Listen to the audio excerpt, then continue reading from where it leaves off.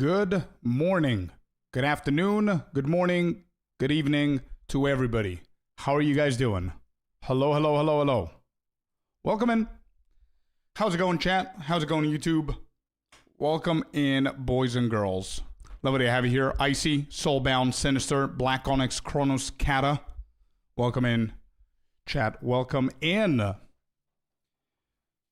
I am excited to finish up everything that we've been doing here. I have finished up almost everything that we've tested so far on the actual guide. Glacial Cascade is done. Grenades is done. The only thing left for us to do for the grenades is go to level 24, just so I can make sure that everything here works according to the guide.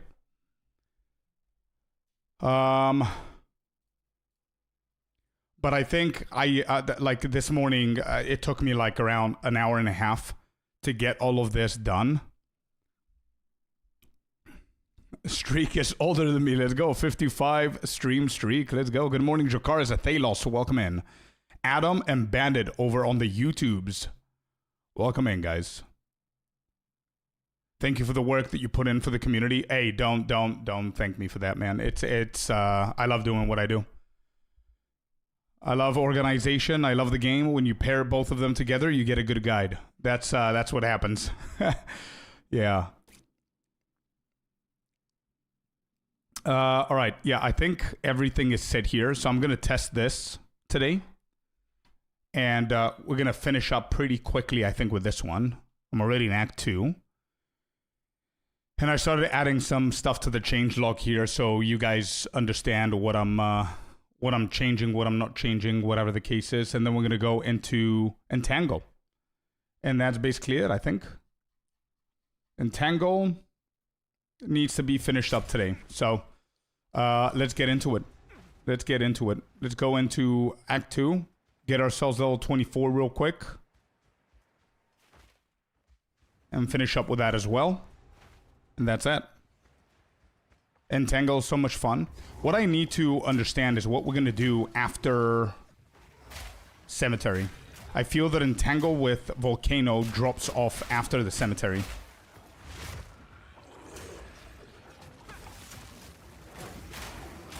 And I think it's just investing enough to the weapon like we've done with the crossbow, I guess. So getting like a decent wand or whatever is going to be a good call, I guess.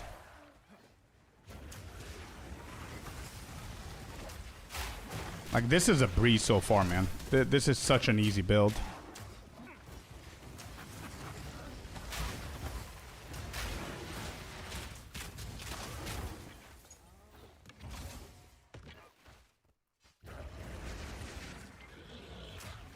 I stopped progression on Bleed Twisters at 250, 45-ish, and went full Entangle till 7. Okay. Gave it a spot to my main 0.5 potential build folder. Yeah, it does deserve that for sure. I don't think this is it. That's not a perfect macaroni, Scorp. Or is it? Is it actually a perfect macaroni? I don't understand. It's so close to perfect that it might just be. It is. Okay. Cool.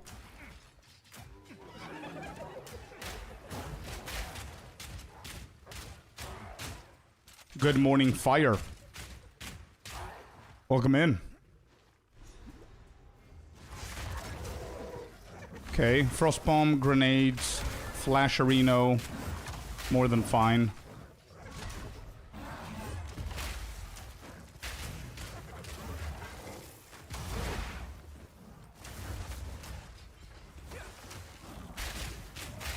Look at this unethical damage, bro. Holy shit.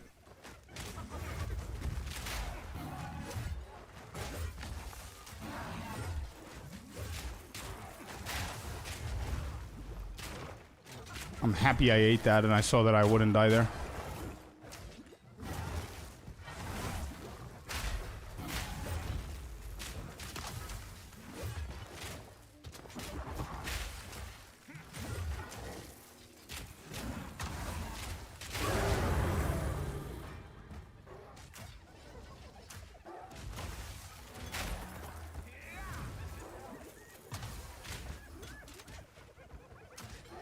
I actually want that armor.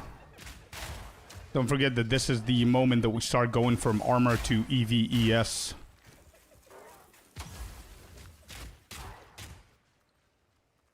And we have some gold. I don't think we have a lot of gold. Energy shield, EVES would be an ideal choice here. I'm gonna drop this, get the rogue armor, and go home. I haven't gave Spirit Walker Ice Shot a spot in the same folder. After a few calculations, not that bad for hardcore. Pretty surprised, so hope patch notes won't let me down for the majority of it. Can't wait for the patch notes, actually.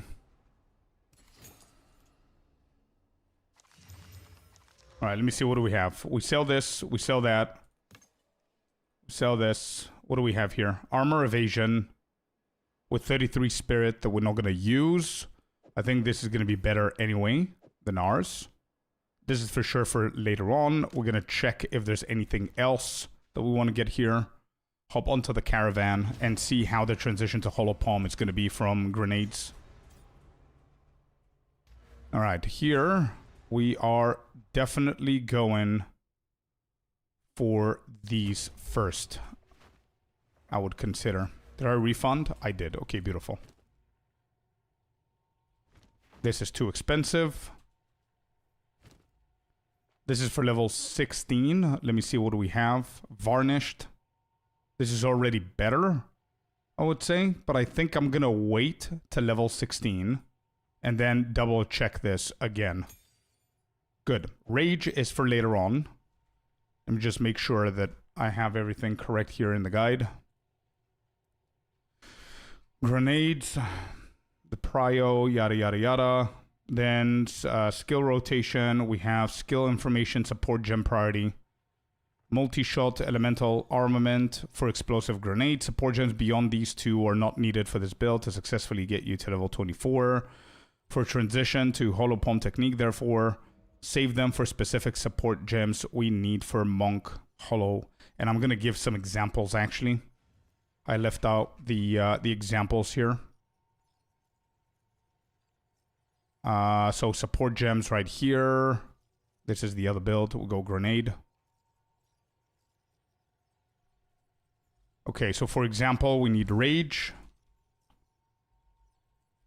Another example would be overabundance for the bell. Another example would be actually upheaval. Would be a good priority here.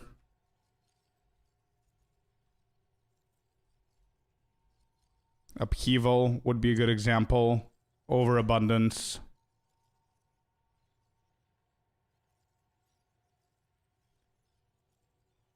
Yo, what's up, Mad Villain? Good morning. Good morning, brother. Welcome in.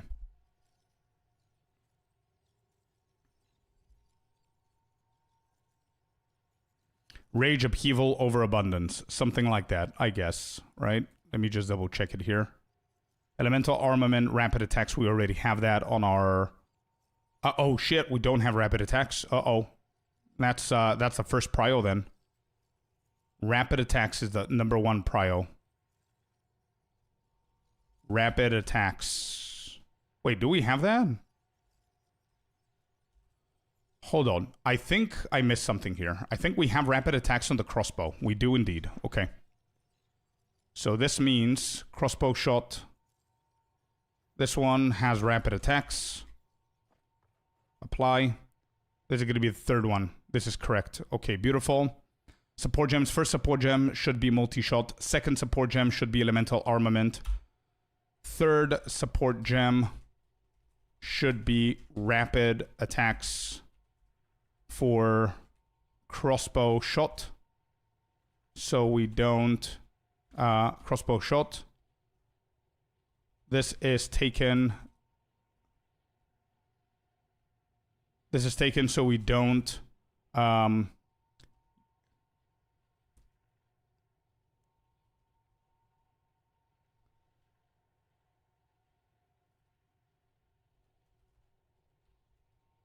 Beyond these three are not needed. Okay, so there, then it's going to be rage, upheaval, overabundance. Okay. Your guide is becoming my go-to for the league start, by the way. Let's go, man. Yeah. Yeah. I'm doing the best that I can, so it could be as thorough as it possibly can, but as simple as it possibly can. I did some more testing today, and another build that felt quite good was Spear Monk. Yeah, no, there's a lot of good alternatives. Rainer.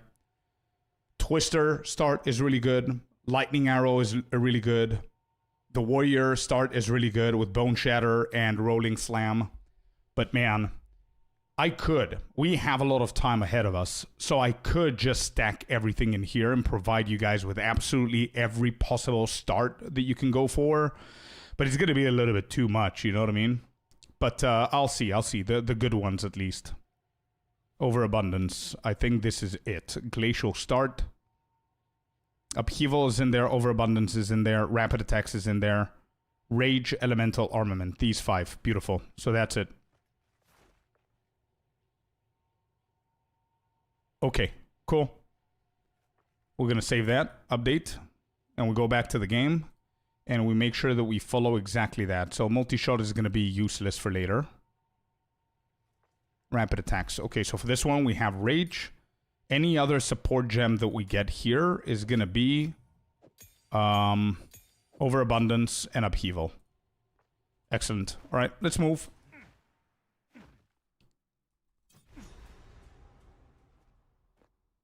It's an MTX. Oh, yeah. The kill counter.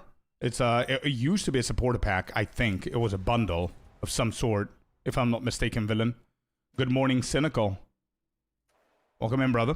How's it going?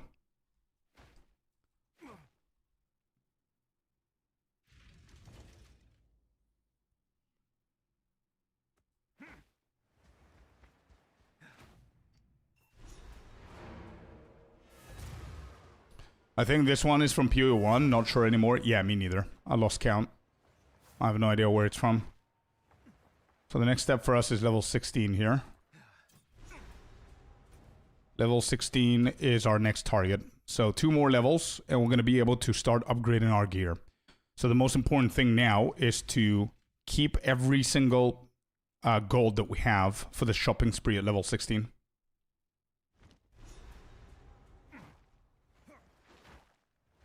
I'll look into it tonight. Yeah, let me know. I'm curious.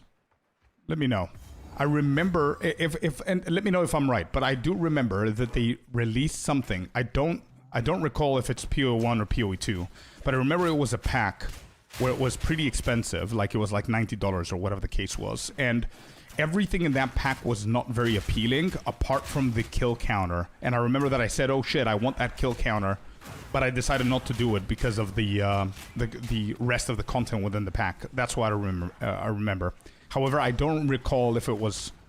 Maybe Soulbound is right. Maybe it's a POE 1 thing. Even if you buy it, you still have it in POE 2, of course, but...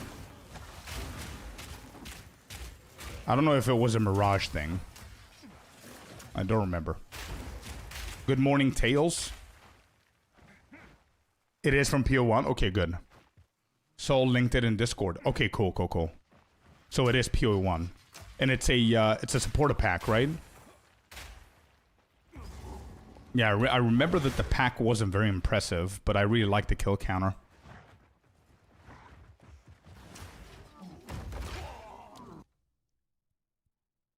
Oh, it's a back attachment? Oh, okay, so we're talking about a different kind of kill counter. Okay.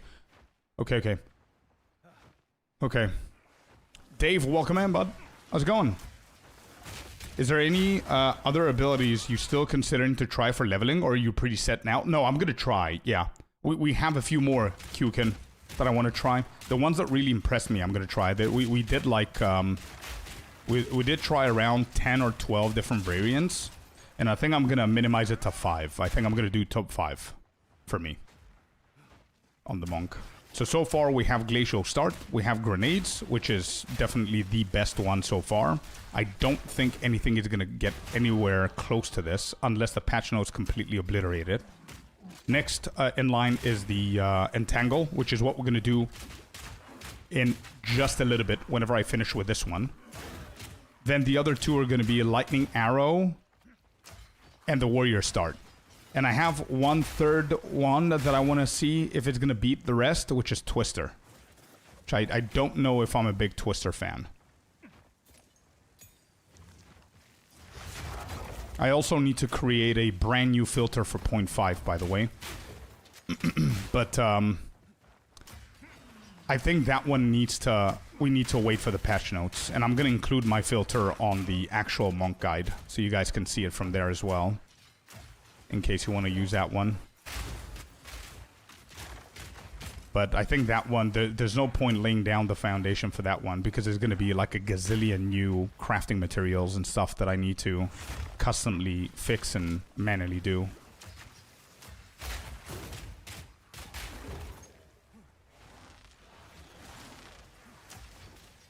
I don't remember seeing it though.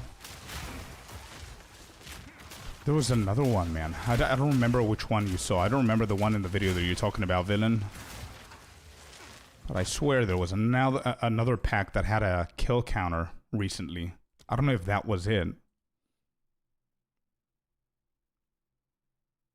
It's not this. Look at how cool this visual is.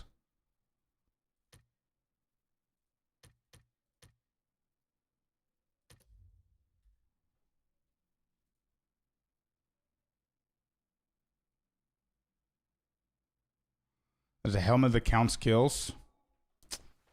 I don't remember what it is. I'll find it.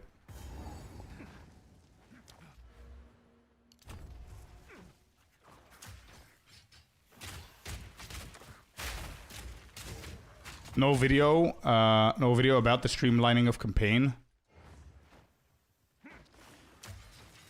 Yeah, there is a video for that. But to be completely honest, I watched that one. It's a short video, right? It was like 3 or 4 minutes. And I already made notes, and I'm gonna make a video for it tomorrow.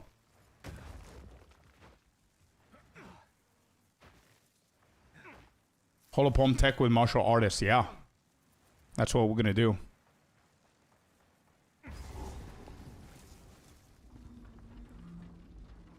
Did you see the map image on Discord? Where is it? General?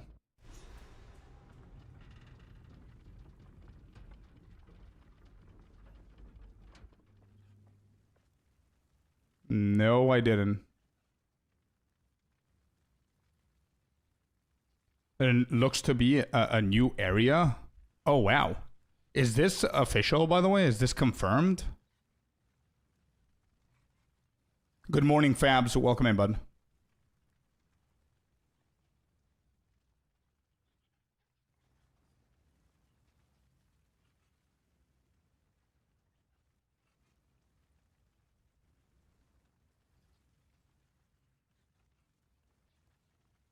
Okay, so there is. Yeah. There is a new area here. And Azak Bog is no longer part of Jungle Ruins. It's part of Waterways. Yeah, I remember that. I remember putting notes in. We could actually watch the video again together and talk about it a little bit. Let me just finish the crossbow build, yeah? And we're going to talk about it, and I want to see your opinion. I think it's a genius idea, man. I already commented on their video there. I think it's a genius idea to streamline the campaign. And it, I think it completely disables the argument of a shortcut skip. I like it. I don't like that. Why?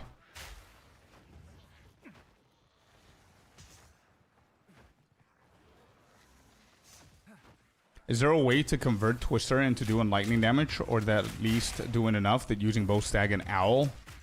That's a good question, actually. That might be a decent approach to it. Oh, the new area you don't like. Yeah, the new area is a little bit, it's a little bit weird. As if Act 3 isn't long enough. Yeah, I agree with that, Dracarys. But I think we all agree about the streamlining of the campaign, that it's a genius idea, right? Good morning, D-Wax. Good morning, good morning. By the way, for anybody watching on YouTube, thank you guys very much. Make sure that you like the stream if you're enjoying the content, because it really helps. But I'm sorry there's no music.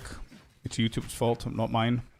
And also, sorry if I'm delayed. but YouTube has a massive delay versus the actual live that's happening. So if I'm delayed reading your message, sorry for that.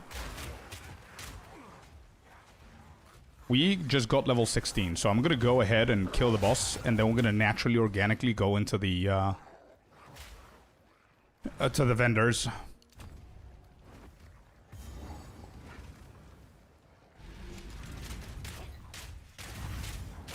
Okay, here we go. Let's see the ethical boss damage. Grenade, this. Hit them a little bit with that. Yeah, it makes sense. We haven't upgraded our crossbow in a while, so the damage is a little bit lower. But it's absolutely nothing to complain about.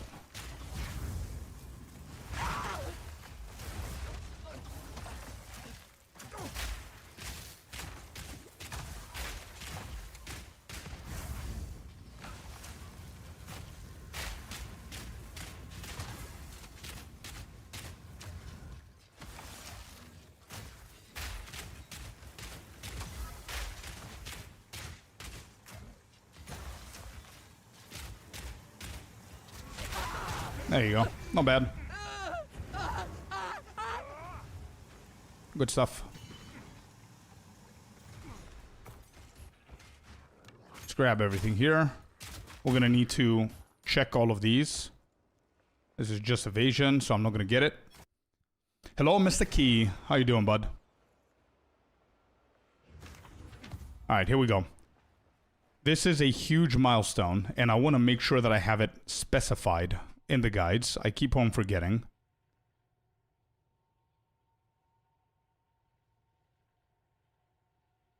Yeah, I want to emphasize this a little bit more for anybody who's going to read the guide. We're going to do this super important milestone at level 16. Yeah, there you go. Super important milestone. At level 16, you will unlock the next tier, yada, yada, yada. Yeah, I like that. Let's include this onto the grenades as well.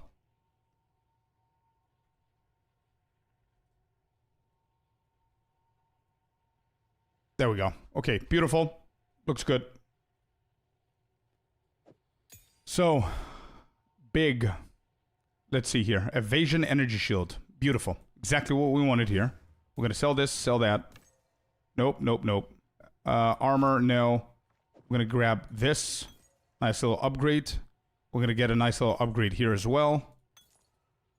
This needs intelligence, so I'm just going to double check to see what Shambring has. Do you prefer grenades over hollow palm? It's two very different builds, Mike, to be completely honest. I cannot... Grenades is just faster, easier, zero effort put in there, bro. You saw the boss kill. I didn't do shit. Like, I didn't care about the mechanics. I didn't care about anything. However, we are going hollow palm at level 24. I believe the level 24 is the ideal spot to get to hollow palm as the game is right now, as of 0.4. Patch notes might completely change that. Might completely change that. We don't know. So currently, what I'm doing is getting to hollow palm at level 24. The reason why we go for 24 is because A, we need the right gear for hollow palm to actually scale well. B, we need the right skills to be able to use with hollow palm. And C, we need the right nodes on our passive tree for hollow palm to deal more damage. At level 24, you have all three of those things well established for you to go to hollow palm. You can, if you want, rush to level 13 hollow palm. Every single time I've done that, it was a pain in the ass. So I definitely don't recommend it. So what we're doing here, we have a massive, massive guide for anybody who doesn't know, who's new and asking questions and wants to start with the monk and wants to see the martial artist. I don't have any advice or any input for the martial artist. Anybody who says otherwise is probably lying. The reason why is because we don't have the patch notes. So be careful. Yeah, we don't have the patch notes. But what I could tell you is that we're building a nice little foundation here for a couple of starters for the monk. If you like the monk start with Glacial Cascade, you have the full build right here. If you don't like that and you think that it's slow and clunky and dangerous and risky and shitty, I agree 1000% with you. That's why you have a grenade start right here. That's why you also are going to have an entangle start. We're also going to put other builds that you can start with the monk. They're going to be perfectly fine for you to have an easy time to go to 24 and then make the conversion to hollow palm. Anything and everything that I have written here is a foundation and could potentially change with the patch notes. Even grenades, glacial, entangle, they could become better or they could become worse. We don't know. Why I'm doing this now is because we don't have anything else to do. And I also want to build my foundation, the centerpiece for me to be able to build on top of that later on. Yeah? How do I know all of this is a good question. The reason I know all of this is because we literally tried every possible variant that there is, and I shaped up an opinion. This is going to be an opinion-based guide. And also this guide is just something for you guys to have a good layout of what you should follow. You should never follow a guide, not just mine, anyone's guide, 100% of the time. It's a helping hand for you to understand what the hell is happening, okay? And it all depends on what you get and what you don't get and how you play the game and what you know of the game. I might not have as good RNG that you would have or vice versa, right? So it all depends. But we did try a gazillion builds, and I'm going to do my top 5. Obviously, Twister is good. Lightning Arrow is good. Even the Warrior Start with Bone Shatter and Rolling Slam is really good. There's so many build variants. EDC Contagion, for example, is really good as well. Some of them, me personally, I found them boring as shit. Even though they're really good, I found them boring. For example, EDC. I find it boring, chat. I'm really sorry. For anybody who loves EDC, I'm sorry. I find it super boring. The reason why I found them boring is because in order for the monk to have a good time with EDC, you need to completely ignore our path of the tree. You need to add a couple of... this is how it's going to look like, right? If you go EDC, you want to do this. I don't like that. 1, 2, 3, 4, 5, 6, 7 attributes right here. We go into pure energy. We then go into the chaos ones, right? Either way, you're going to go. We need to get chaos in order for this to take you to 24. Some people claim that it's okay-ish to do the monk path. Personally, I found it boring and I didn't find it good enough. Okay, so I'm not going to include it in my build. I'm pretty sure that there's going to be a lot of fellow content creators out there. They're going to be insanely good on EDC and they can make it work and they find it fun. And I know one of them is Dead Rabbit, who's really good with EDC. So you can go and check that out as well. So EDC is a really good option. But again, it's one good example of something that I'm not going to be including. The same goes for Spark. Spark with Contagion is really good, and Frostbomb as well. Really good. Personally, I don't like it. I prefer Entangle. Entangle scales with physical damage. Entangle scales with physical damage, so it's a little bit better for us to scale it with our monk tree. I found it very easy to do so. But yeah, I found it more exciting. And Twister, again, Twister is really good. I might reconsider adding it in there. It's really, really good for sure. But I think that there's more exciting and easy builds like the Rolling Slam Bone Shatter that not a lot of people talk about with the monk, actually. So yeah, that's my opinion.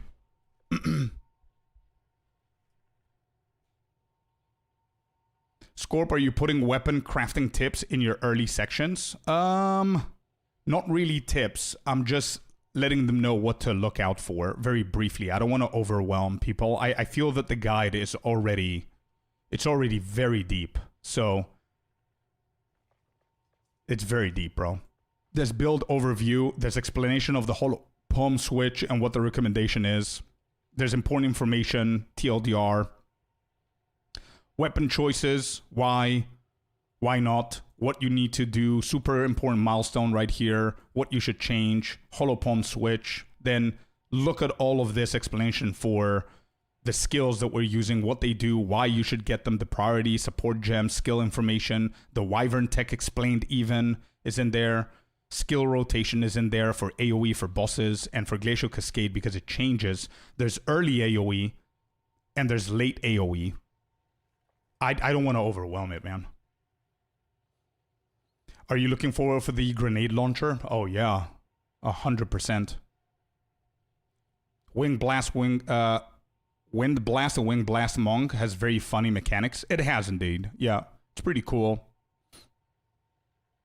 If people want to be learning crafting, they will check videos out. Yeah, probably.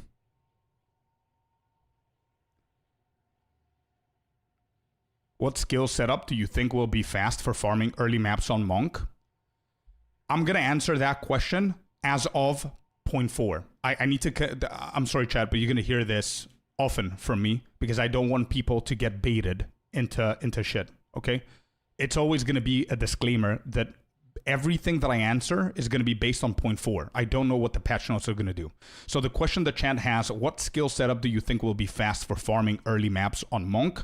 My answer is going to be based to what I know right now, which is going to be Stormwave, super, super good, and Whirling Assault, super good. These two are going to be probably the easiest way to farm early maps as quickly as we can. But again, it's based on what we know right now.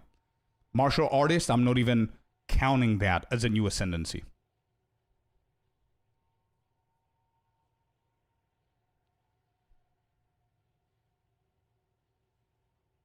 Why are you going this way, Scorp? Scorp proceeds to unroll the endless scroll of knowledge. Goat, appreciate the in-depth insight you create and give, man. Thank you, Darth. I appreciate you, bud.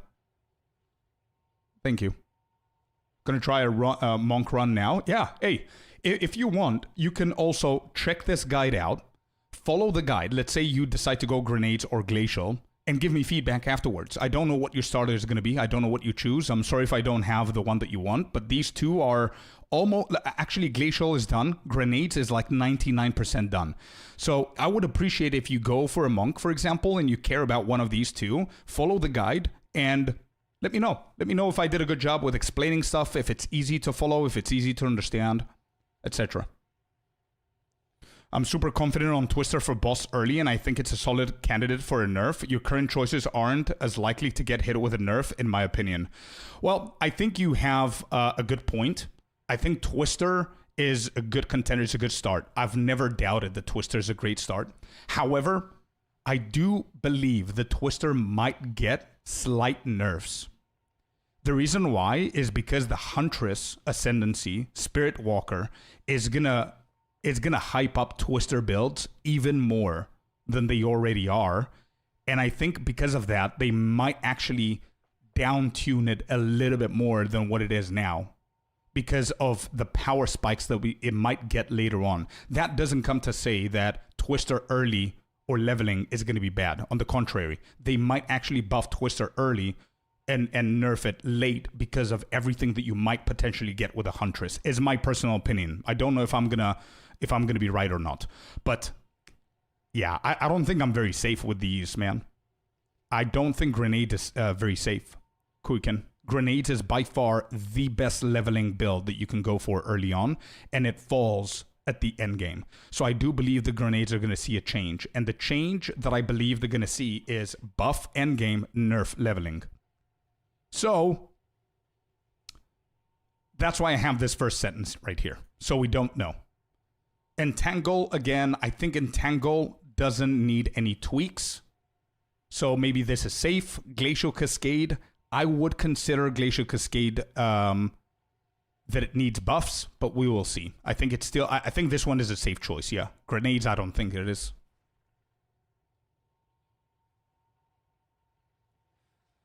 Yeah, very right, man. Very right, Soul. 2 more weeks. I can't wait any longer. I know, Corpo. Same here, dude. If you get monked out when the guide is done and you need more stuff to do Ranger. Well, to be completely honest, Key, thank you for the suggestion. However, if I get monked out and I actually finish with everything, I think the best logical next thing to do would be to do a full build guide for Huntress, actually, not Ranger. Because I think once I'm done with Martial Artist, I'm going to try the new Ascendancy of the Huntress. But again, everything I'm saying is before the patch notes, so we'll see. Anyway, we're done. Let's go back to actually playing the game and less yapping. All right, cool. Let's see what do we have here. So this is the big milestone that I wanted to make sure that we have written. and we have it written. So now we need to find a good varnished. Varnished is going to be our tier 3, 4 crossbow. Is it tier 3? Makeshift is 1, tense is the 2nd, sturdy is the 3rd. Yeah, sturdy is the 3rd, this is the 4th. Okay, so this is varnish is the 4th. How are we doing on the price here? 742. I think instead of buying the 1,000 one, I would consider buying the 700. And before getting this, because this is pretty good with the 2 sockets already, I want to check to see if there's anything else in here that is going to be good. So firstly, we have a decent chest. I'm not going to look for that. We need a good helmet with more evasion or energy shield. 300, I like that. Yeah, we can hit that. So we have a few to hit. That's fine. Let's double check. Armor, energy shield. It has physical. We can get the extra energy shield here.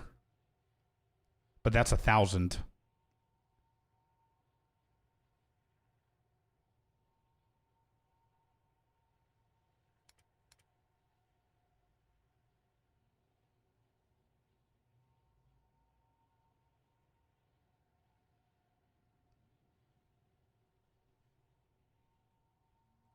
Okay, we're going to get this, and we're actually going to go ahead and hit this one second, and we landed on something pretty poor. So because we have the extra money, we're going to go ahead and get the varnished here, and we're going to try and hit this one. I'm not a huge fan of attack speed here, but I think that physical is going to help, especially since we have the 2 sockets. We're going to add here lightning damage. We don't have anything else, so this is already better. What's my damage increase here? 227. Is it better? Yeah, it's better than the previous.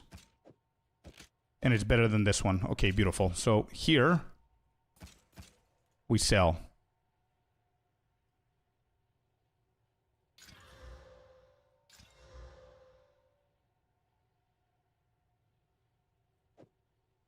Actually, this is not that great. This is okay. We're going to sell that as well. We're going to keep our money. We can gamble, but I'm not going to. So here, level 5, we're going to go crossbows, get ourselves a gas grenade.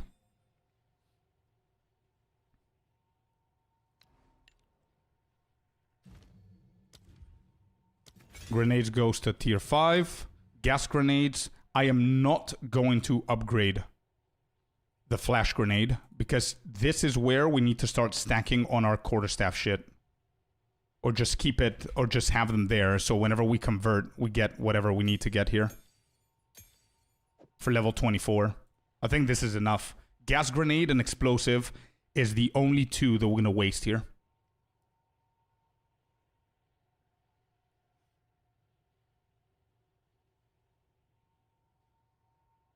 How often do you gamble during a fresh league start? Worth it? I definitely think it's worth it for as long as you know the tiers, Bozo. As long as you know the tiers of the weapons or anything else that you can get, like a ring, amulet. So for example, I find it worth to gamble in a fresh league once you get to Act 3, Act 4. If you are unlucky with the RNG,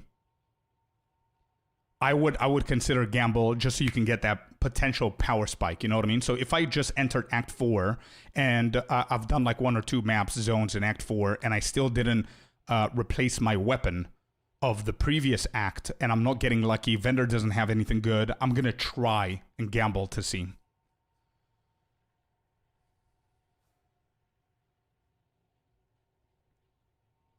So Rowlick, just to explain what the league is, it's exactly like a season of D4, like they said. Every single league that drops, there's new stuff coming, big ass things coming, like a new class, new ascendancies, new campaign, new and like reworks, balances, whatever. And whatever that happens, the leagues reset. So the previous league no longer exists. The new league exists now.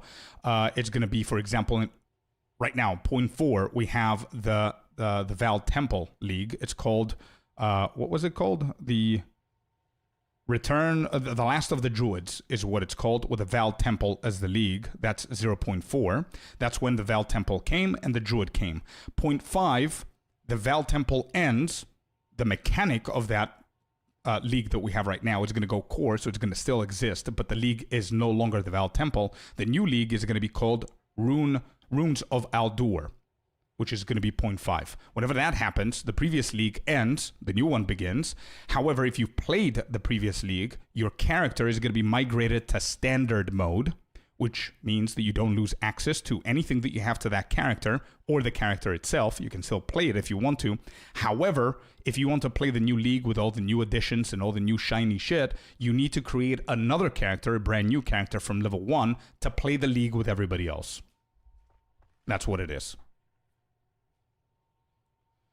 All right, so it's been a while since I explained what a new league is, but I'm more than happy to explain the basic stuff for the game because we are getting a lot of new players and a lot of returning players that don't remember stuff. And if we don't help them get into the game, who will? Right? So thank you for such a detailed explanation. Of course, anytime, man. Anything you need. This is what we do. This is what we do. All right, we're done. Let's move.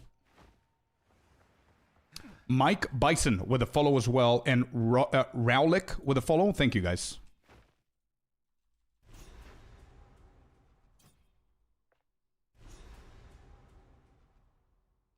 How can I access the monk starter guides? Yeah, that's the one. Thank you, Thalos, for showing him that. Thank you, bud.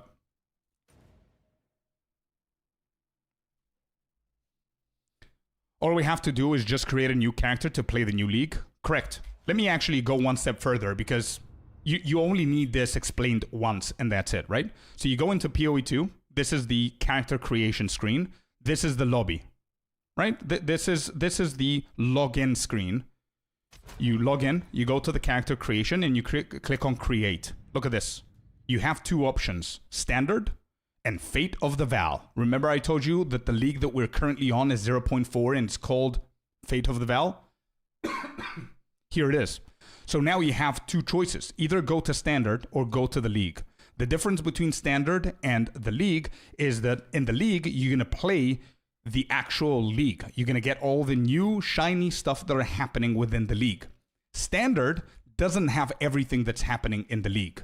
Standard is a mode with every single character you ever had that's migrated to standard form. Don't get me wrong, some people actually play standard, but if I had a guess, I would probably say that it's like 5% of the entirety of the population. I might be wrong. I might be completely off, but I think very little amount of people play standard. So yeah. And the biggest difference is that if you're playing softcore trading league, and I'm going to show you in a second what I mean by that, where you can sell your items or buy items with every other player that's in your league. You can sell, you can give your items, you can purchase items, you care about the currency so you can invest in the market to get something better, right? That's trading. That's the biggest difference here. That the leagues, whenever they launch, everybody starts from level 1, brand new character, nobody has good gear, nobody has good currency, and it just goes from 0. The economy is reset. Standard, the economy never resets, ever. So it's just a thing that exists, which is why a lot of people don't prefer standard. So we all go into the brand new thing. So now when 0.5 comes out on the 29th of May, this is going to be replaced with Runes of Aldur. That's it. And any character that you created in Fate of the Val is going to move to standard. You can still access them, you can still play them if you want to, but they're not going to be part of the new league. So you need to start as a brand new character. And as you can see, you have multiple choices. If you don't click on any of these choices, your character is going to be alive. You can die. You don't care about it. You can resurrect. You can go again. It's fine. And you have trading. So it's going to be a massive trading system where you can trade with everyone. There's a market. There's an economy that you care about, right? So whenever you get currency, you go and you spend that currency to buy shit, to buy upgrades, things that you need. If you click this, solo self-found, that means you're not allowed to trade with anyone. You're not allowed to use the market. Everything and anything that needs to be an upgrade, you need to find it yourself. Yeah? Simple as that. There's no market.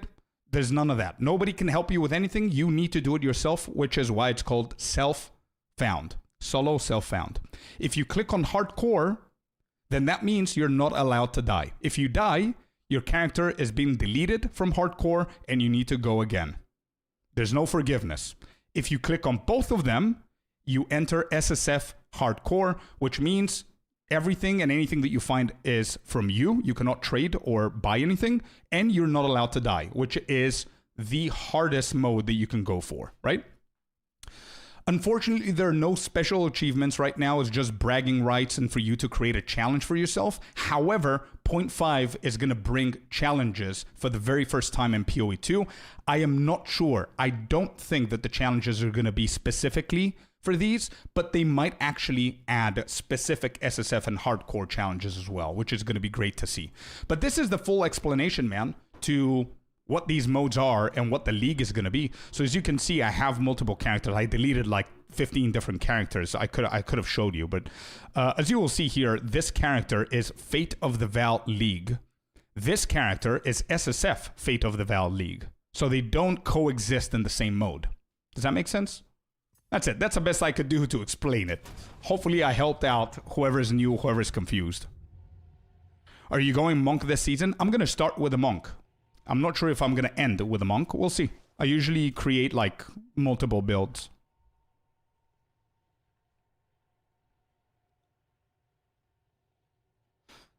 Chat asks, I was running campaign last night and it felt like I was starving for support gems. Have you had the same experience lately? I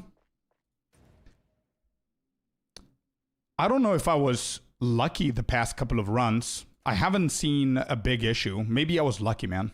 I'm not sure. It was very clear explanation. I appreciate you. Hey, happy to hear.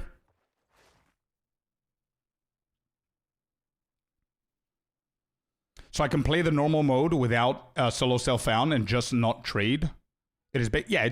If you play the trading league, you haven't clicked on the SSF. If you're playing the SSF league, not the SSF league, sorry. If you haven't clicked on SSF, you can play the trading league and choose not to trade. But what's the point? You know what I mean? It is a trading league after all. And if you're new to the game, it's actually going to help you big time to be able to trade with others, to be able to buy stuff from the market that other people placed. But to be honest, SSF is a very, very fun mode.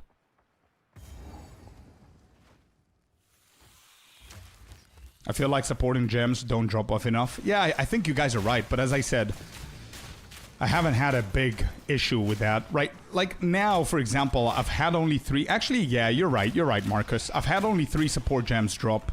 Actually, 4. And that's it. Is that good enough for Act 2? I don't know.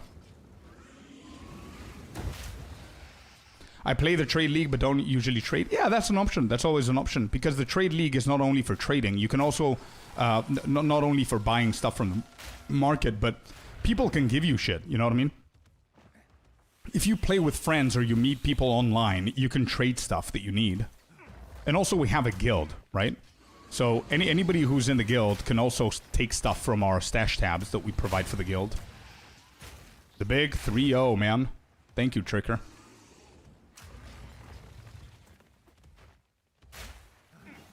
Yeah, Sinister's right. I think that's why I don't complain for the support gems, chat, is because support gems come from very they're guaranteed from a few encounters, and I only go and do those encounters, and I'm happy with the support gems that I have. Anything extra is obviously big. But yeah.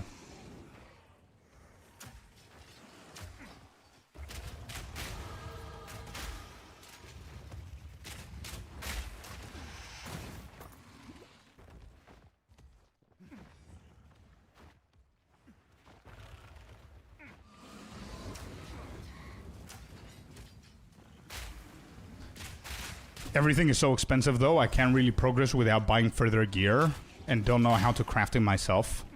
Yeah, it's a very common problem. One way that I can potentially try to help people that are inexperienced with crafting, but they also want to learn, is that I'm gonna restart my crafting podcast for PoE 2. It's called Scorpius School of Slam Crafts, and I'm going to be bringing on guests that are like experts in crafting and, you know, dumbing the information down so we can try and help as many beginners or people that want to learn more about crafting. And obviously the episodes are going to go deeper and deeper and deeper into crafting. We already have some episodes out for basic crafting, so if you wanna check that might help you before 0.5, but that's one way to do it. But I agree with you, man. I agree with you that things are getting too expensive too fast, and a lot of people cannot keep up for sure, but crafting is one way of helping yourself not starve with currencies or gear. Those crafting guys are truly good, my friend. Thank you, Wax.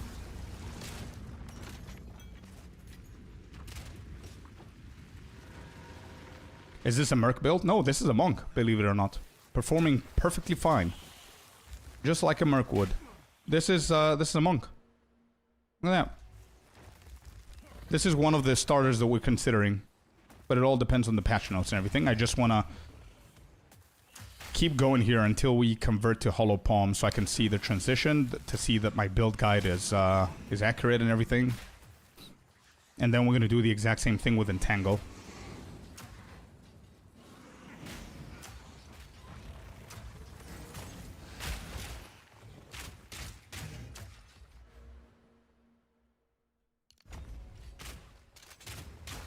Seven days till patch notes. Yep, 7 days.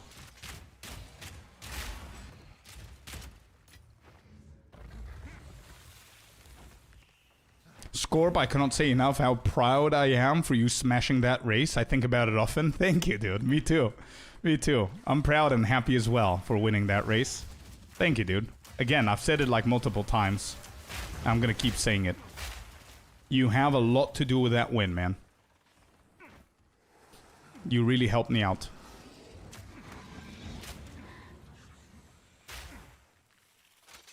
Scorp, make sure that you get Key on your crafting podcast. Oh, 100%. He's already there. Dracaris and Key are both already in the list of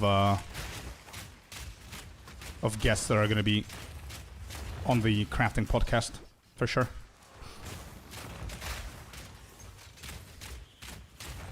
We just need to...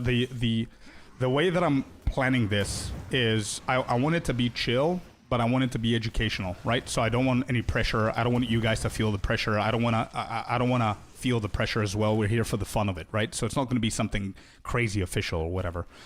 I mean, it will, but it won't in the pressure sense and the stress kind of thing. So we're just going to wait for the 0.5 notes to come out, see what the crafting currencies are going to be and all that stuff.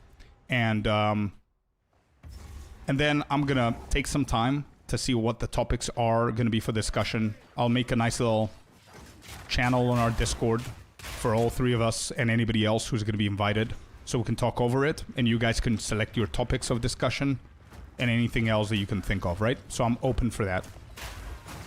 I'm not going to come to you guys saying, hey, you need to talk about this and this. You know? So whatever you guys are comfortable with. The whole point is not just a yap. That's not the whole point. The whole point is to yap, but also educate people.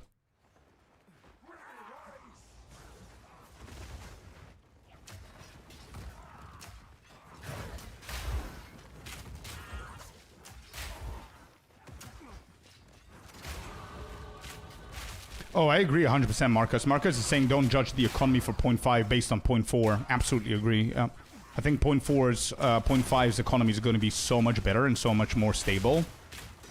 I mean, not everyone's going to be able to keep up. That's a forever thing, but it's going to be so much better, I believe.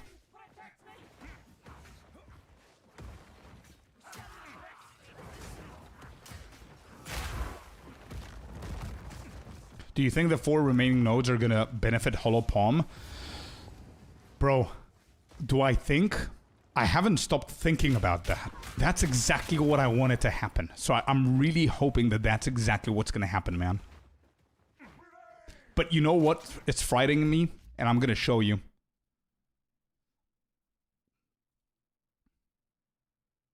This is my problem right here, bro. I really hope these are placeholders. Do you see what I see? That's a weapon right there.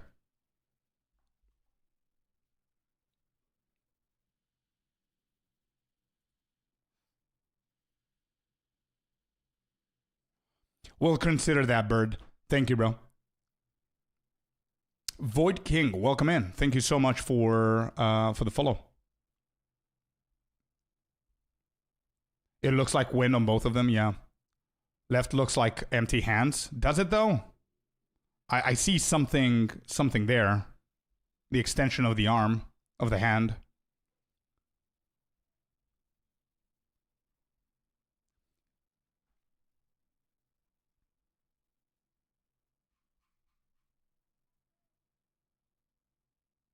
But is that creature human for the first one? It might be like a silhouette of the monk with a robe or something like that.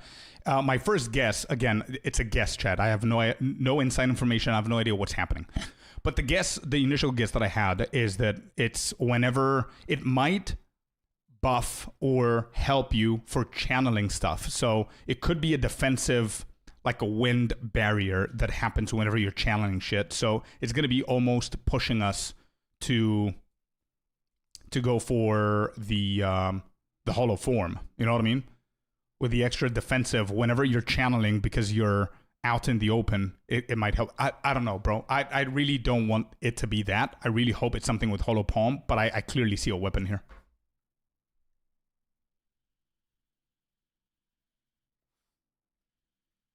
Oh yeah, for sure, Key. I agree with you.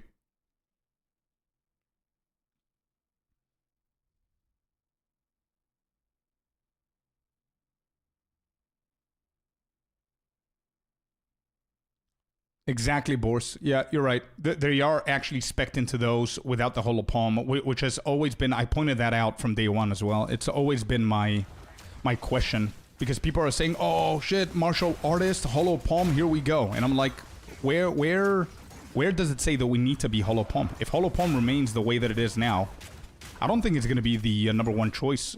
I don't think anything encourages us to go hollow palm with martial artist. There's no indication anywhere that martial arts are going to be better with hollow palm. But again, we need to see if they're gonna do any changes to hollow palm in the patch notes. That's where it's gonna be. And those two notes, they might, bro, whatever their showcases could just be placeholders, right?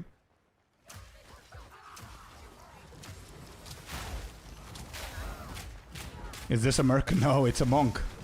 This is our monk grenade starter. The best possible starter that we've done so far. Like it's so easy, man. There you go. Monk. No ascendancies, nothing.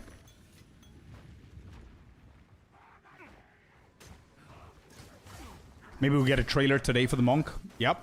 We said the same thing yesterday, and they surprised us with a campaign shortcut trailer. So it's gonna be a little bit unfair if they don't do a dedicated trailer for the Huntress. It's gonna scream, for me personally, chat, it's gonna scream biased. GG, but I'm pretty sure they're gonna drop one. I hope at least.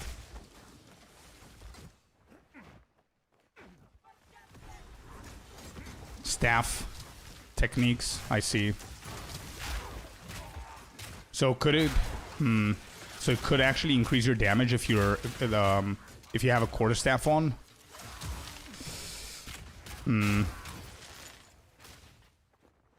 Yeah. Can you explain hollow palm versus the weapon a little bit? Yeah, hollow palm. All you need to know, man. So I don't yap too much. It's fairly logical. So hollow palm scales in 3 ways. Number 1, physical damage based on their skill level. So skill levels increase your physical damage with hollow palm. The higher your skill level is, the more physical damage you deal, right? So obviously, hollow palm is going to deal more if your storm wave is at level 14 rather than level 4, right? 1% more attack speed based on your evasion and based on your evasion on your gear, and 0.1% on the critical hit based on your energy shield. So you care evasion, energy shield on your gear, not on your character. This is where a lot of people get confused. This right here, 100% increased evasion rating on your body armor does not do shit to hollow palm. It's purely on the evasion and energy shield on your gear, not as a character overall. This is how this scales. Okay, that's what we need to establish. The weapon obviously gives you a shit ton of modifiers. So the weapon is always going to be better than Hollow Palm as long as you don't have good gear, right? So whenever you start getting good evasion and energy shield on your gear, that's where Hollow Palm starts getting a little bit better and better and better and better. If you don't have good gear, weapon is always going to win over Hollow Palm. So my TLDR advice to people that want to go Hollow Palm is get it at level 24. Okay? The reason why at level 24 as a monk is because level 24 is going to allow you enough time to be able to get yourself good gear. It's going to allow you enough time to get good nodes on the tree that's going to increase your damage significantly and organically without forcing yourself to go for Hollow Palm. And number 3, it's going to allow you to get yourself good abilities that you can use with Hollow Palm. What I mean, at level 22, you get yourself Stormwave. Okay? So 24, you go for Hollow Palm, you already have everything that you need for Hollow Palm to be much better than a weapon. That's where we go. Otherwise, if you're rushing this shit, you're literally going here. You're doing this, you're coming over here, and then you're rushing Hollow Palm. Look at this. Look at how many nodes you're missing out, how much damage you're missing out, how many useless attribute points you're getting to get to Hollow Palm at level 14 or 13. What abilities do you have to use Hollow Palm? What kind of gear do you have at that point? You know what I mean? That's my explanation for Hollow Palm. A little bit deeper, but that's it.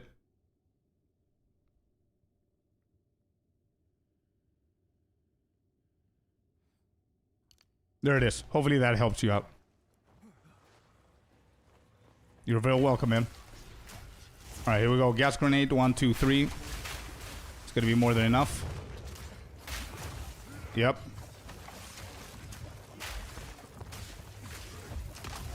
I am not doing multi-shot. It is what it is. We don't have a lot more to go.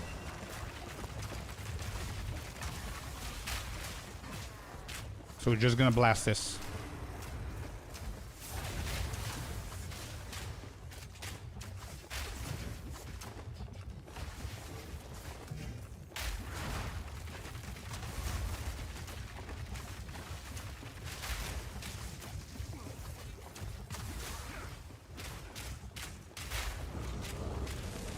There you go. Easy.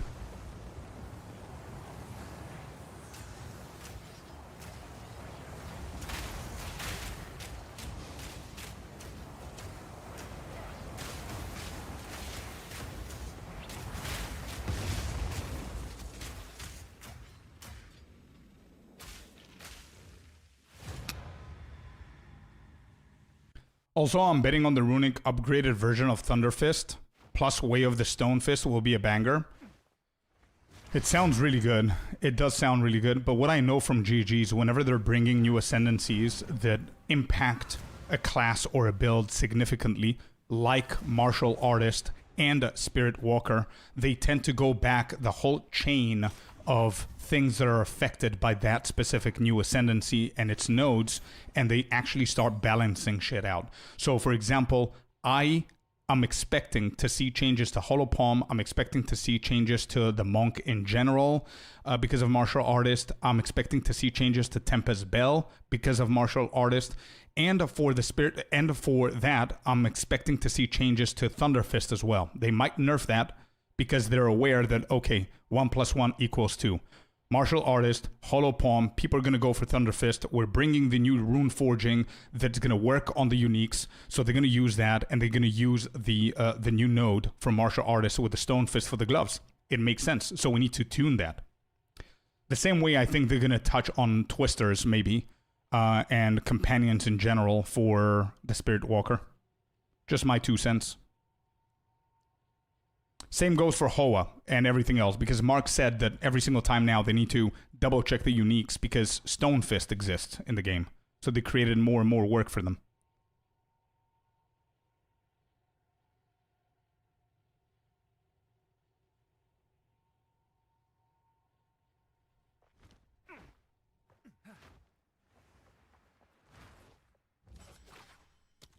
Yeah, exactly. It's unfortunately a pretty weird cycle with that Void.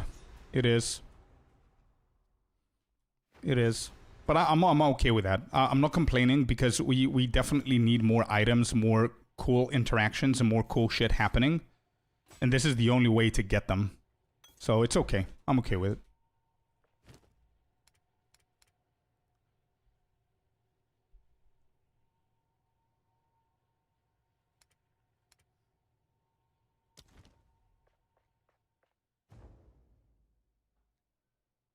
Maybe they don't do it too much. Holopom is not that busted. Yeah, but you know what I would prefer? I would prefer them, and let me know if you guys are Monk mains, if you agree or disagree, let me know. I would prefer them nerfing Thunder Fist, buffing Holopom. Easy as that. So I would prefer them doing a change like this. Because I would much rather prefer that the passive tree gives me exactly what I need rather than a chase unique. Personally. Yeah? Personally.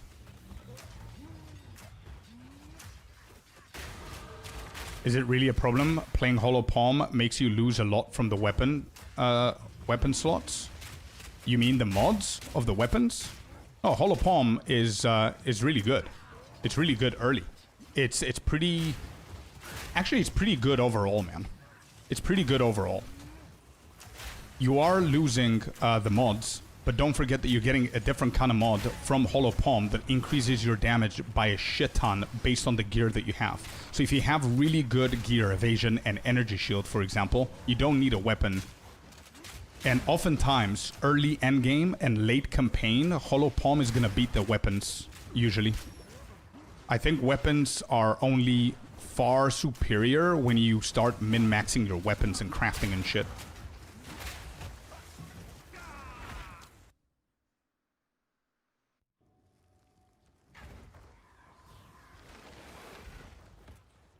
Monk main here, I agree. Good, okay. That's true, Scorp, I agree. Yeah, cool. Yeah. But let me know what you mean, Tenebros. If I got your question correctly, actually, or your statement correctly. Let me know.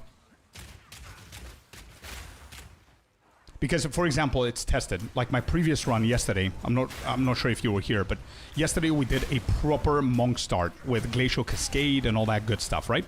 We got level 24. And it was time for us to go for Hollow Palm. I had a really, really good weapon, bro. It wasn't like a dog shit weapon comparing with Hollow Palm. I had a really, really good weapon for that level. However, because 5 or 6 or 7 levels before, I started planning my transition for Hollow Palm, and I started looking for good gear. Good gear, what I mean is higher evasion and energy shield, because that's how we scale with Hollow Palm.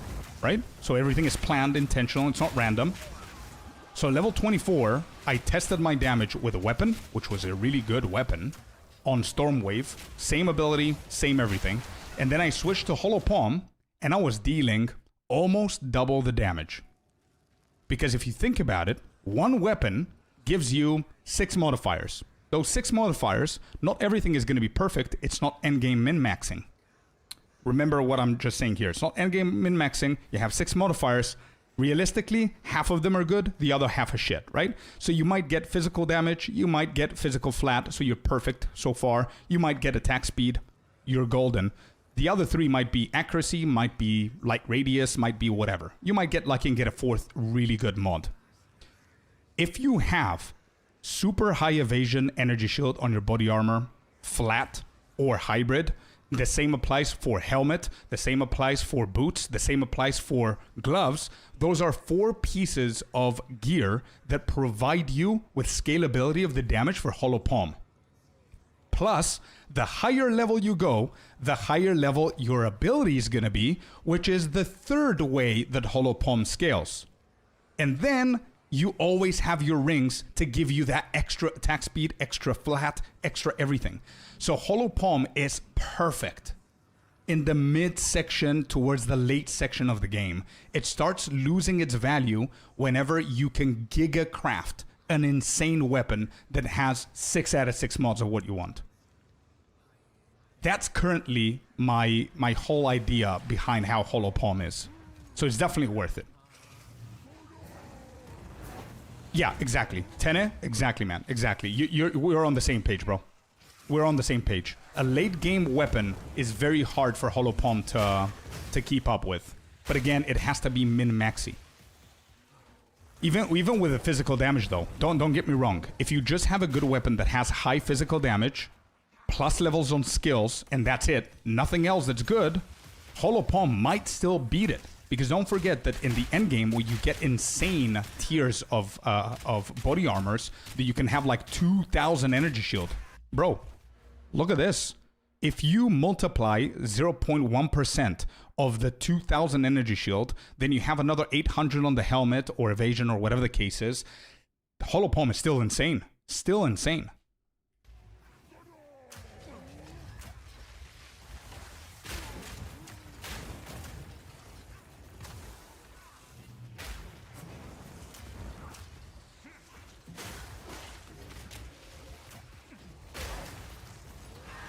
Did you hear Crimson had a crash out about Monk is designed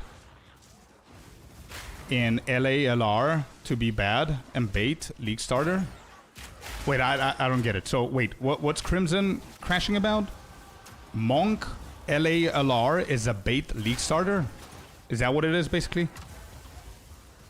So he's crashing out specifically for Lightning Arrow or what?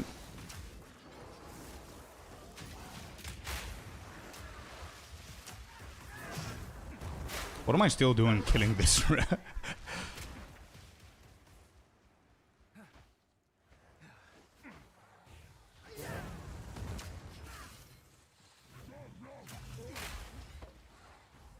Did you hear Crimson had a crash out about how Monk is designed in lab to be bad and bait League starter? I think now I understand what you're saying. Crimson feels that Monk is the worst class for the campaign, especially early, but I don't disagree with him. Oh, is that what you're saying? Make me part of that. 100%. Bro, 100%. It's not even up for debate. I agree 1,000% with Crimson. If that's what you're saying, I didn't see the crash out. No, I didn't see. If you guys have like a video, a short video or something of him talking about it, I would love to see and react to it. As a Monk main and as somebody who's going to play Monk as a League starter, to let you know my opinion as well. But if that's what he said, make that too. I'm a part of that. 100%. So why are you starting a Monk? Because in my class, because martial artist is what I want to play. It's the only thing that gets me excited for a League starter.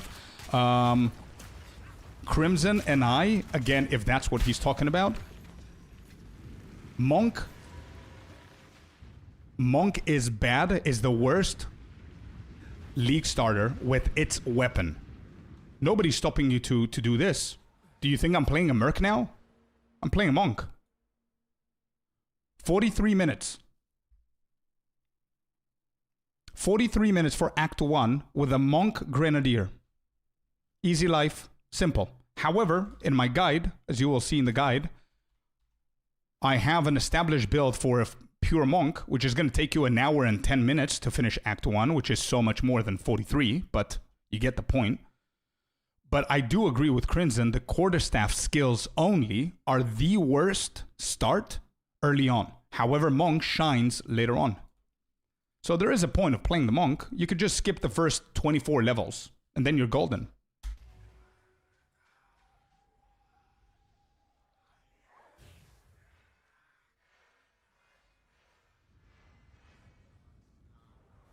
Where's defenses? It goes, yeah, for sure. 100%. I agree with that. Dad bod. Absolutely, bro. I agree with whatever he's saying. Yep. But that's a TLDR.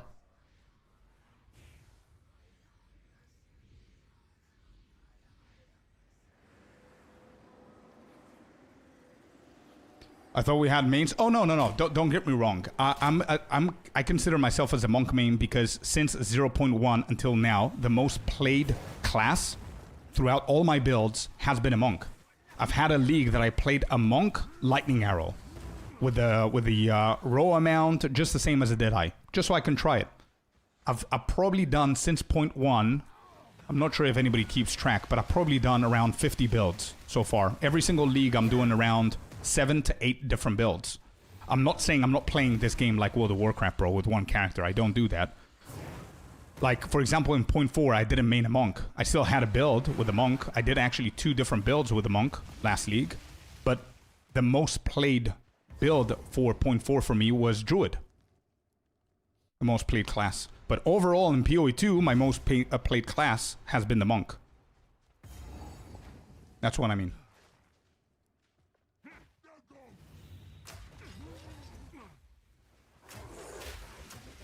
Honestly, LA is smooth. You know what? I'll consider trying it again. The reason why I don't care too much about it is I find it a tiny bit more boring than grenades. At least grenades for me personally. I'm talking about personally, right? At least the grenades have that little delay that makes it a little bit more fun to plan and to think about a little bit more. And if you know how to play grenades and you have grenades as an option and they don't nerf it, why go LA when you can go grenades? That's my personal opinion for myself, which is why I'm not considering adding it. I want to try and diversify the options that I give people as much as possible. Like Entangle is very different. Grenades are very different.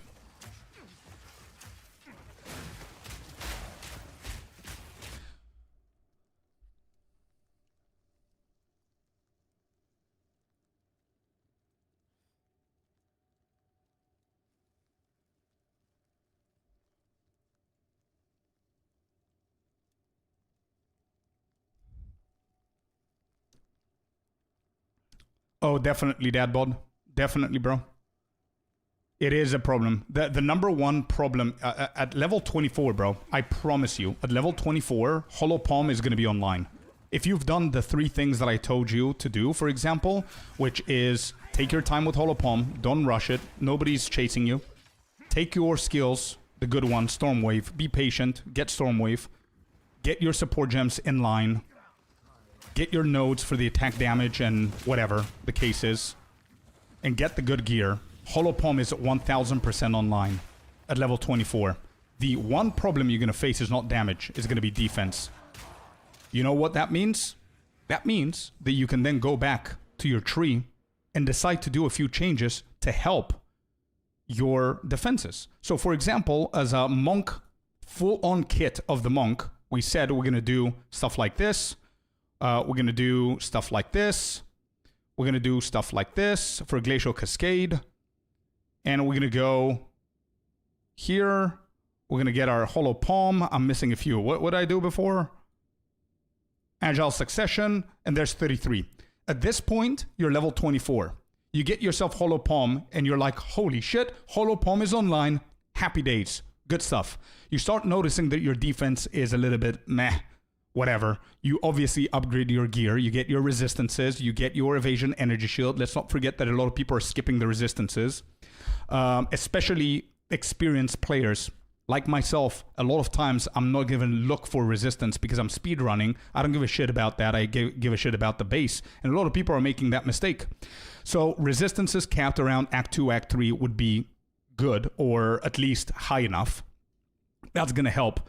But then the more you climb, the better tier of gear you're going to get, the more base you're going to stack. Evasion energy shield. That directly increases your damage with Hollow Palm. So that means that you can now stop going for these and start going for something else. You could do shit in here. You could do mindful awareness. You can go for subterfuge mask is pretty bad, but you get my point. You can start investing into better stuff. You want to go all the way over here, for example. You can get yourself Spectral Ward, whatever the case is. You could do different kind of changes. So if you have a lot of evasion, you don't need Agile Succession anymore. You don't need 10 full attacks anymore, just for the time being. Afterwards, you can start getting those back. You know, that's what I mean. It's always up to the person based on the gear choices that you've done and what you have.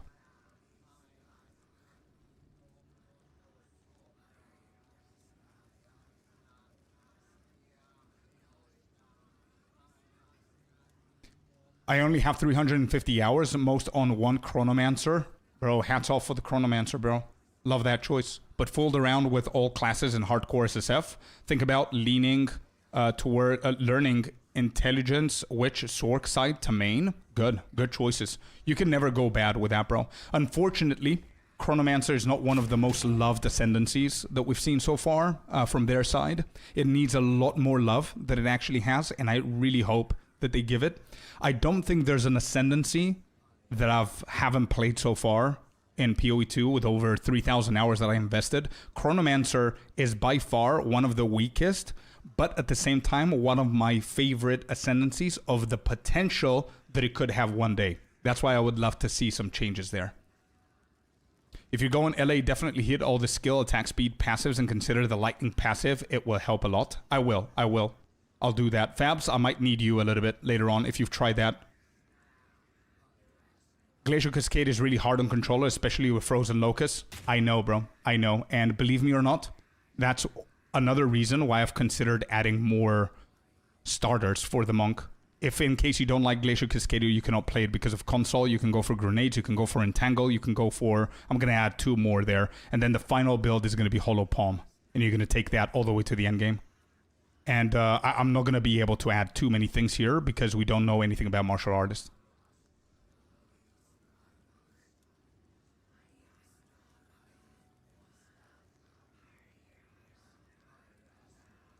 Yeah, for sure, 1-up, Dadbod. But what I need to establish is I need to establish a good build that's going to be consistent throughout the board. Telling people, and it's not wrong, I actually clarified somewhere here that you do have the option, by the way, to go at level 13 if you want to. However, I personally don't advise it. So anybody who's experienced enough can go Hollow Palm at level 13. I'm not stopping them, 100%. So it's going to work. If you know what you're doing, it works. But I need to make sure that I have an established build that's consistent throughout the board of players. Someone is going to see this and say, oh shit, I can go at 13. Okay, I'm going to do that. You know what I mean? Someone is going to say, okay, he doesn't advise it. I'm going to wait for 24. And whenever they do that, they have an easy, breezy time playing it, you know?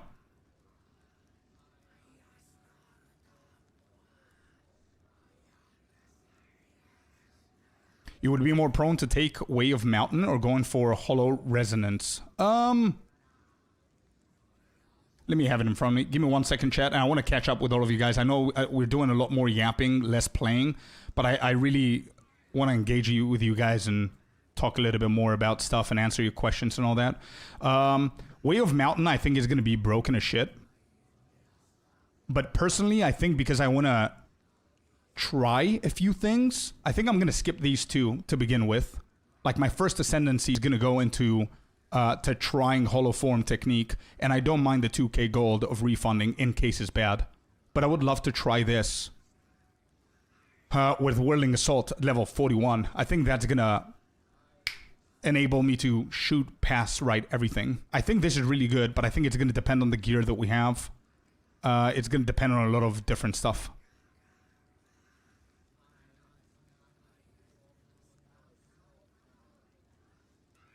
But yeah.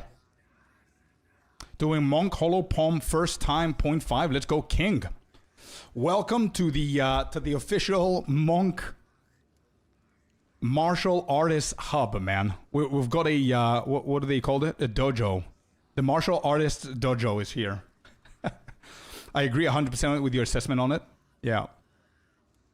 What act do you usually transition to? Act 2. Level 24 is Act 2. 100%. Doesn't matter how slow or fast you are. Act 2 in a league start should be level 24. Or level 24 should be Act 2. Because around level 28, you want to fight Jamandra, or 29. So Act 2 towards the later section of the middle, you know? So towards the end. Raven, welcome in, bud. How you doing?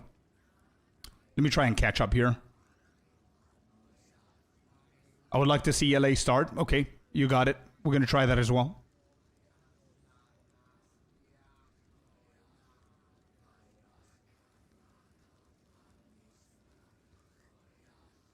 I'm going to take Fist of Stone first. At level 20, if you ascend immediately when you get Balbala, I honestly think this is bait. I might be wrong. I would love to read more in the patch notes, but I think that this is going to be bait for early campaign. I mean, plus like 20 evasion is going to... It's going to be like, what, plus 35 evasion? It obviously depends. Obviously, yeah, it does depend, obviously. But with Hollow Palm, this could be pretty good, for sure. If the evasion is doubled, we'll see. I feel like the gloves are for maps. I'm with you on that one, 100%.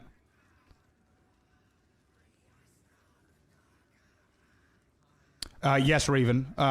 During Hollow Form, this one, yeah? Yeah. They did mention, but again, we need to see the patch notes to be 100% sure, but they did mention that you're going to be able to move slowly while channeling. You're not going to be standing still, which is a good addition. It also changes every mod, don't forget that. Yeah. But the better modifiers you have, the better the outcome is going to be. So, for example, at this point, you would have had that. What is this shit going to give me? Instead of 1 to 6 lightning damage, it's going to give me what? Like 12 to 21? 8% lightning resistance is going to give me maximum resistance. It's going to give me a little bit more lightning resistance. Let's say I had a little bit of a better glove. Sure. I don't think it's going to be that impactful this early. Maybe Act 4 onwards. 10% extra lightning. Yeah. But again, I don't see it to be the worthiest thing. Anyway, you try that. I'm going to try something else, and we'll see what's going to happen. We'll see. I don't think I'm going to go with my first point, Way of the Stone. It depends on how broken it is. If it's broken like the shit, then obviously it's going to be the obvious choice. I do believe the Way of the Mountain and Way of the Stone Fist are going to be bait for early campaign. And Runic Meridians, by the way, the same. We'll see.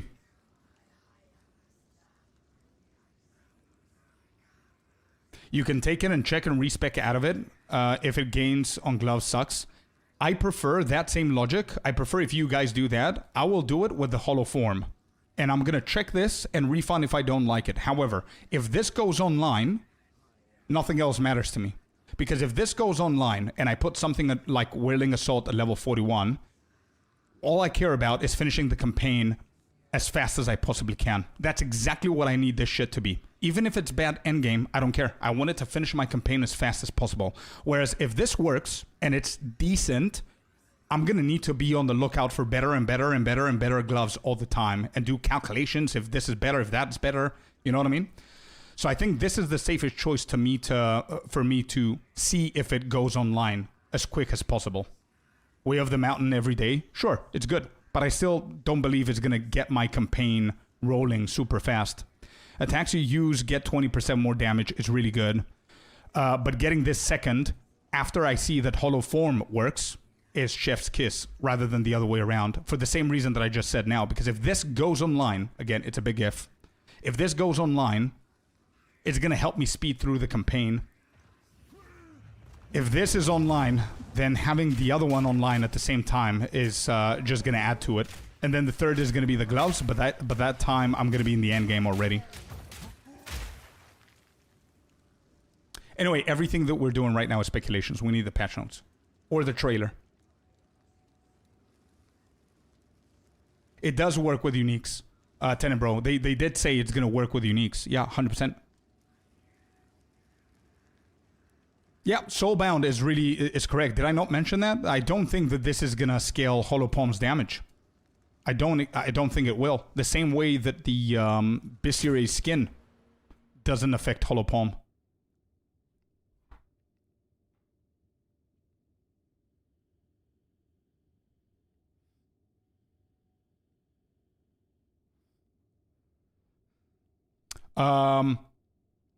Only takes, yeah, gear, evasion, and energy shield. That's correct. Not in general. Exactly. I said it before, but yeah, just in case you guys didn't know. What are you going to go for? Charge generation? 100,000% shattering palm. Most probably. But we'll see. We'll see. We might change our mind. We'll see. I think people are a little bit too overhyped. It's okay, man. Overhyped is fine. It's okay.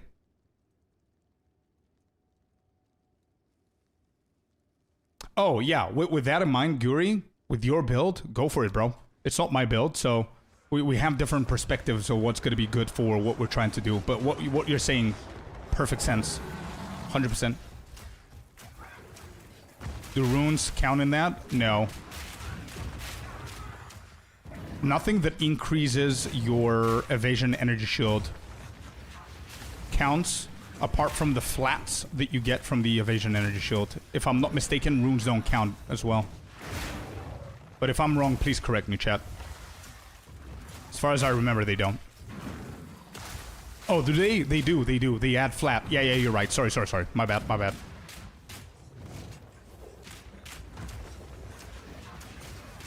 But now the question is whether the Meridian runes... Whether the Meridian runes are gonna count. That's the big question there.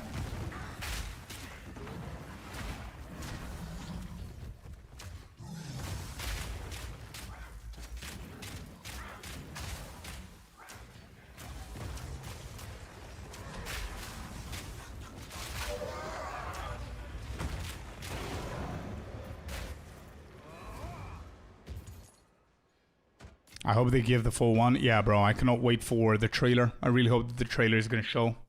Raven with a follow as well. Welcome in, bud.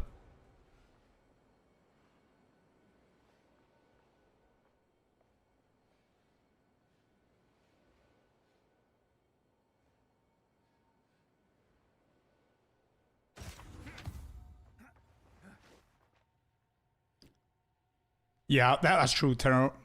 That's true. Kuro-chin with a follow. Thank you so much for all the follow, guys. Welcome in. Lovely to have you here. Prepping slightly with the information that we have so far. Just the foundation for our builds, and whenever the patch notes are out and we have more information, we have a solid base to go off of. What level am I? 20.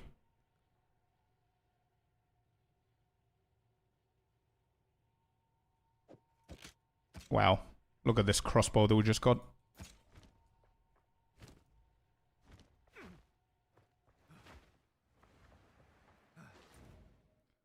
Few more. Wernef with a follow as well. Welcome to the Scorpius layer, guys. The base doesn't matter for Fist of Stone. It just changes the base to Fist of Stone. We'll see. We'll see what's going to happen. Yeah, we'll see. Rorak as well. Tenebros as well. Welcome in. Appreciate the follow, guys. Honestly, thank you. All right, we're almost done with the grenades build. The only thing that I care about right now to see is how the transition to Hollow Palm is going to feel, right? Because you're going to notice we're currently level 21. We need 3 more levels. And we've already stacked everything here prepared for the monk abilities for Hollow Palm. That's what we care about.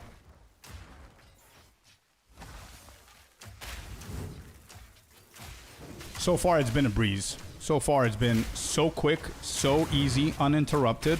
0 effort with the grenades. I'll tell you from now, chat, if the transition to Hollow Palm with the grenades is good,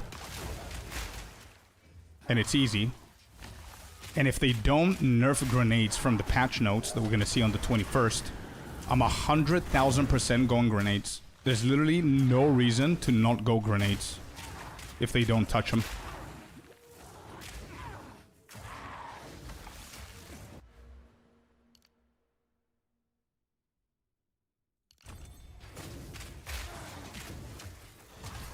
Core Hope. Welcome in. Thanks for the follow.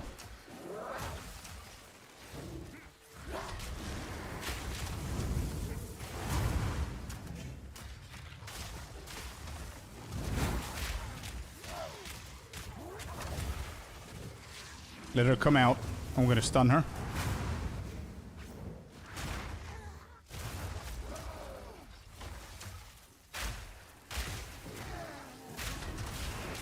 Big damage. Good stuff. All right, let's get this bad boy.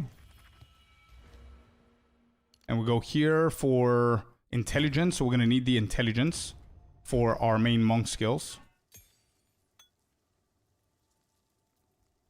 Okay.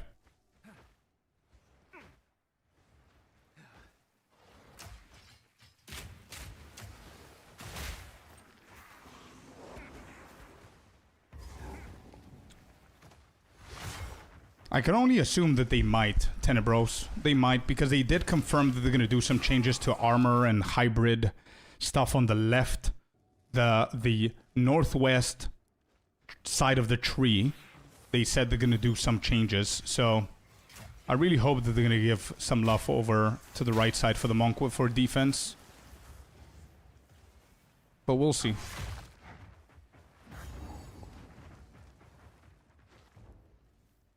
Yeah, they said companion nodes as well. Life nodes, I pray. I don't know for life nodes, but companion nodes, they did confirm that they're gonna do changes, which is also on our tree, on our side of the tree of the monk. So, considering the holopom is gonna be a big factor in this league.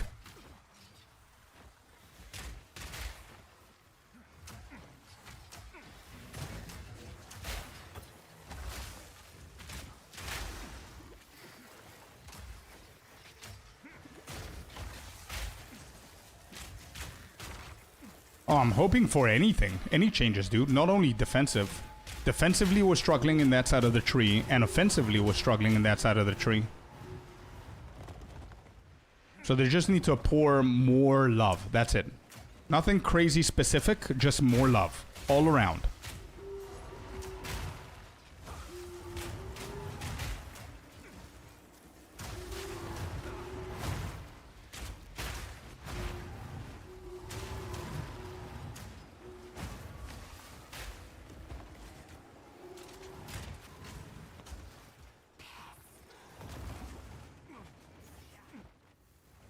What are the chances? It's definitely no 0, man. It's definitely not 0% because they've done that in the past.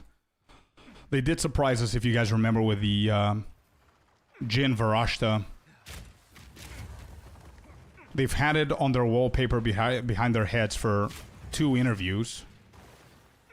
So, I definitely believe that there is a decent potential to see a surprise ascendancy for the Ranger. I mean, to me, it also makes a little bit sense for them to finish up with all of the OG characters outside of the Druid. Oh, the Druid is not an OG character, but outside of the OG characters, the only one left that does not have a 3rd ascendancy is going to be the Ranger.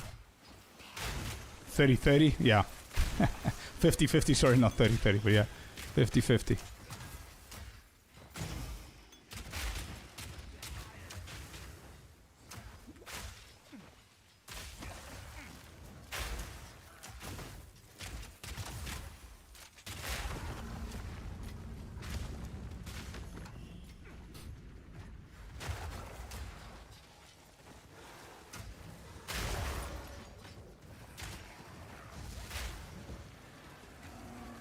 I'm gonna keep my fingers crossed though, yeah. 100%. Would love to see something like that. I think the patch notes day would be the perfect surprise day, I think. Like giving people the patch notes and releasing a trailer for a brand new ascendancy that nobody knew, and it would be insane because that's also going to give people like a week to plan for that ascendancy. It's going to give people the chance to plan that as well. Patch notes date is known, yeah, 21st. A week, exactly a week before the actual game goes live. 21st of May is the official patch notes day that they announced. We know that. Alright, this is holopom. I could do tenfold. I don't think this is necessary for me at the moment. And this is going to be pretty decent for holopom, so I'm going to go there.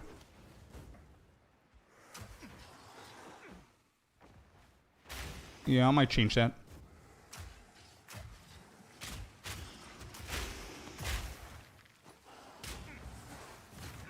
In 7 days we find out, yeah. 150 pages. I am so excited, chat. Don't get me wrong. I'm so excited for the patch notes and finally understanding what's actually coming in 0.5. Because I'm pretty sure that we only know like 30% of everything. But bro, every single time patch notes or anything new comes for a league, I always do a TLDR video for the patch notes. For anybody who doesn't have time to read through 150 pages. I'm excited for the patch notes. I'm not excited for that video. Oh, shit. TLDR 2 hours long, yeah. What are you most excited for 0.5? Honestly, 0.5. It's been 6 months, bro, already. I want a new league. But just for the sake of answering your question, the most I'm excited for is the endgame progression, bro. I cannot wait for the endgame progression. I think it's the most important update that we're getting. I mean, sure, martial artist, I'm excited for it. I'm gonna play it. Then it's no longer gonna be the new shiny thing. You know, the hype is gonna die down. Endgame progression is literally the game, bro. I have no idea what just happened there.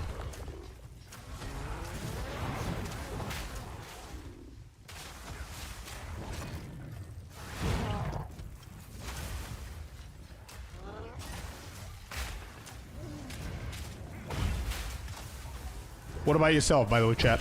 What are you most excited for? Is there something very specific? I don't have a specific mechanic, for example. I'm really excited for Breach, to be honest. I think Breach and Delirium are the two most exciting mechanics for me. Very close second is going to be Ritual.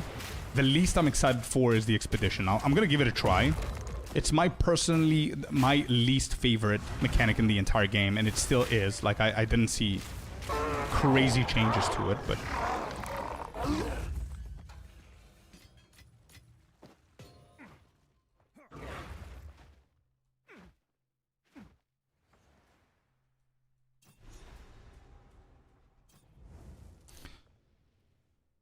just the end game in general, but Breach and Ritual, if I had to pick, good choices, man. So on a level 47 Monk, I just respec out of some elemental damage nodes and some other damage nodes and took a bunch of evasion. My DPS only went down slightly, but it's a significant difference on my survivability. Exactly, bro. We're on the same page, dude. Exactly what I said before, that eventually, whenever you're building out your Hollow Palm, your gear is giving you so much damage that you're overcompensating if you're going for full-on 100% offensive on the passive tree when your main problem is defense. So taking away some of the attack speed and attack damage nodes to go for defense is definitely advised. Yeah, key. Arcane Archer, Shadow Drop, let's see.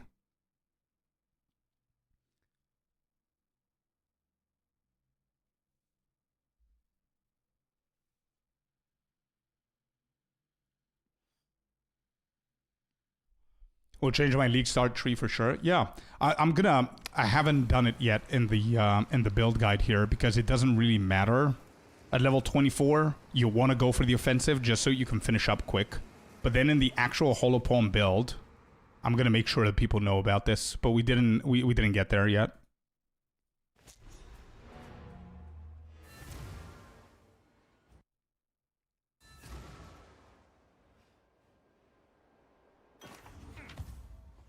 Yeah, I think the economy in 0.5 is going to be much better. There's nothing confirming that. It's just my speculation based on what I know for the game.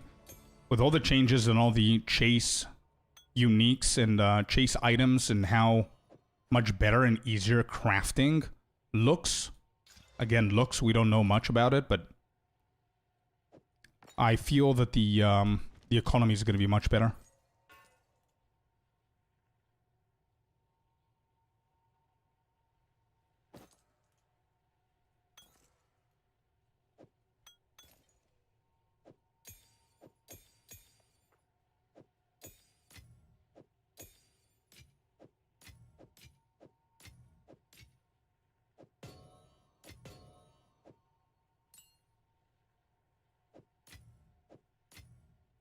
Whoops.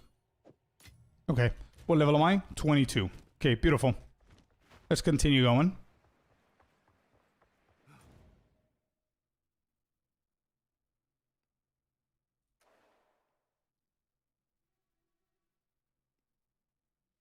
Listening earlier, it sounds like the tree needs some love. I've not played Monk before. That worries me a little bit. I'm so torn. Really want to try Martial Artist, but I'm nervous. Don't be, bro. Honestly, I understand what you mean. I love the way that you care about it and you want to have fun. And but don't be, man. We're here to answer any questions that you might have. That's also the reason that I'm creating the guides as well.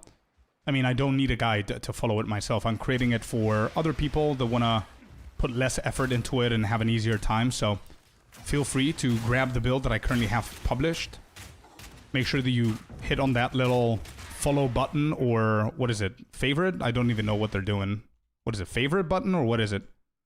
so you can save it into your build, so you can always come back and reference this. And every single build that I have here are going to be more than fine to get you to Hollow Palm. Rorak. The second you go to level 24 and you have Hollow Palm, you're fine. It's a breeze. You're good. The problem is the first 24. And Monk, by the way, if you're worried about the Monk endgame, don't be. Monk is really, really good. Really viable. There's like a gazillion builds that I can think about right now. Lightning Arrow, Lightning Rod is good with a Monk. Twisters are good with a Monk. Whirling Assault is good with a Monk. Ice Strike Monk is really good. Storm Wave is really good. Wind Blast, Wing Blast is really good. So many good builds. So there's nothing to be nervous about or worried about.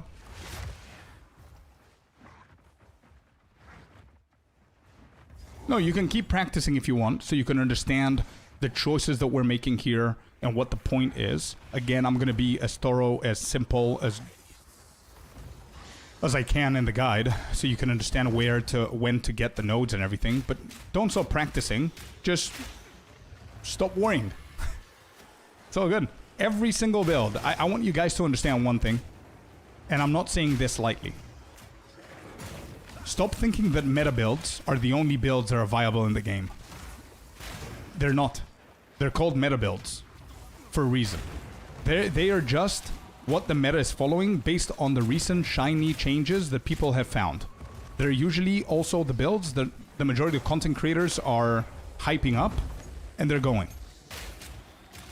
You will be surprised how many other builds are performing as equally as good, or even better some cases, or even slightly, ever so slightly worse than meta builds that nobody's talking about. And I can guarantee you from now, take it as you will, there is almost no build that has a good synergy. I need to say that at least. That has a good synergy that cannot do every single content in the game pretty nicely and efficiently. There isn't. So don't worry about it.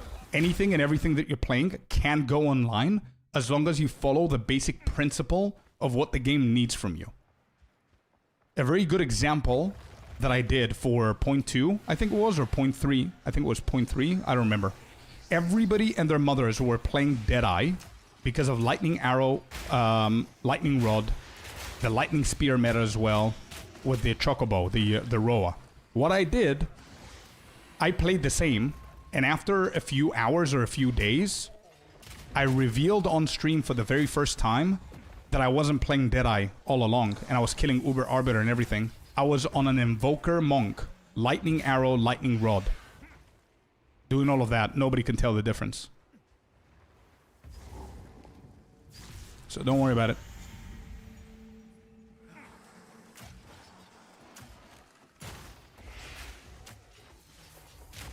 You can build anything and kill Arbiter. Yeah, I mean, there are people, there are content creators, I don't remember who it was, but somebody killed Arbiter without gear.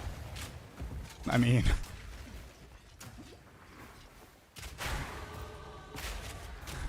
yeah, key, of course, dude. Oh, well, hello there. A little bit too late, game.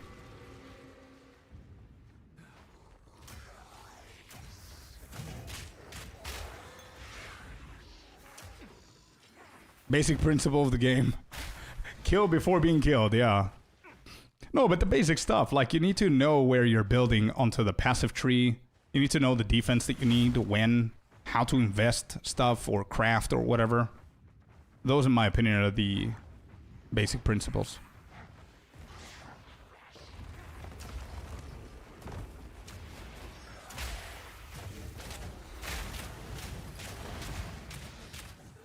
Cynical, I think this is going to be probably one of the better leagues that you could do that. With all the crafting, the new crafting options and systems and the tree, the breach tree that we have, I think it's going to be a little bit easier, man.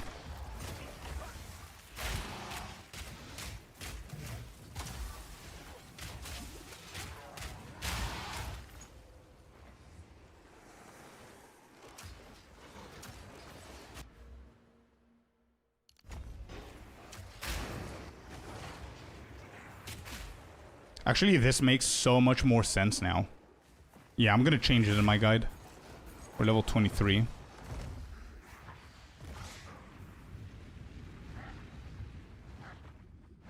Oh, I was about... Yeah, I mentioned it the other day, Rainer. Rainer's saying YouTube is filling with 0.5 best builds in 0.5. Please steer clear off of those. I mean, if the creator is telling you this is gonna work and this is gonna work, be careful, obviously.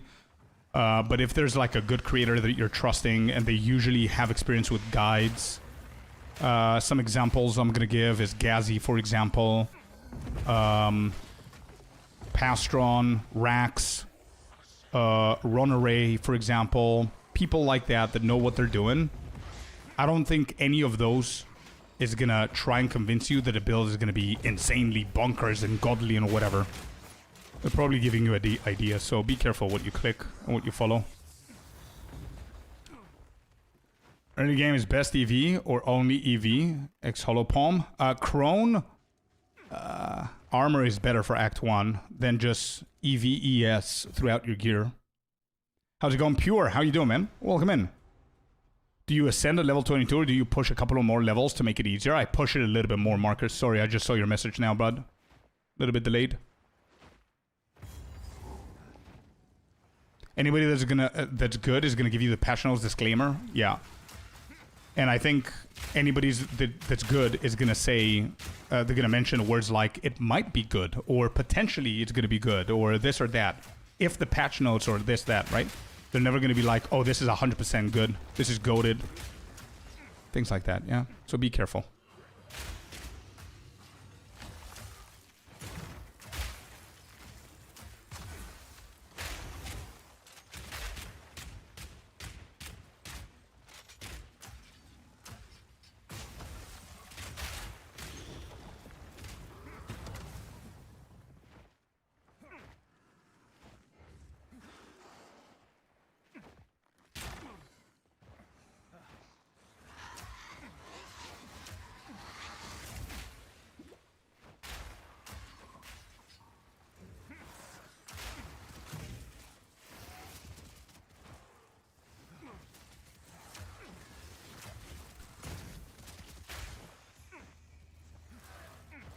Monk horrors?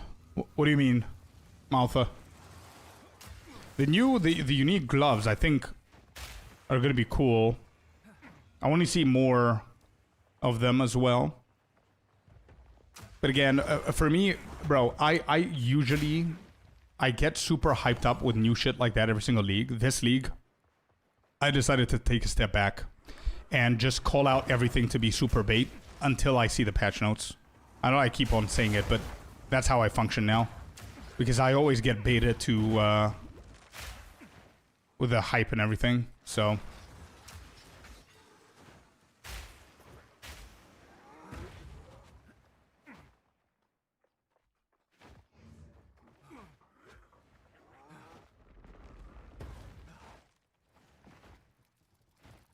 Just a few, no, just a few, Tennis, no. Did you get baited by swords too? I did, not really baited. I told Chad that I only give a shit about the end game, and if there is a duelist, I would be pleasantly surprised. Towards the end, I started getting a little bit more baited into it because of the extensive features and teases of the swords in the Breach teaser, Kelly's post and stuff like that. So I started believing that a class makes sense. But yeah, I'm not disappointed though. It didn't hit me at all the way that it hit a lot of other people. I didn't give a shit about it, to be honest, early on. I would love it. But more importantly, I care about the endgame changes. And I wanted martial artists as well, so I got that. So I'm excited. I mean, I cannot wait for Shadow. But...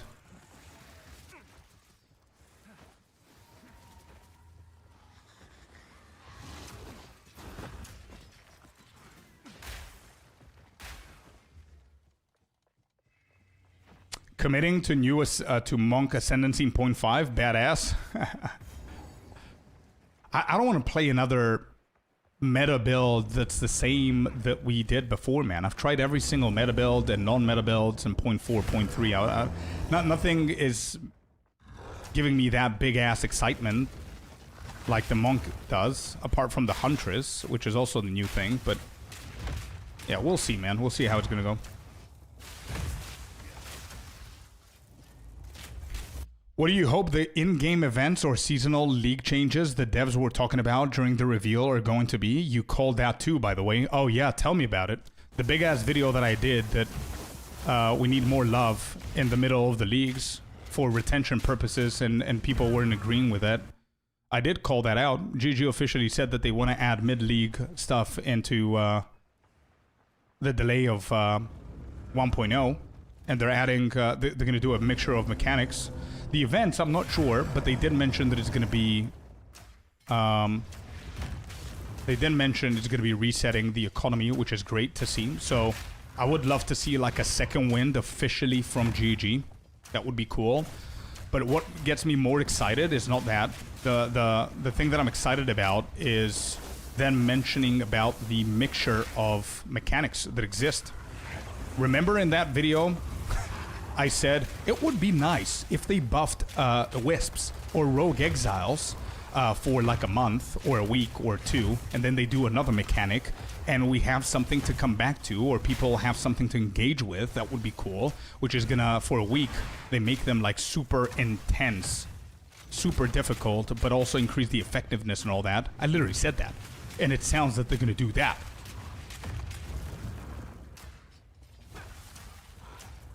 Have you asked Try about that yet? No. I'm gonna speak about that whenever my podcast with Try comes out, because Try reacted to that video, and I want to see what his thoughts are after GG also said that they want to do stuff like that. And I know where the counter argument is gonna come. I know where it's gonna be. I know what the rebuttal is gonna be. I'm already prepared for that rebuttal. The rebuttal is gonna be, yeah, but Scorp, they didn't say they're gonna do it every single time. They're gonna do it 0.5 to 1.0 because it's going to be a delay of 6 months. Sure. Who cares when they're going to do it? The point is that they're willing to do it. Why not carrying it over for every single league from now on, at the middle of every single league, or even better, at the last month of the 4-month cycle, they do shit like that if they see that people like it. Yeah. So, doesn't matter when they're going to do it.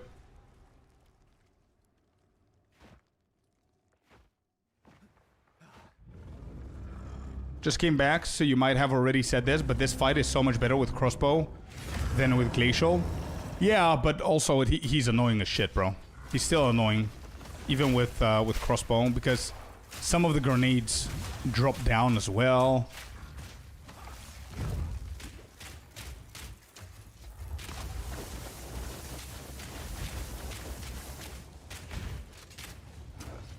Yeah, Gauntlet would be cool. Anything. Anything. Apart from going MIA. If it works, they do it again. Exactly. So...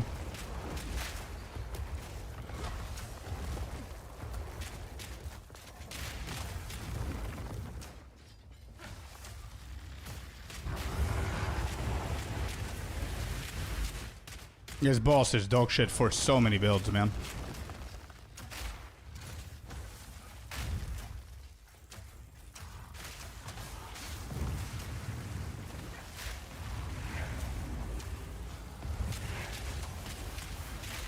He's not prone for a stun as well. He cannot get primed.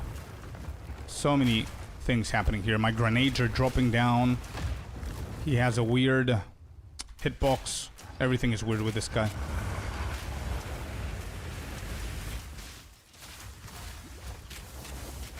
Obviously, we're coming to the end of the explosive build, so obviously the damage is not scaling that much now because of the being a monk. We literally need half a level when we go to Hollow Palm.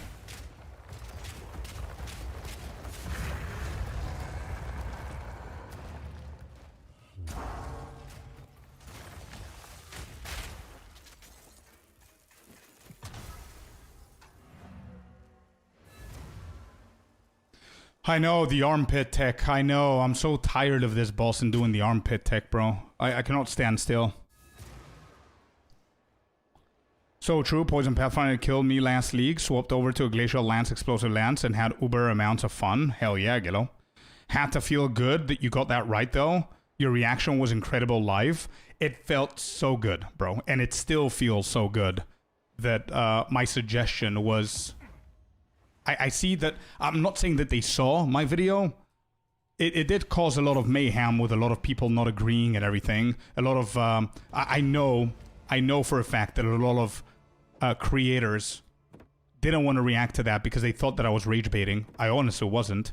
I'm not sure if GG has watched that. It doesn't really matter. What matters to me is that whatever I suggest for the game to happen, the majority of people didn't think it's a good idea because that's not the way that this game goes. And then seeing GG officially doing exactly what I wanted for them to do, it feels amazing, dude. Absolutely. All right, we're still not level 24. This is going to be good for later. Oh boy, that's a good upgrade.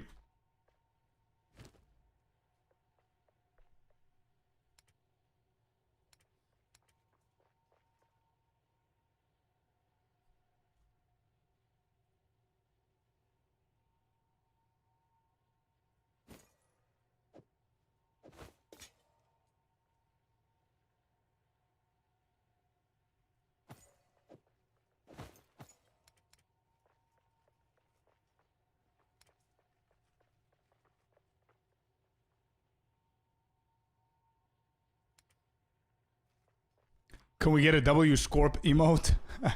I need to work on emotes. I was talking to Icy this morning about it. I need to figure out a way to add more emotes. Cooler stuff. I mean, Scorp related, not just 70. What specifically are you talking about? I'm talking about this video right here. Remember, I don't know if you guys watched it, but remember at some point I posted a video about people leaving the game too soon and talking about how GG went MIA. This one right here, 71,000 views. A lot of people disagreed with this. The engagement between the 4 leagues, the 4 months. I think that the being MIA, them not touching the game for so long, people are quitting after a month and a half, not having enough shit to do, things like that. And my suggestion was to add more engagement in the game while we're waiting for the 2 leagues, right? So adding more events, adding a mixture of mechanical stuff, adding a new trial, new ascendancies, something to get people's attention, to make them engage more, or to bring back new players, or players to get them back to play the game. Well, this video did really well. However, the feedback was split. Half of half of them agreed, the other half absolutely disagreed, saying that this is not the point of the game. GG doesn't care about retention, whatever. I understand that they didn't care 6 or 7 years ago about retention. Whenever Chris Wilson had that GCD presentation for Path of Exile 1, but we're not playing Path of Exile 1 anymore. It's POE 2, right? So nothing stops them from changing the way that they were looking at the game now. It's been years. So now, after all of that, GG comes and says that they want to do events mid-league and they want to bring new stuff. So it feels good. Feels good to see that GG is on the same page with me. We said it before, it's easy to say don't change it and it's easy to not change it, but if GG wants to continue to take over and lead the market, they need to change, and finding a good way to retain player mid to late league is positive change. 100%, I agree.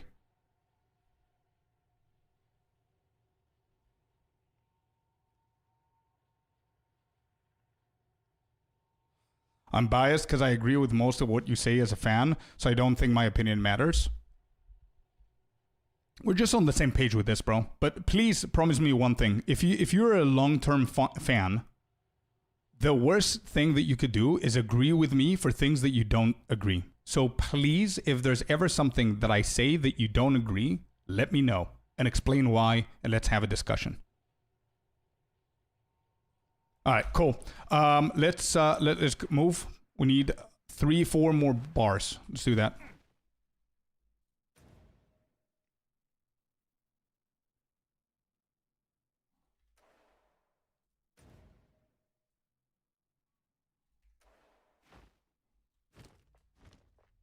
Wait, what am I doing? Dracarys, what did you start, bro? If they care about retention, why would they reduce the loot mid and tier? If they don't care about retention, why would they reduce the loot mid and tier? Yeah, not only that, bro. Not only that. If you watch the guys, if you watch the interview with Chris Wilson and Jonathan that they did last week, I don't know if you guys saw it. We saw it together on stream. You will notice out of the 1 hour, whatever it was, 25 to 30 minutes, half of it, they were literally talking about numbers. Jonathan was like, so we were checking POE 1's numbers, then POE 2's numbers. We realized that this and this happened, so we did this and that. Then another topic, they said, yeah, whenever we saw this spike in POE 2, we did this. They clearly love numbers. You cannot convince me they don't care about retention just because Chris Wilson said that they don't care about retention 6 years ago because they're making their money from the packs. It doesn't mean that they don't care about it. I don't think it felt good for people quitting the game after a month and a half of 0.4, returning back for a little bit for second win, then quit it again, and then nobody, quote unquote, numbers were pretty low for like 4 or 5 months straight away. It definitely hurt them, for sure. They care about numbers at the beginning of the league, yes. Okay, then why are they doing the mid-event? Why are they doing the changes of the mechanics that they said they're going to do?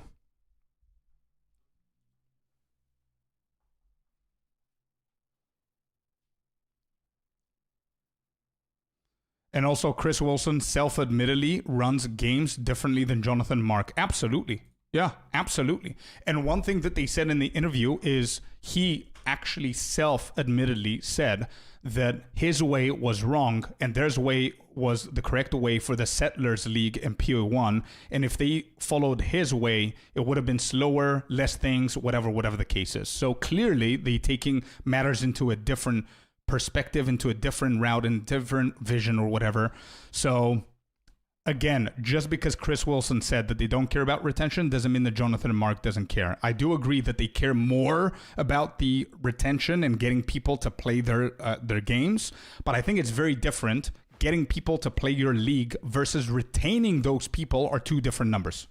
You could get a million spike whenever you launch 0.5, and then you go back to 120,000 people you're retaining because you're not doing anything.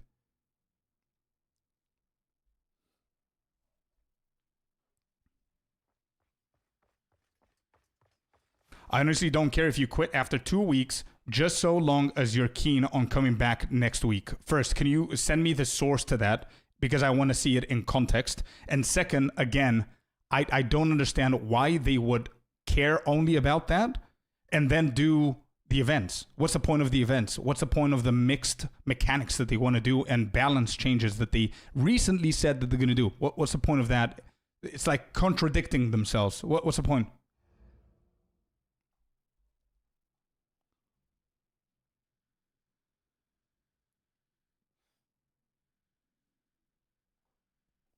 Have you watched that? Watch what?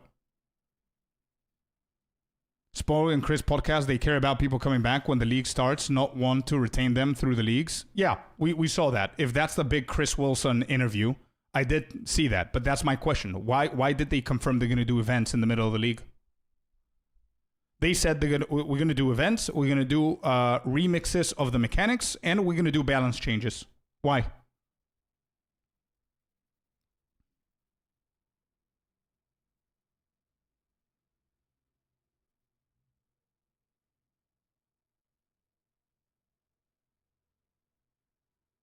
Yeah, agreed, Abdad. Agreed.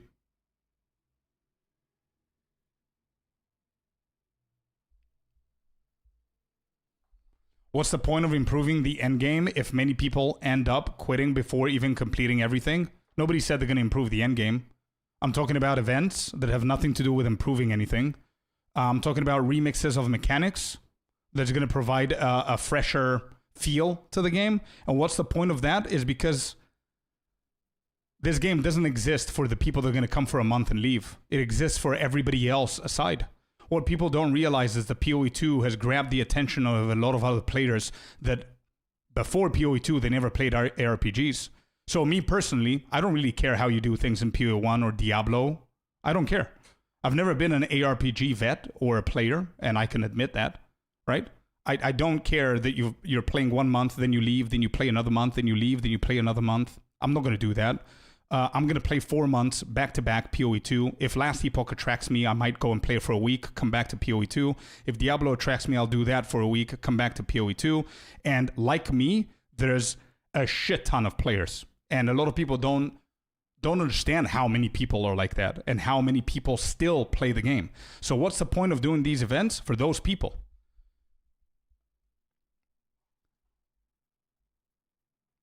Oh yeah, Kurochin. Yeah, 100%, man. Agreed.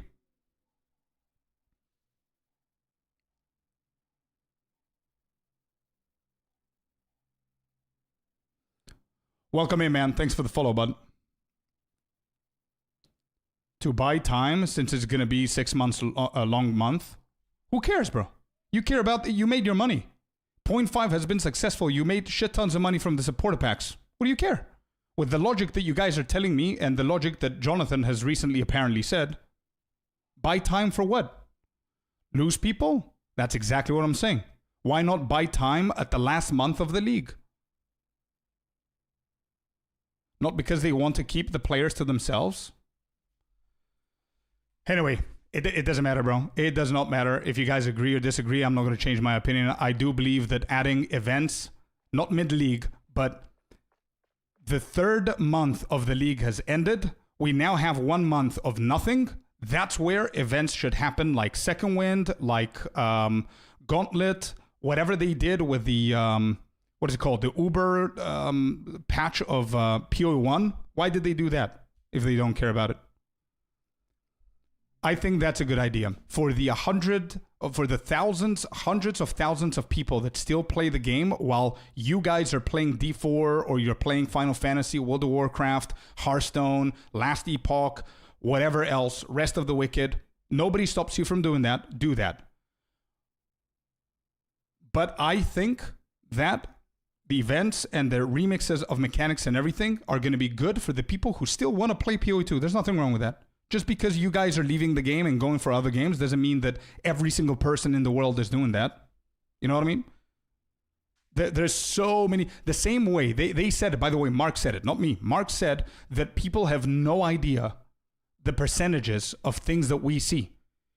If you ask people what is the worst defense, very few people are going to be actually head on. Nobody actually knew that armor and ES was the highest death rate by 300%.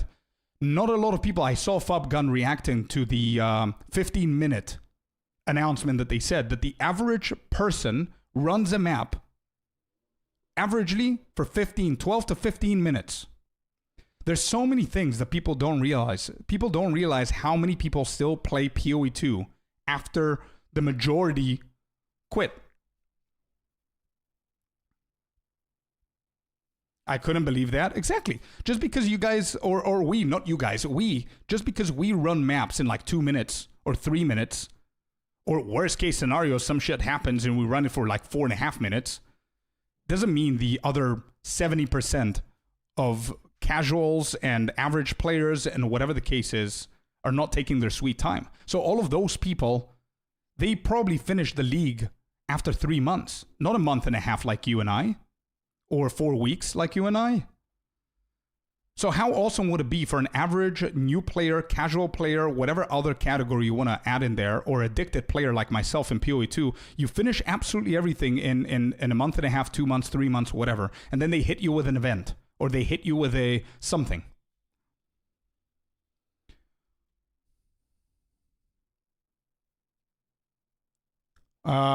One Up Dad Bot says, I still hate the Infinite Atlas and not being able to just run the map I want to run over and over. I'm worried that after the new content they just added, it's over. I feel no incentive to keep playing the league. Fair enough, man. Fair enough. No, absolutely, bro. Sure, absolutely. Absolutely. But what you need to realize is that it's not just you. There's a lot of people are going to say the exact same thing. And I'm pretty sure a lot of us are in here, right? Because my motivation is creating as many builds as I can until I get bored. When I get bored, you know what I do? Usually when I get bored, that means that I've done absolutely everything in the game with multiple different builds for minimum. Everything, right? When I get bored, you know what I do? I don't turn POE 2 off. I now create a character in Hardcore SSF. So that's a good 2 more weeks for me to go. When I finish that, I'm almost done with POE 2. And then I look for other games, right? Not everyone is like us. Not everyone does that, bro. Not everyone gives a shit about the Infinite Atlas or doesn't like the Infinite Atlas, you know what I mean? Or hates on the Infinite Atlas, I would say. But here's my point. It's not a problem for players like us to leave the game. That's not the problem. That's not what I'm saying. I'm not trying to lock people in. I'm not trying to create FOMO. I'm not trying to bring a daily or weekly rewards. That's definitely not what I want. I don't want that. I hated that in World of Warcraft. It's one of the reasons I left. Just because I'm an MMORPG, Andy, doesn't mean that I don't have a vision of both worlds now that I'm playing POE 2 and I'm only playing ARPGs. And I used to play MMORPGs for 20 years. I know what's the worst shit about MMORPGs, and that's the FOMO, the daily, the weekly logins. I hate that shit. That's not what I want. I want people to have the freedom to play the game as much as they want and leave the game whenever they want, for sure. But that doesn't stop the fact from being that towards the end of your league, if you drop a good event or you do something and you bring attention to you shine that light to your game that's fading away because obviously it's a long league, people are going to benefit. Now, whether you're going to come back or I'm going to come back, it's irrelevant. It doesn't matter.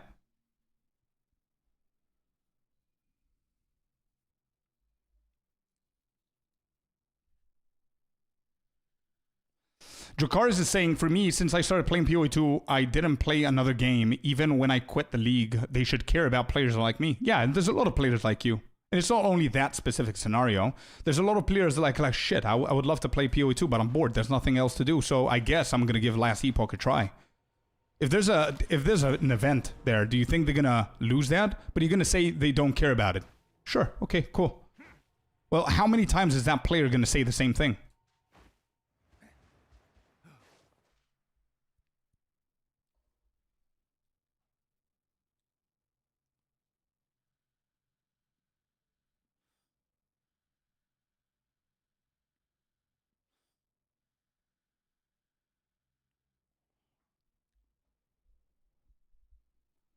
They would not invest in creating content to get nothing out of it. Well, you're already kind of wrong because they did confirm that there's an event coming between 0.5 and 1.0. There's an event coming. There are brand new remixes of the mechanics that they're going to do, and they're going to do some balance changes. They're doing all three for absolutely nothing.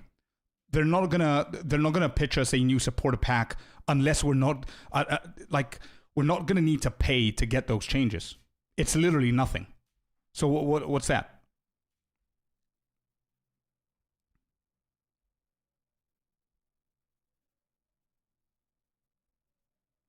With respect to why are you concerned with the opinions of lazy casuals who will not stop crying until the game is as shallow as D4 or the mixtape game?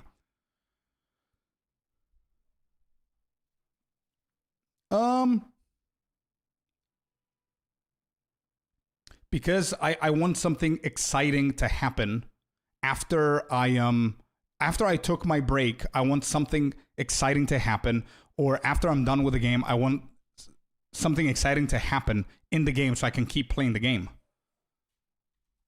I would really love that. Like an incentive, extra incentive for anybody who wants to keep playing, to have like an event, to have more fun, to keep going. You know what I mean? I haven't seen the feedback of anyone. Nobody told me to say this. I don't care if people play, not play. Doesn't matter.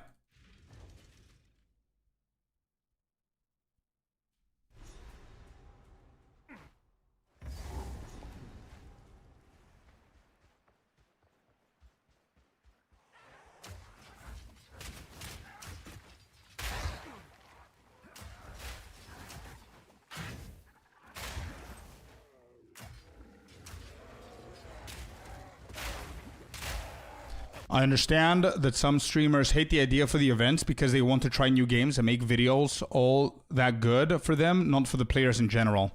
Well, to be completely honest, a lot of people are asking me why do I have this opinion. And to be completely honest, you know what the easiest thing for me to do? Honestly, the easiest thing for me to do is literally shut the fuck up. That's the easiest thing to do, is not worry about it, not care about it, because what benefits me the most is not have events and different stuff added. Because the easiest thing for me to do is just hop from one game to another, make videos, make content, monetize absolutely everything. That's the easiest thing for me to do. So I still think the POE 2 is going to benefit far more with a few things added there. Anyway, back to the topic of the monk. We just hit level 24, so we're going to go and officially do the big change and see how it feels, and we're done with this build. Hello, McElroy. Welcome in, bud.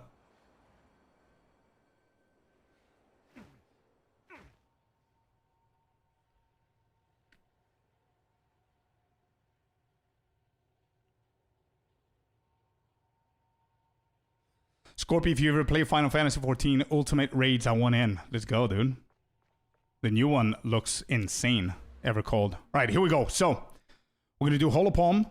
Boom. Got him. Okay. So, the first change that we're going to do here is refund. Refund these. I don't think I'm going to need these right now. So, we're just going to go get dexterity here. Let me think. We can get these as well. 1, 2, 3, and then 4 in here. Actually, I'm just going to go the normal path.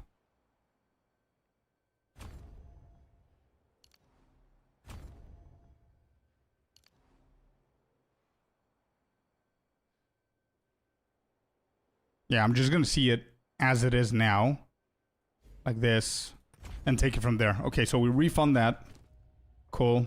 We take this off. Excellent. Explosive is out. Fragmentation is out. Contagion is out.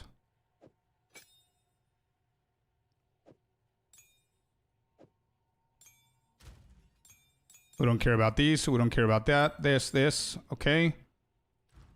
We can sell this now. Alright, so. Can we get level 7s? Yes, we can. Beautiful. So, Stormwave. In. Stormwave's in. So we have elemental armament and we have rapid attacks from here. Excelente. Then we do Tempest Flurry. We add it here and we put Rage on it. Done. Then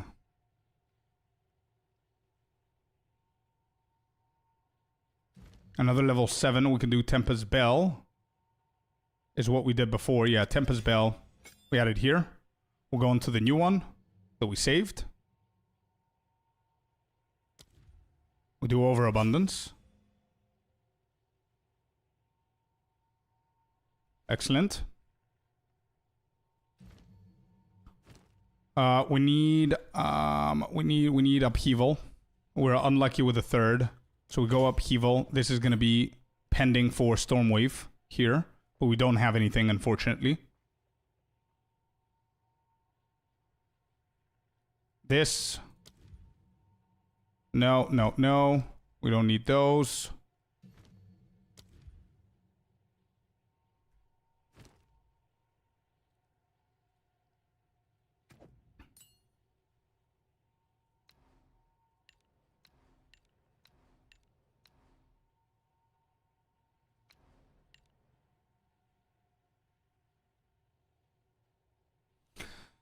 Okay, I don't think we need anything else. Maybe magnified for this.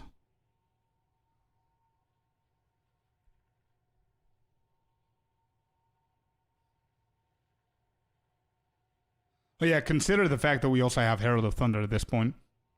I just didn't do it at that moment. Tempest Bell. Then here, we're going to do Rage. Or Rage Forged, maybe. When is Rage Forged? It's later, so I could do... Yeah, I could just do Rage here. Hydrate. Let's go, Frost.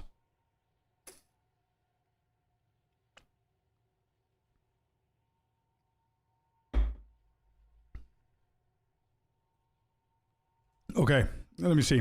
Am I following my own build correctly here?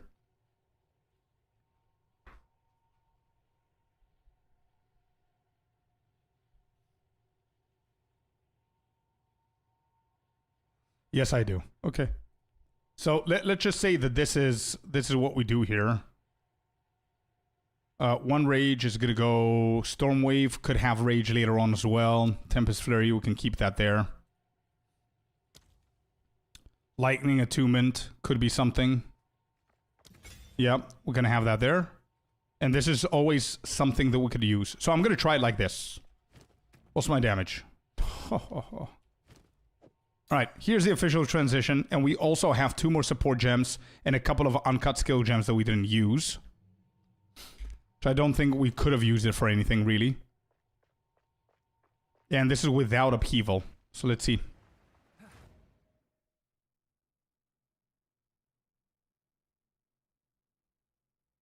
Let's go back to the Shar and see it.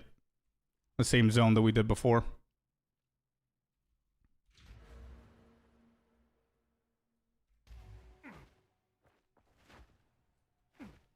Which Spirit Gem? Herald of Thunder. But I didn't get it now because I skipped Faithorn. But that's in the guide. Herald of Thunder. To make sense with the support gems. Also, before we go, this would be a good time to check our gear a little bit. Because we do scale with evasion rating and energy shield. And I think I'm good. I mean, of course we could do some upgrades here. Yeah, this, for example. Easy. There. And I'm not going to do another upgrade just to be realistic. How much do I have? 29% evasion. I have like 312 evasion and 50 shield. So not that much. And still, I think our Stormwave is around 1,000. 914. Let's see it in action.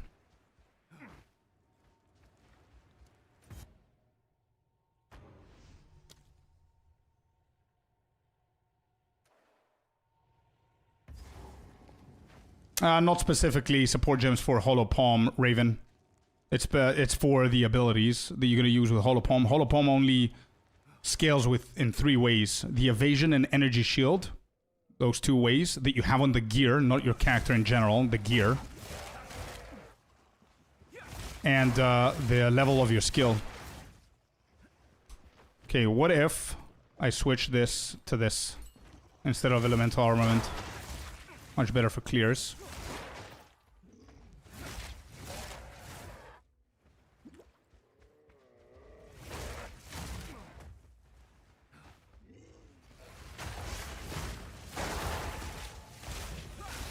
Perfect transition, chat. Look at that. Easy.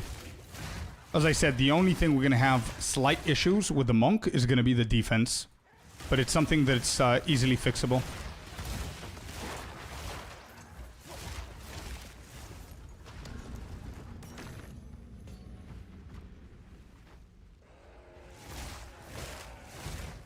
And also bosses. Do I have a boss somewhere? I mean, the damage with the Tempest Flurry is really good as well. That's only for bosses, right? So, it's not bad.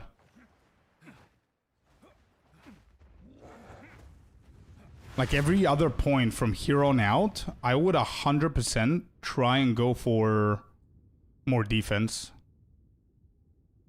So yeah, I could do this instead early on. Get Step Like Mist with Mindful Awareness.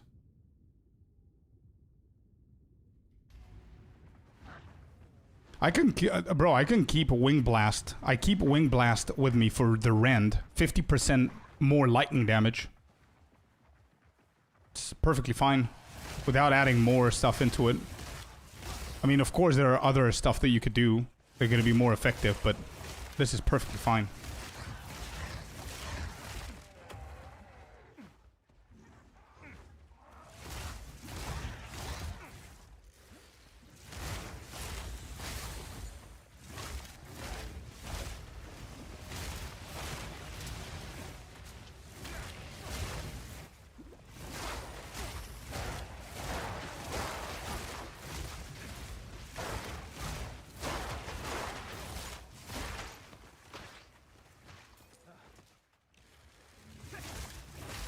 Damage looks nice. Yeah, it's not bad, bro. And this is our immediate transition here.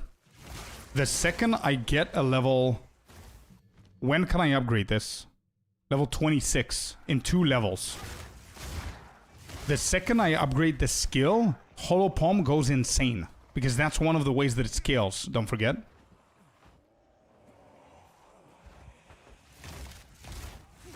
Ice Strike is too weak, man. It's too weak. I don't want to do that to myself for a league start. Stormwave is so much better, but again, patch notes could change that. We'll see. Don't forget that now, at level 24, we go Deshar. We get 2 more points. Those points, we can use them for defense or more offense if we want to. Let me try and do this guy with Tempest Flurry just so we can see the damage. I don't have a boss to kill, so...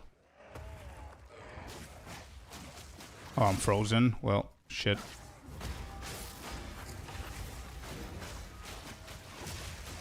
Where's the bell? Alright, I'm also slowed, so... Good damage, bro.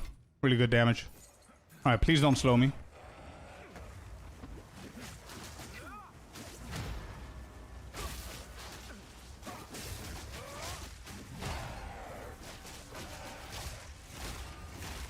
Also, this is really good. Look at the damage on Stormwave is even better than Tempest Flurry on these guys. Because it's like a shotgun effect. You have like 2 different projectiles coming. Not projectile, by fissures. And if you hit both of them, if you're too close to the boss, it's going to hit both. There it is. Okay.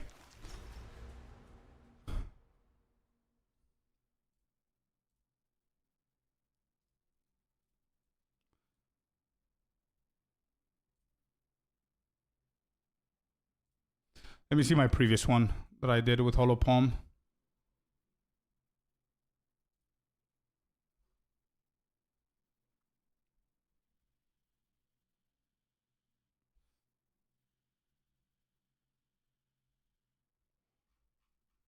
Yeah, it is really good, yep.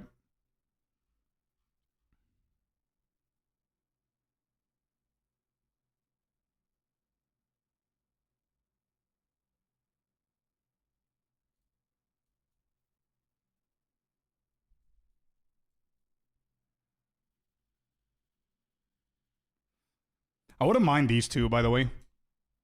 At the moment. I would not mind that, for sure. Instead of the skill speed.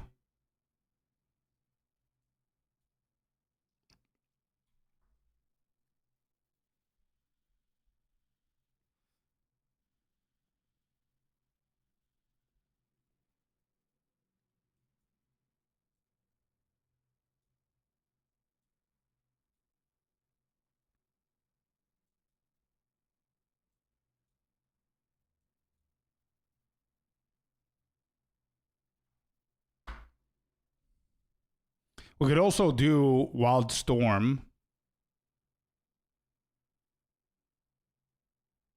We could do Wild Storm for sure. We can get this. Yeah. I think I'm gonna go here. Okay.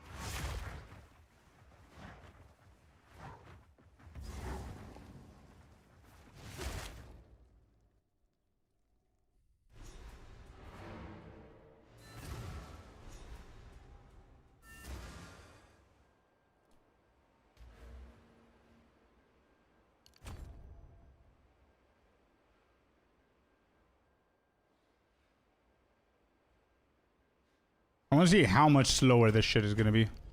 If I grab all of them there.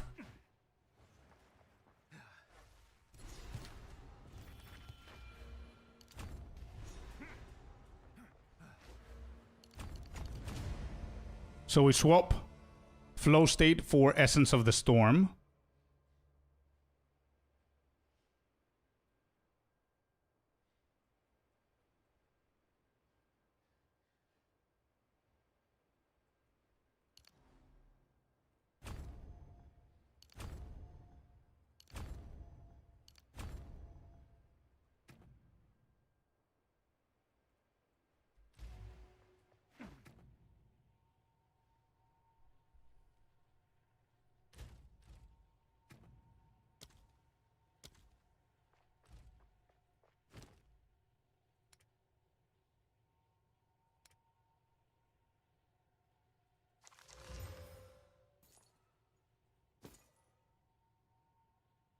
Yeah, this is definitely better than mine.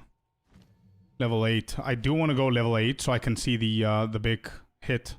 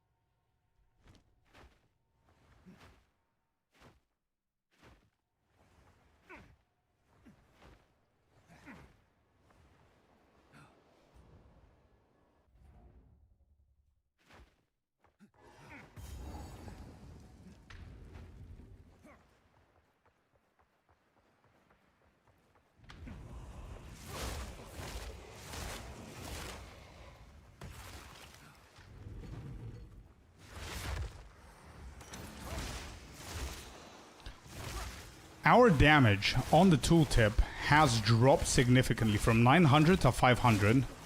But normal monsters, white monsters, we're almost one-shotting them now because we converted to lightning damage. And due to the fact that we leveled up, obviously the evasion value and the energy shield value has dropped, which is... it's always the case, right? Whenever you level up, your evasion drops. So because of that, it has affected the damage, but again, we're one-shotting everything. So in literally one level, we're going to be able to get Stormwave level 8, and we're going to see the damage boost there.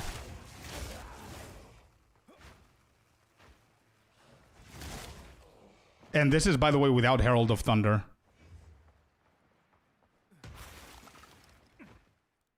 After this, I'm going to migrate this guy to normal league, so I can put Herald of Thunder on.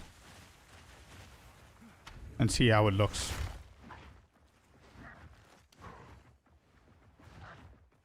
So far, I'm happy with grenades. Super quick, super good. Transition is pretty effortless. It's all bad.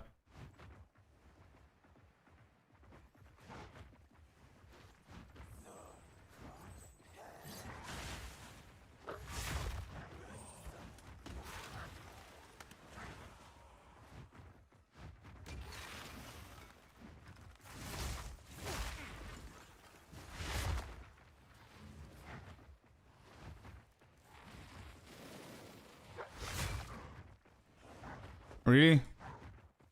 Why is this here? Why is this here?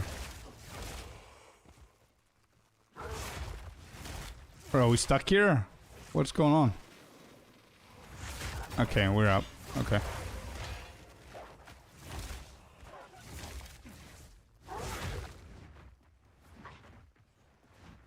Let's go sketchy.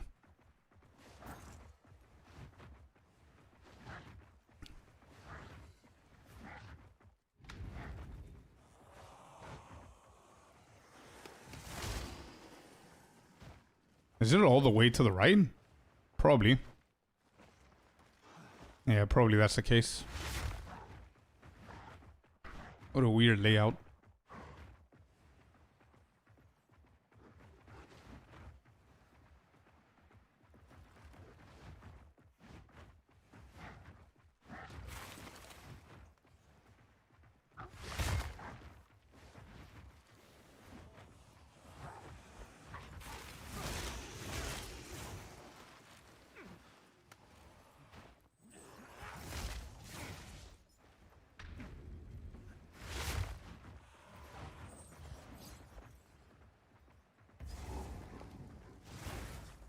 Okay. Good. A little bit more for the level.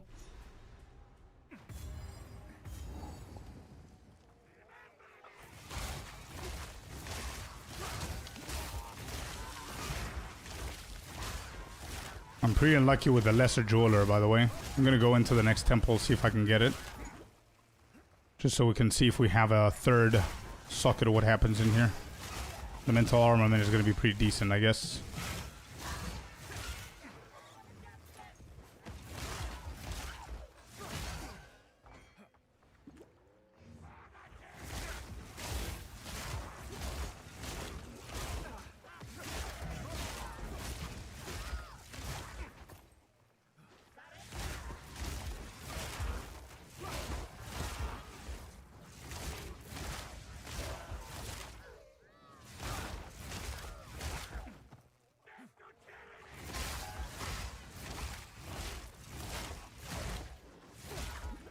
We're a little bit on the slower side, huh? So, evasion is what we need for the attack speed.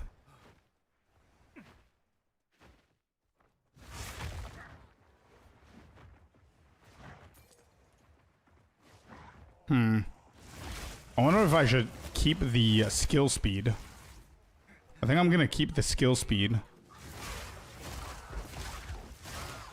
Yeah, I'm gonna keep the skill speed in the beginning. Because we do want the attack damage, the attack speed here, and the mana regen helps 2 in 1. For just 2 nodes is not bad. We don't need to be stingy this early with our passive. It's okay. We can always tweak things around. Where are you targeting? Why is my character targeting there? Alright, here we go. So we just got level 26.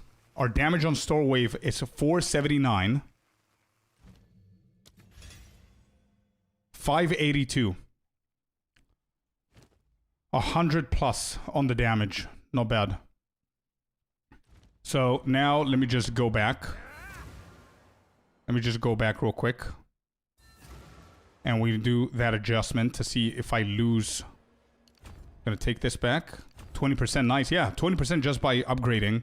It's not bad at all. So I get these back. Gonna get rid of these.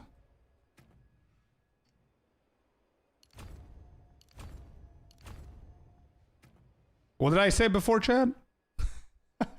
580 what? We're at 727 now. So that was a good, the right call. 582, 727. Okay, good. Experimentation worked. I wanted to check if Essence of the Storm is good. It's so much better to get flow state. Not bad. Then the next point is going to be huge as well. Next point, we get Wild Storm. One more level, we get Wild Storm. This is excellent. We get the dexterity, so we're not going to need the attribute notes here anymore. We're going to get like strength or intelligence, some other shit. So that's good. And I want to migrate this character so I can be able to see how it's going to look if you had Herald of Thunder, which you should have had. But I was just lazy to do it. So let me just migrate this.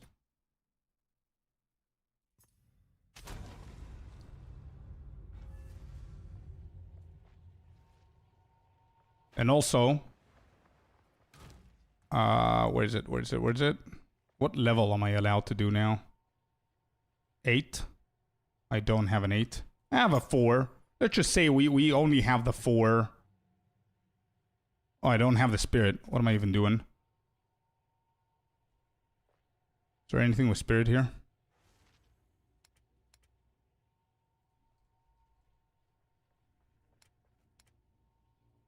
Okay, so we can try that. It's fine. Gotta hit the fray. Yeah. I will go to fray. But I also want to try this. See that one as well.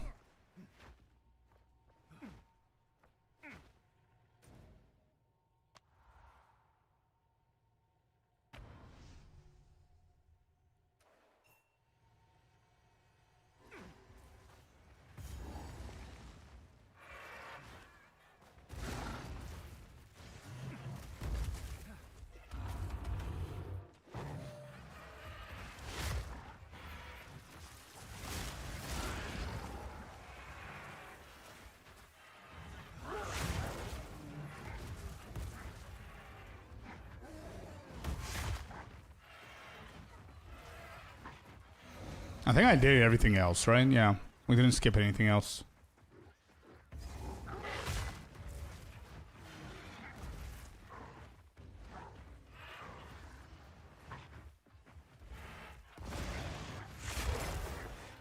I can't move past that?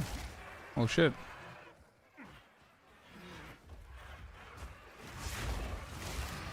Annoying. There's nothing in here. Wait, can I jump over? Nope. Alright.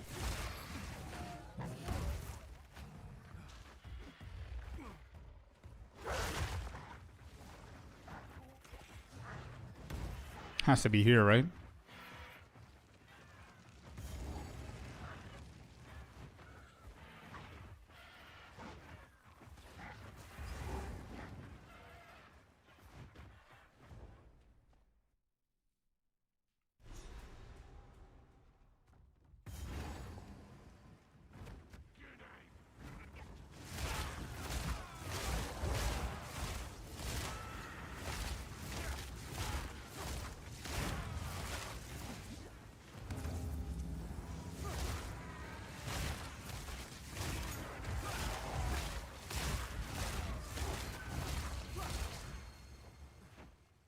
First one down. 2 more. Yeah, I can't wait for the campaign changes, true. With the layouts and everything. It's gonna be cool. We're gonna watch that video once I'm done. Haven't forgot about it. Is it this side? It's the official boss. It is. So where's the directional things? Here.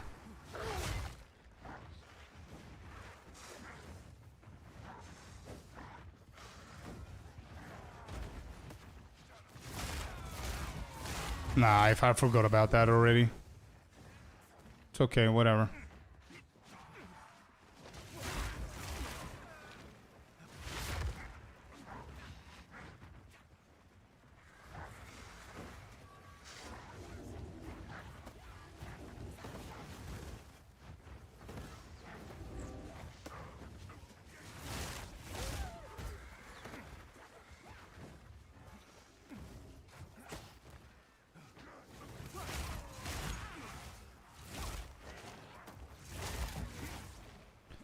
Comes to show the reason why I'm skipping Freythorn, by the way. I'm really happy to see that they're adding some navigation stuff in Freythorn. The boss ritual didn't actually show me anything there. I don't want to waste time, but this is wasting even more time.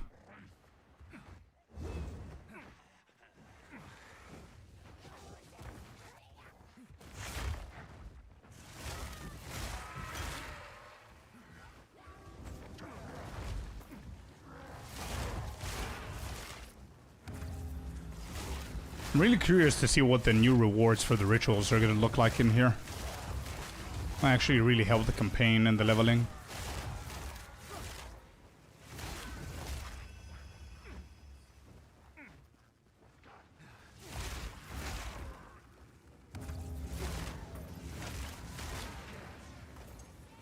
Welcome back, Tricker. Welcome back, bud.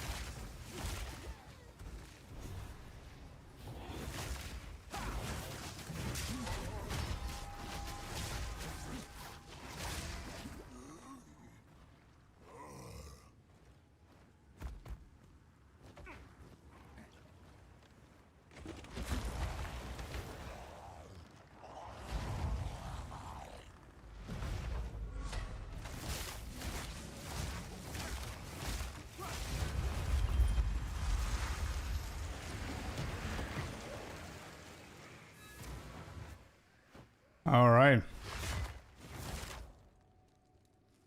Here. Wait, where's there a waypoint? Isn't there a way? Yep. Okay. Alrighty.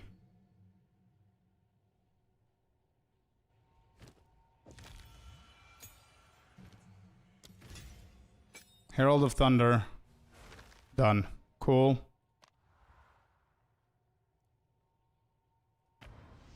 Alright. Let me test now the final two things, and we're done with the build. We are officially done with the build. So Herald of Thunder is on.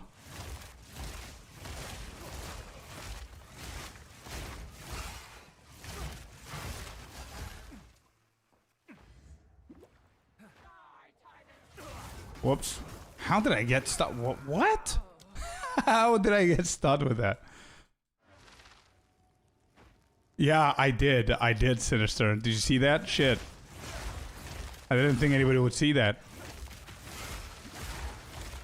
I've skipped Freythorn so much the past 2 months that I forgot that he gave you a skull that you need to click for the spirit.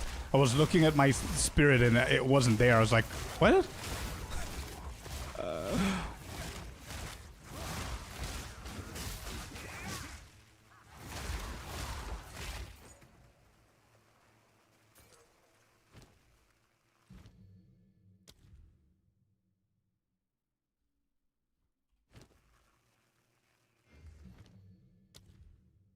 Maim concentrated area, and I think I had, instead of Maim... Yeah, magnified area is the easy one to get here, for sure.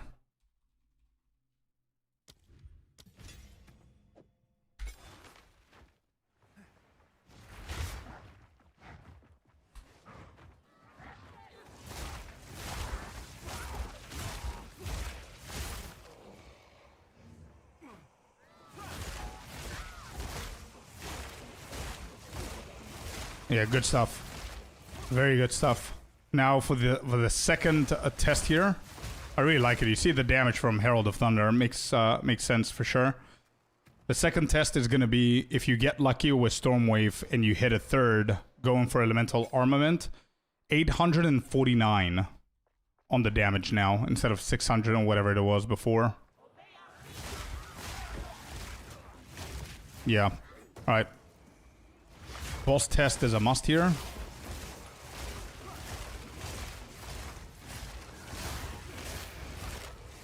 I'm more than happy with this.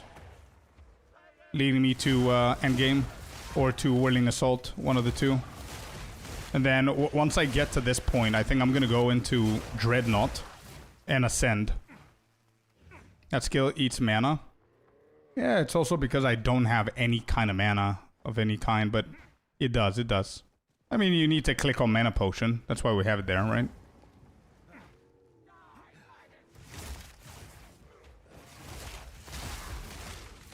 It's not a big deal. You can chill now with the damage you're dealing? Absolutely, bro. We just lay back now, all the way to level 41. We're not considering anything, apart from upgrading our levels to the skills and our defenses with the passive tree. Like, I'm gonna get the Wild Storm, and then I think I'm going to focus up a little bit on the defense side. Alright, here we go. Let's try the boss. Is there anything else I wanted to add here? I think not. I'm not even going to add more support gems. I've got more. So you could definitely optimize this a little bit further, but we're not going to do that. I mean, my gear, as you can see, its magic is dog shit here. So I just want it to be as realistic as possible. If I have something pretty strong, it balances out. So this hitbox is dog shit. Nice.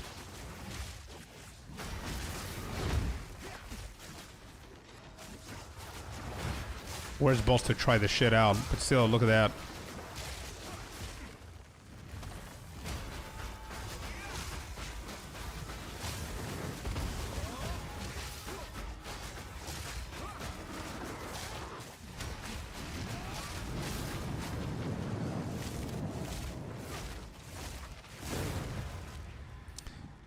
I wanted to try Tempest Flurry here, but Stormwave is even stronger, especially with both of those hitting. Perfect. Not bad. There's absolutely no reason to add more, or change anything that's working. There's no reason to touch anything that's working. This is working. Least effort that we're putting. We're good. Once you're leveling for real, it's going to be different. Yeah, it's going to be more powerful because I'm not going to skip shit. I'm going to pay attention. Now we're testing it. I'm not paying attention half the time. I'm getting distracted. I'm putting wrong nodes. I skipped Freethorn. I skipped the Smith. I haven't touched any of my exalted orbs. I don't think I'm going to just keep him there and stash him if it's normal league. So I would have been probably 20% stronger if this was real leveling.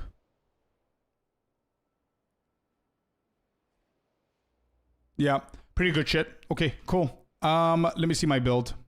Not this one, the actual one that we're doing here. So I have grenade start for these. Everything is explained. Yeah, grenade start works perfectly fine. So this is done. The only thing I would change here is this. Yeah, I'm gonna change that one real quick. Edit.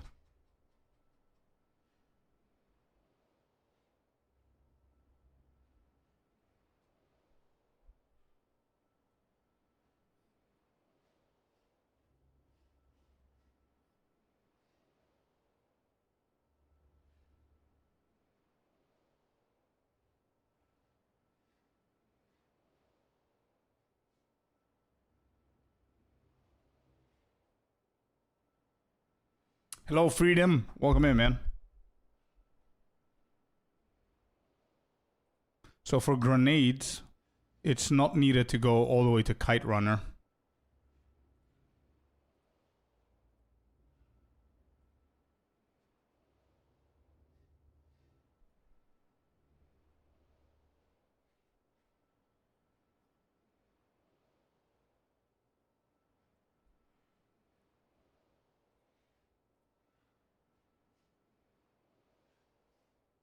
Yeah, you could do this first.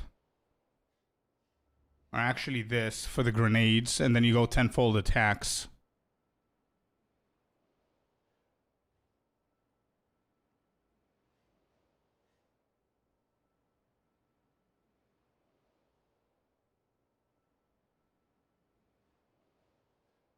Yeah, okay.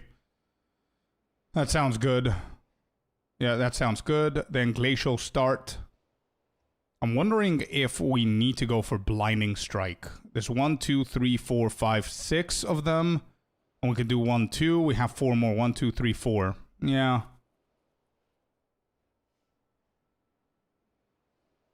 I think Dizzying Sweep.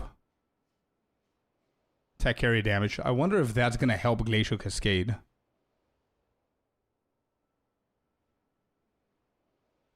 Only one way to find out, I guess. Skills, new. Glacial Cascade. At this point, this is going to have rapid attacks. And it's going to have rage, right? I think this is what we were testing here. Let me see. Yep, rage. Okay. And they go on the tree. We have 157 average damage. Yeah, these are fine for Glacial, dude. What happens if I take these off? 157 average damage. 157.4. Okay. We take these off. 111.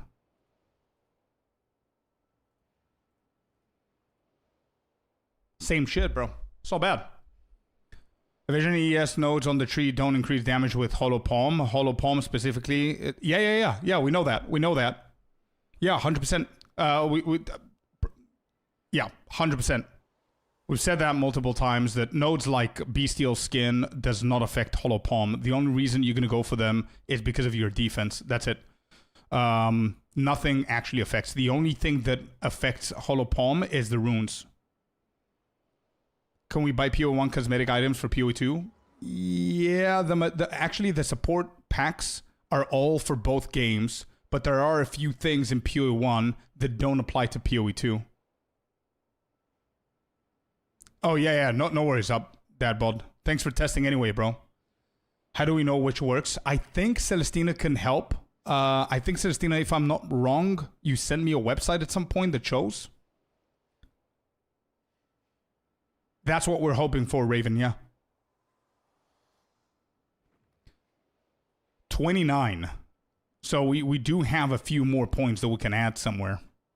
And I think this is just going to be going here.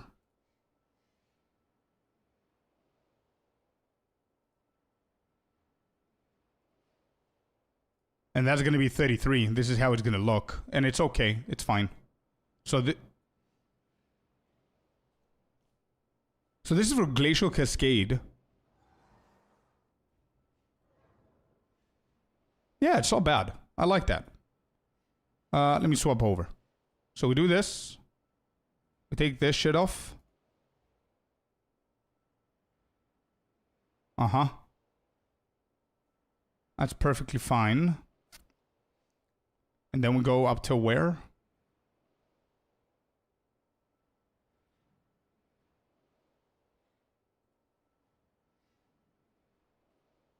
Up to here and here. So this is going to be off. So that's going to be 33. So 95, yeah, 33. Something like this. Is this right? It's not right. Okay, so we need to go here as well. Now it's right. Flow state, concussive, dizzying sweeps, killer instinct, tenfold attack. Yes, yes, yes. That's 33. So that's level 24. Okay.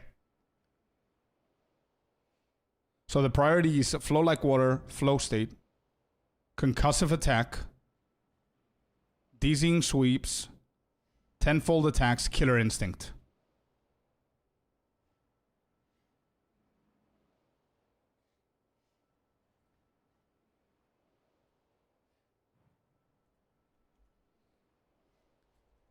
A level 24, your tree needs to look like this. And simply just get hollow palm. You will then need to refund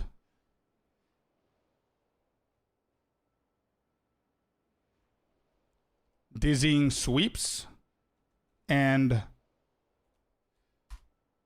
use those points for Wild Storm. If you reach this point, then move on to Hollow Palm build, very end above. Beautiful. That's locked in. Grenades. Do I want to do any changes here? No, this is practically the same shit. So I'm just going to go over here again. Dexterity. And there's one more, right? There should be 91, 91. Correct. Correct. Okay. At level 21, you should have all the points listed above. No, at 24. So I'm going to copy the same shit here, actually.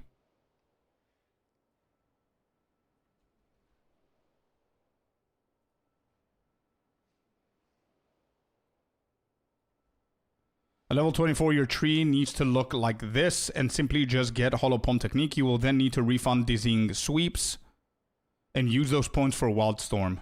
Perfect. Done. We're at the Merc swap to Hollow number 2. Yeah. So we officially played through the grenades from level 1, got to 24, actually 26, so we can try the transition, see the damage, and all that stuff. And it's effortless, it's perfect, it's really, really good. So that build is officially done. Done. I don't need to fix, add, or remove anything else. Everything is in here. So both of those are done up until the patch notes whenever there's going to be anything else that needs fixing. But that's it. Looks good. Yep, looks good. Not bad.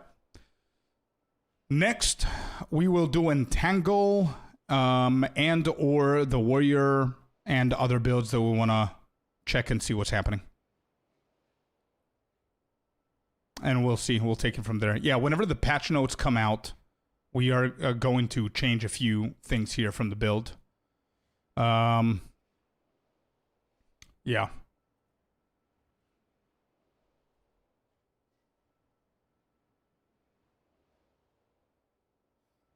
Yeah, no, just to not get confused. We're not 100,000% sure, right? We're waiting for the patch notes, but I'm building my foundation. This is going to be the biggest guide that I've ever done. It's going to be a full-on monk guide for the martial artist with the top 5 league starters that I feel for the monk are good, and you guys can choose one, follow that one. You're not going to give a shit about the other 4. And then, as you can see here, I have Glacial, Grenade, and Tangle. I'm going to have 1 or 2 more. And then the last one's going to be Hollow Palm. So you just choose one of the 5 starters. You get to level 24. The second you hit 24, you click on Hollow Palm. And that's going to be the official build for Hollow Palm all the way to the end game. That's it. Simple.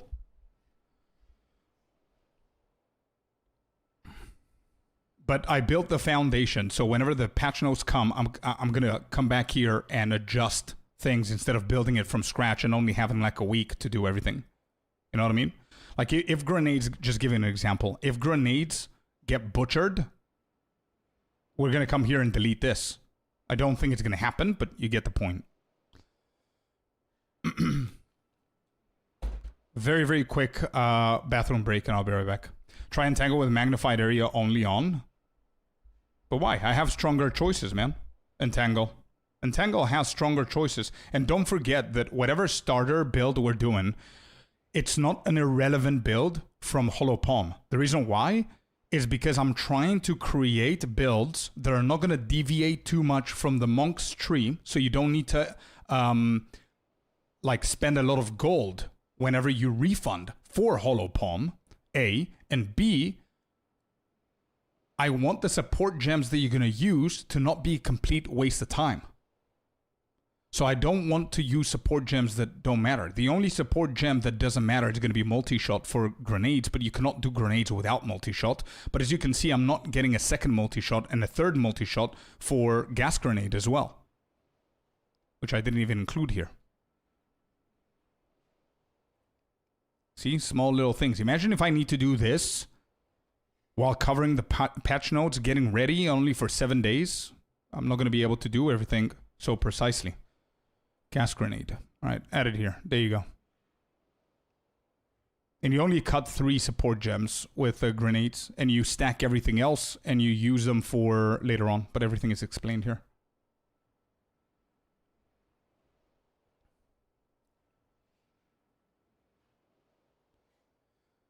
Yeah, for Entangle, we'll see what we're going to do. For example, Rapid Attacks is going to be good for Entangle because we're going to be able to spam it more. Elemental Armament is going to be really good for Entangle. Actually, is it? No, it's elemental damage. So maybe it's not going to be that great for Entangle. Yeah, I need to figure out the support gems. Magnified Area is not a bad call, brother. Magnified Area is not a bad call. The only reason I'm doubting it is because we only need it for Herald of Thunder. It's still a support gem we're going to use once we convert to Hollow Palm. But I don't know if it's going to do good for bosses. That's the only thing. But Freedom, good call, bro. I might actually try it. We need to. I haven't touched Entangle. As you'll see here, Entangle says that this build is still not finalized. I only did a few tests here and there, and it's definitely good, but I didn't go deeper, and we're going to go deeper today. Which start do you prefer?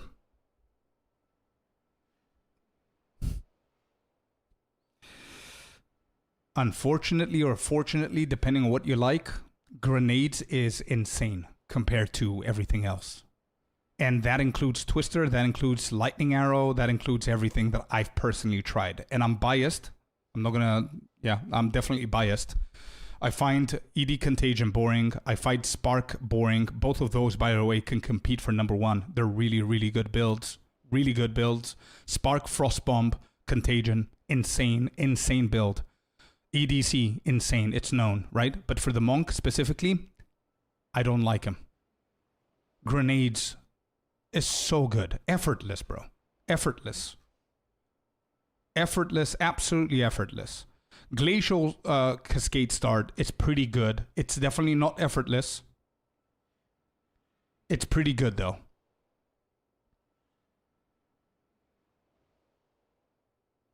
I absolutely hate how grenades play. Fair enough. And that's why I want to create more. You know what I mean? I want to create more builds. But again, as I said before, I'm never going to be tired of saying this. My guides here are not going grenades from level 1 to maps. Or level 1 entangle to maps. The point here with any start that you choose from my build, it's going from level 1 to level 24. At level 24, you drop everything else that you've been doing and you simply go hollow palm full on monk. That's the point. So my job as a build creator is to find a way to cover those 23 levels as efficiently, as smoothly as possible, but also whenever the time comes, you spend the least amount of gold and you have been as efficient as possible. That's going to feed into hollow palm instead of deviating away from hollow palm, if that makes sense. Because of course, I can do a spark build. Of course, it's going to look like something like this, maybe this here. You go into here. You go into here. Let's say something like that. Where's the other one? Spell damage. Yeah, there you go. I can give you a build like this. Do you know how much gold you're going to need to use to refund? Celestina, I'll check it. Yeah, give me just 2 minutes, just so I can finish my point here. Of course, it's going to work. EDC, Spark, whatever. Obviously not Spark with this, but more spell damage and more elemental damage and more shit like that is going to work for sure. It's going to be super strong. It's going to be a lot of investment. So I don't want to do that. I don't want to deviate so much. There's a lot of people telling me that EDC is going to work well. I think it's going to work well up until level 14. It's going to be fine with our normal path. Just doing this is going to be just fine, EDC, because it's broken as shit. And I know that 100%. But I'm not one of those that prefers going at level 14 for hollow palm. I prefer doing 24. So going that extra 10 levels, it's weird with EDC, Spark, or any of those. They still work. I mean, Lightning Arrow is going to be okay-ish because we do have Kite Runner as well. So Lightning Arrow is going to be okay, I feel like. But yeah, we're going to test it. There are... What are the builds that I want to test from everything that I've done here? The builds that I really want to test still...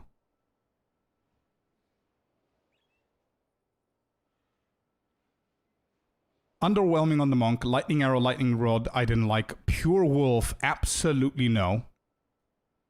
This right here, Rolling Slam and Bone Shatter, I want to try that. I tried it for 1 act, and it's really good. I haven't tried it for Act 2 to see how it compares.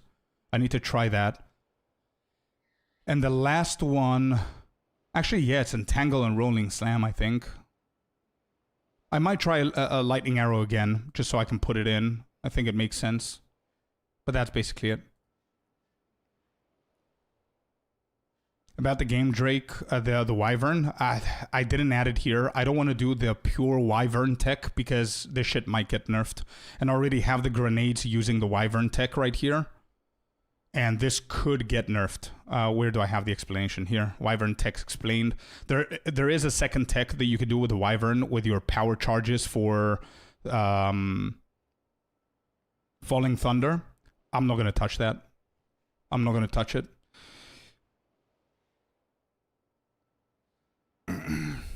Will I have a lot of work after patch notes? 100%. Don't forget the bathroom break that you need to... True. Thank you. Thank you, man. Yeah, I'm going to go and take that. Actually, let me see, Celestina. Something... Celestina... What did you do? What is this?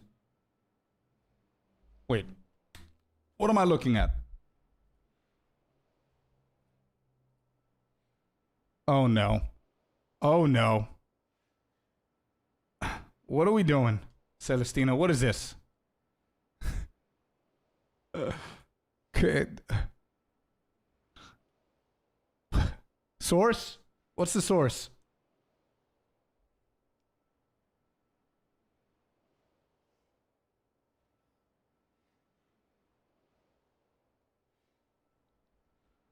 Herald of Ass or Herald of Thunder for the first Spirit Gem? I'm going for the Thunder because it just helps a lot more for the clear. Because if we get to the point with the storm wave battle where we're almost one-shotting everything, Herald of Ass is doing absolutely nothing. Whereas Herald of Thunder is going to help out with the shocks and everything, and is also tying very well with the passive tree because we're getting more lightning damage.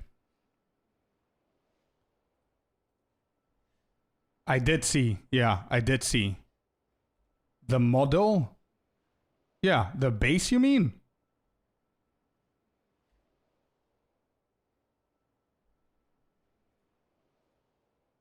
Or do you mean the character?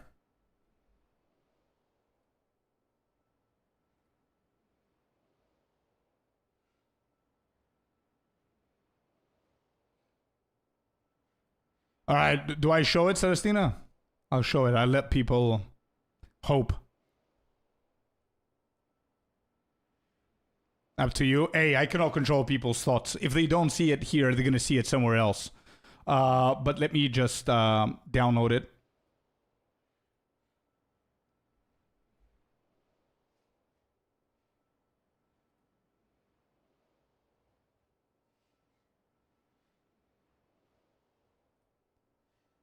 All right, here we go.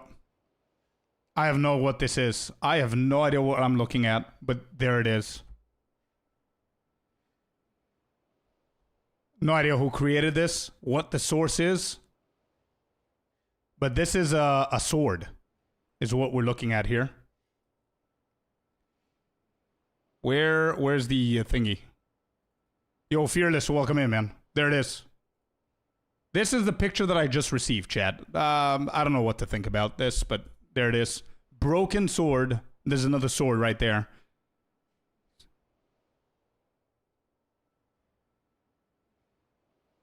Broken sword. And then this video.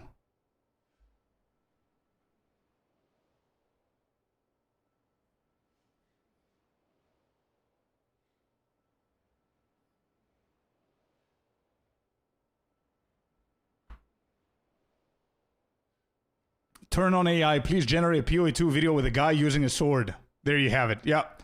3 birds incoming. Bro, imagine. Our stupid ass theory of the 3 birds is going to be correct if that happens. But yeah, there's your little copium, hopium, whatever you want to call it. But that's it. Thank you for sharing, Celestina. Now I'm going to go and take my bathroom break. And we're going to come back. The plan for the next couple of hours of the stream is we need to watch the video where they showcase the campaign again. I'm going to watch it again. I'm going to show you my notes. And number 2 is we're going to start the Entangle build. Here we go again. Exactly. Yeah. Be right back, guys. Be right back.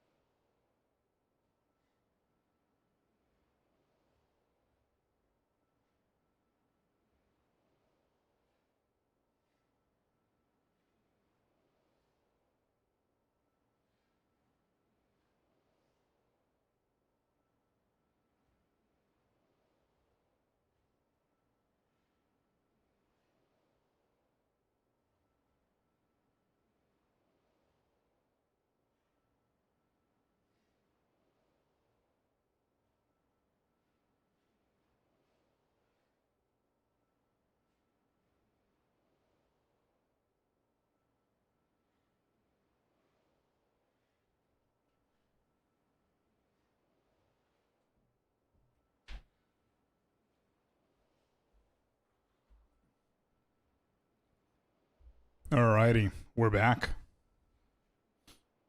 I missed your hopium and copium talks. Rory, what's up, dude? Welcome in.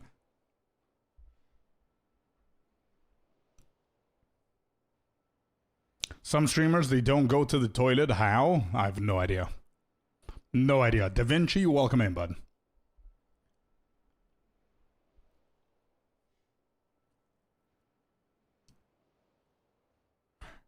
That video.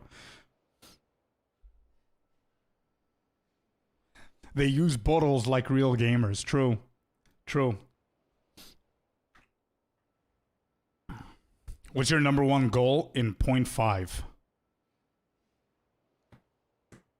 My number one goal in 0.5? Oh, I know. It's not game related. It's IRL related. My number one goal in 0.5 is to get invited to ExileCon. That's my number one goal, dude. I'm gonna do everything I can to get invited to ExileCon. I don't know if it's too late, but one can only hope and try, right? And it makes perfect sense for me, bro. Perfect sense. POE 2 is the only game that I play. I'm a full-time content creator dedicated to POE 2. My birthday is on the 6th of November. ExileCon starts on the 7th. Perfect birthday gift. I'm getting married on the 3rd of October.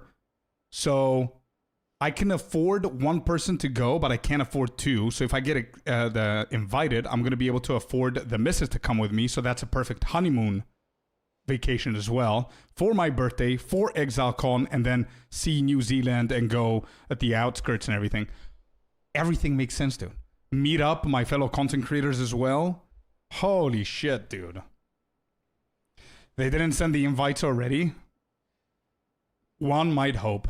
I don't know what they're doing. Would have been perfect, dude.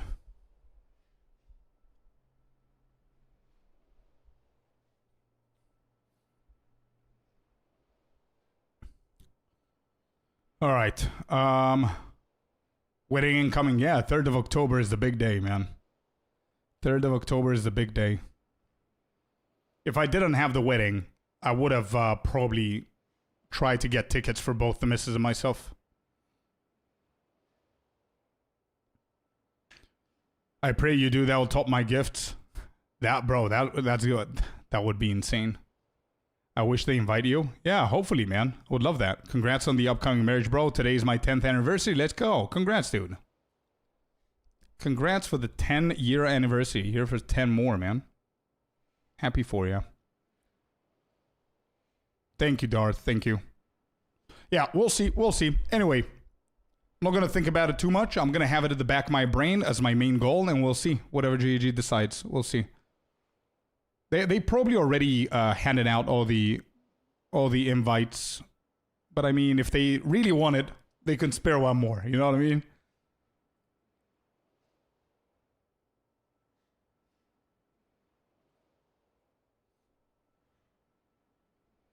Okay, so we do have a new video that I wanted to watch with you guys, as we said. Let's go ahead and check it out. Where is it?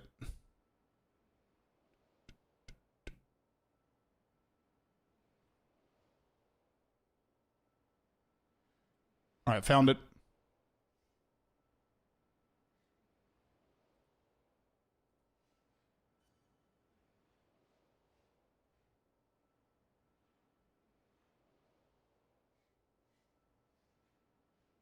Is it an official information the patch notes will be releasing on the 21st? Yep. It is, kinda. It is. Imagine the whole Discord community at your wedding. I know, bro. I wish I could invite everybody, and whoever comes. But it's tough, bro. For a lot of you guys, it's at the other side of the world. Plus, it's a shit ton of money for me per invite. So it's very. The wedding is gonna be a small wedding. Anyway.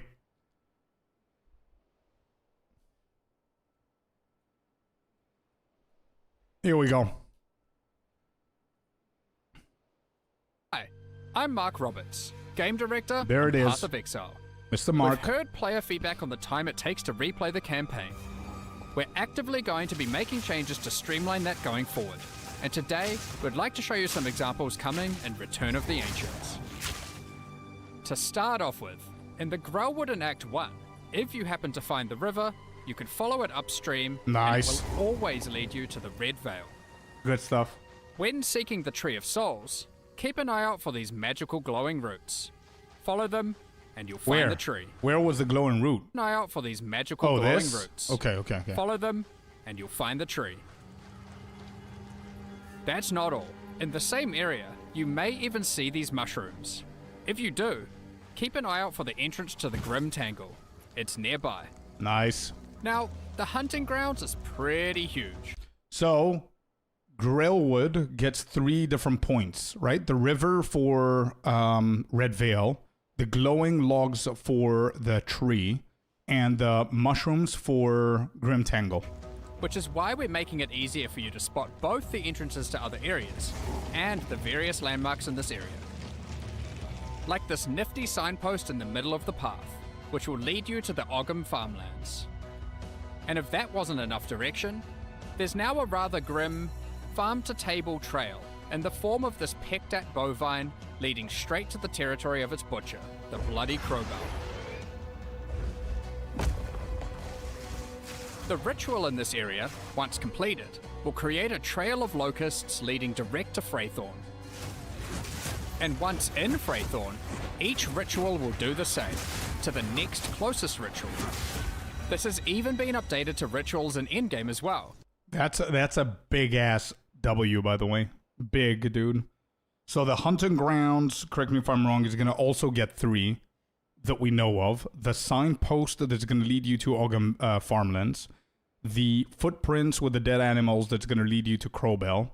And the ritual with its locust little thingies that are going to get you to Freythorn. Once you go to Freythorn, the rituals are also going to have those trails leading you to the other rituals in the area. And the ritual navigation is also added to endgame ritual, which is big, dude. Really good stuff. The scrolls were there, yes. The scrolls were there from before. There are a few things that we had indication, yeah. As an added perk. Moving into Act 2. Traitor's Passage now has a guaranteed intersection, where one of the ways will always lead to Balbala, and one to the exit. To know which way to go, just follow the Maraketh parchment, which was used to bind djinns. Surely that'll lead to the djinn Balbala, right? And of course... Okay, so that's the other change there is there's going to be only 2 intersections. One is going to be for Balbala, the other one is the exit. There's no more running around and going around the whole layout, which is great. So if you go on the left and you see the papers on the wall, then that's Balbala's route. So if you just want to skip, you go the other way and it's going to lead you to the exit. Surely, right? I don't know why he said it like that, though. I thought about that. I mean, it's very obvious that if you follow the Maraketh parchments or whatever they're called, they're going to lead you to Balbala. I don't know why he was a little bit sus there. Titan Valley.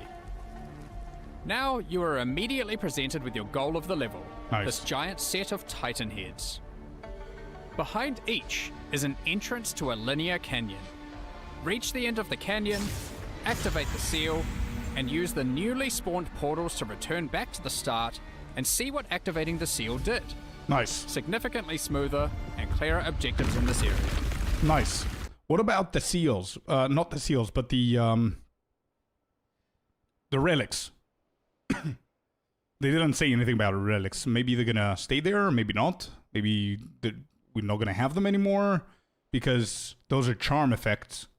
So maybe charms are going to be reworked because of Mage Blood or something? I don't know. You can skip Balbala if you want to. Yeah, in Deshar, there's an area in Act 2 called Deshar where you fight the twin vultures and they drop you a higher level Balbala. The Baraya. Yeah, that's correct, King. In Act 3, the jungle areas have camps of explorers to sell you items. However... The jungle areas... That means that there's multiple of these camps. They are now even more useful. By talking to the explorers, they will point towards the next area. The destination is also revealed on your minimap, so you'll always know where to go. Okay, so there, according to what he said, he didn't say the jungle ruins. He said the jungle areas have camps with NPCs. When you speak to the NPC is not only going to tell you in text where you have to go, but as you will notice here, when he speaks to her, she will literally point you to the direction that you need to go. And third, you will also have the direction on your minimap. The destination is also revealed on your minimap. Boom. So you'll always know where to go. There. That's not all we've improved in the start of Act 3. We've moved the entrance to the waterways to be in the jungle ruins, instead of the infested barrens. Okay. And we've added an alternate escape route from the venom crypts, to allow you to shortcut through the jungle. And we've even moved the Azak Bog to be in the waterways. Okay, so waterways is no longer in the infested barrens, but now is in the jungle ruins. In the jungle ruins, we've heard from them before in the Q&A with Ziggity that the gorilla is always going to be in the middle, so you can always find it. Whenever you find the venom crypts, apparently now it's going to have a shortcut to get in there, which is good. And apparently there's going to be indications within venom crypts to tell you where to go. Not bad. But what we wanted to discuss here is this. This right here currently does not exist in the game, which means that we might be getting a brand new area. And we've added an alternate escape route from the venom crypts to allow you to shortcut through the jungle. And we've even moved the Azak Bog to be in the waterways, so you don't need to go searching for it in said sparse jungle. Okay, so Azak Bog is now in the waterways. Okay. But these are just a few examples. There are... Okay, well...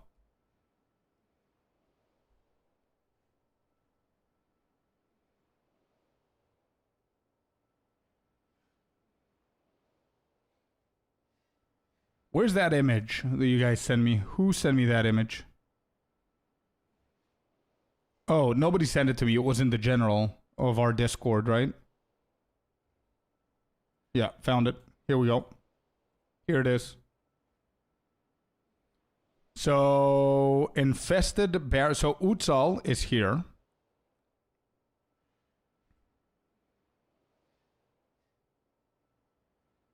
Temple of Chaos, Chimera Wetlands, Machinarium, and Sanctum. Infested Barrens is right here. So Infested Barrens is going to lead you to Chimeral Wetlands. That's where it's going to lead you, plus the new zone that's here. Whatever this new zone is.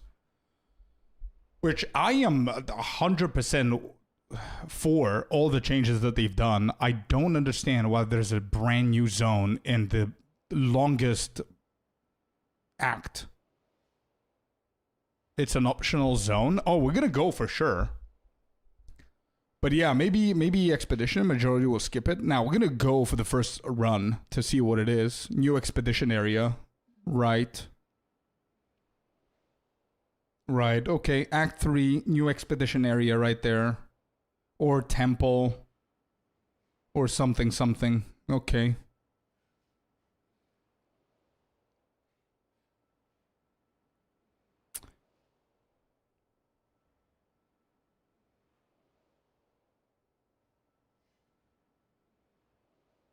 Probably temple encounter. Probably.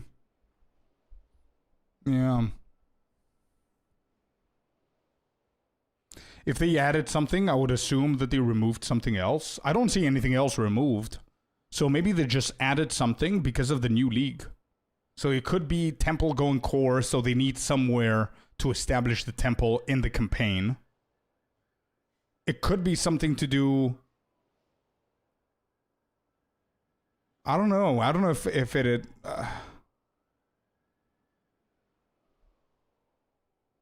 Yeah, it might be the new home for the temple. It's the same. It's exactly the same, apart from the new zone. Yeah, it's the same thing. We start seeing the temple in Act 3. Also, don't we start seeing League Mechanic in Act 3 for the forging? Yeah. League Mechanic? I think from the beginning. For the League Mechanic. Barthius, welcome in, bud. And Gore, how you doing? Isn't it the area they moved into the jungle? No, because the jungle is here. Waterways is the new area now that's connected to jungle. I mean, Waterways is not a new area, but it's a new connection to jungle. Azak Bog is now connected to Waterways.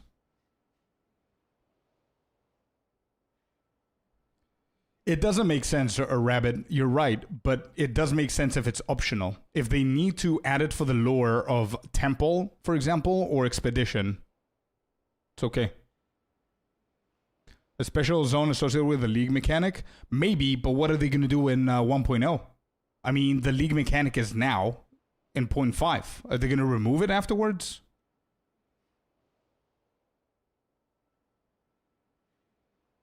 I would be happy if they just removed the Waterways. I think we would all party, bro.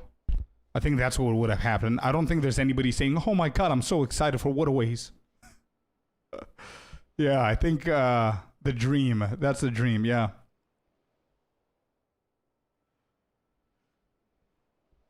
So if they kept... Bro, there's literally no reason for Waterways if you think about it. If they just replaced Waterways with Azak Bog, let Azak Bog be connected to Jungle Ruins, and added this, whatever this is, nobody's going to even miss Waterways, bro. It would have been perfect.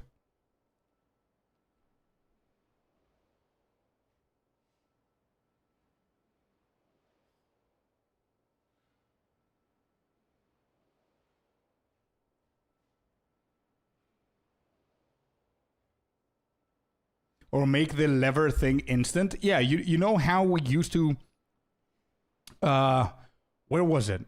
Was it in Machinarium? Where we had to... Was it there? I don't remember. Where we had to get cores and place the cores, and then it's going to open the door, and then the center was the boss. There's like an endgame map for that as well. At some point, they had a long-ass RP, and then they took away the RP. And that shit is like, you just place it, dodge roll, it's instant, it opens the door. Some shit like that would have been nice on Waterways. Jonathan said in an interview that they will start remove League mechanics for League before they go core post 1.0. I see. Waterways was worse. Yeah, it had twice the amount of levers, but it's still a pretty bad one. The levers are the worst. Yeah. Just instant would be perfect. It would, yeah. Anyways. To the waterways. Good stuff, man. Big W from GG. It's worse than before. Now you just want to ignore Azak Bog more. But what if the waterways is now like max 3 minutes map? I don't know. I don't know how they thought about it. They decided to connect Azak Bog, which is pretty important for waterways, so now you need to do water. I mean, you couldn't ever not do waterways, but yeah, you have to do waterways anyway. Yeah. No matter what, true.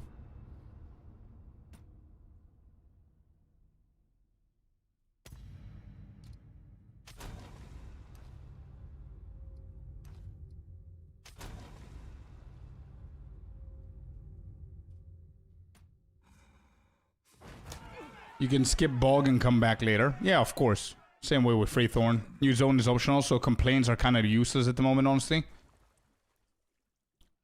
Yeah, I agree. But I mean, we don't know what's happening. We just know what they're giving us, right? We just know what they're giving us, so we don't know what they're going to do. They might actually buff waterways. Who knows? They might just say, you know what, forget about the water and the levers. Especially now that we are changing the campaign, we want to make it a little bit more streamlined and shortcuts and everything. They might have questioned a little bit their choices there. They might not. We don't know. We don't know anything about it. But it makes sense, bro, for people to complain about adding a new zone in the already the act that people are complaining about is, you know, it makes sense. Kind of makes sense for people to complain about it.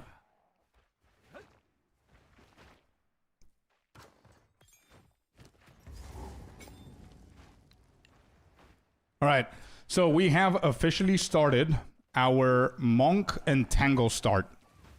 And before we go on the Monk, we're going to waste 2 minutes to get a shit ton of benefits from the actual Druid as a mule. So we can get all of the abilities we can get.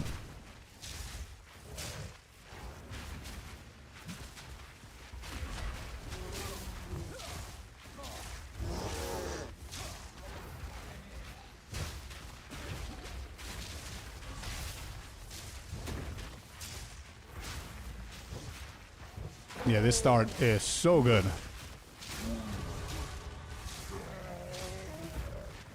Great start.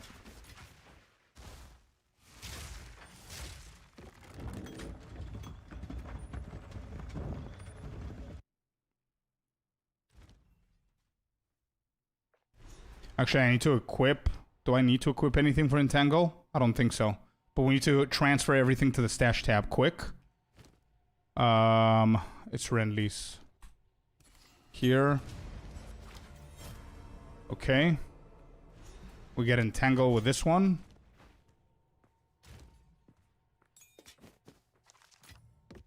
We give everything and Volcano.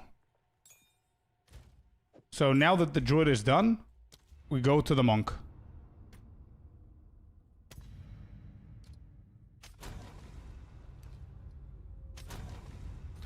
Scorp, Druid, no, Scorp and Tangle start.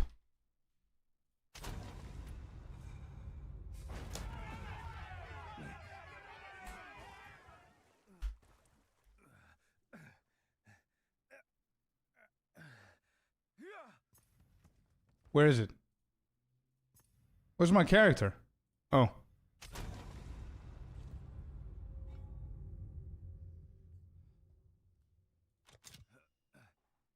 Hello, Fab. I never channeled Volcano. Bro, it's broken as shit. A lot of people don't know that if you just hold on to Volcano, it becomes insane. Don't just tap it.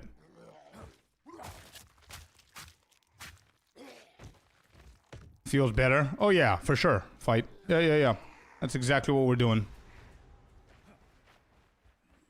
You should have seen our transition from full grenade with armor into hollow palm at level 24. Insane, bro. Super efficient and zero effort put into that build.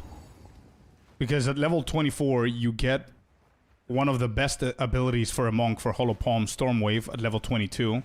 You have enough time to get good gear out of your Act 1 to have like big evasion and energy shield on your body armor and everything else. And you have time to actually pick up good mods, nodes on your passive tree as well. And a level 24, I believe, is the perfect level to go hollow palm.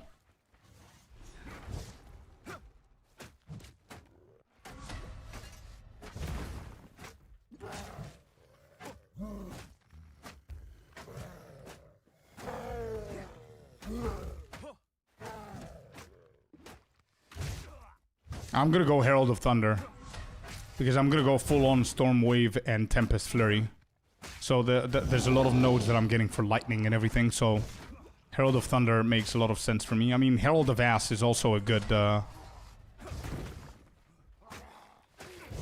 good alternative, but I just feel that our damage at some point is gonna be so much more than Herald of Ass is not gonna be able to actually trigger at all.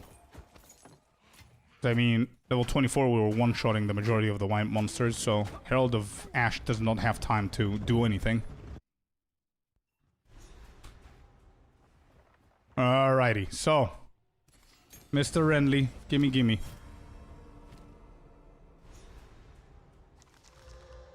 Don't care. Let him walk. We're gonna go over here. We're gonna grab everything else that we got from our mule. And we have a perfect start.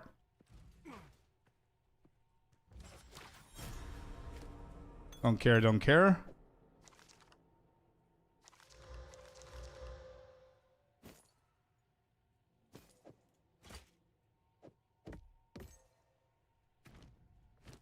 Entangle's in. Volcano's in.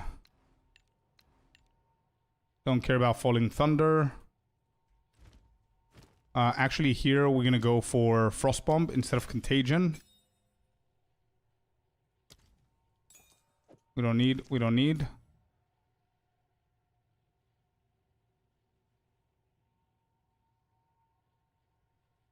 Okay. And we got skill speed. And here we go.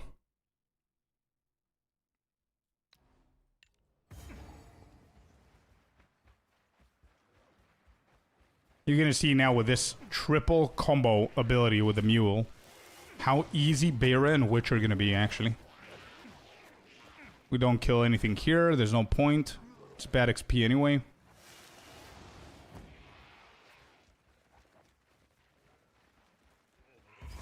There's our fourth. So with this one, we could, if we wanted, go for Contagion, actually. Get this for the gold.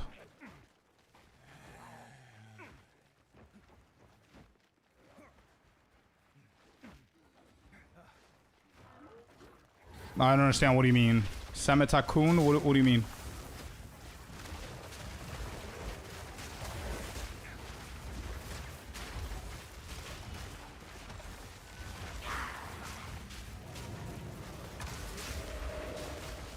Big channels here. Big damage.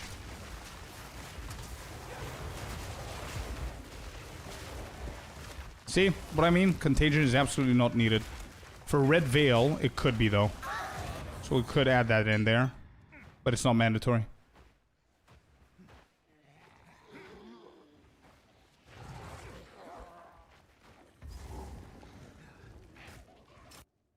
Let me double check if there's anything else apart from Contagion. I think Contagion is going to be the better call here.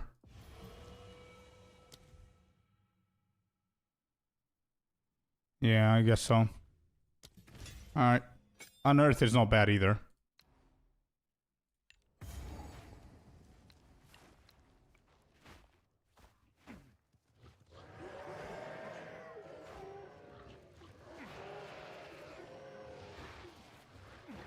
Not sure, JR. Never played it before.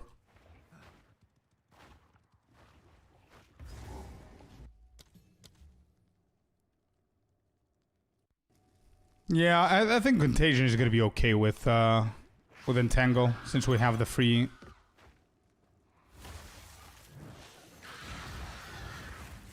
Channel, boom.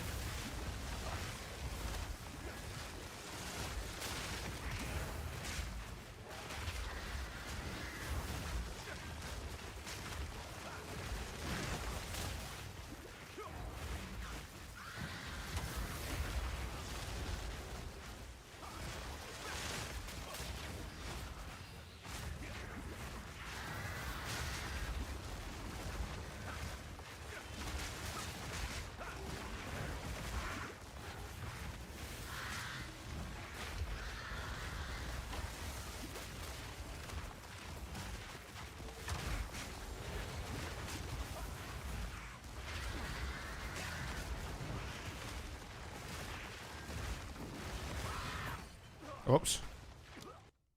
Whoops.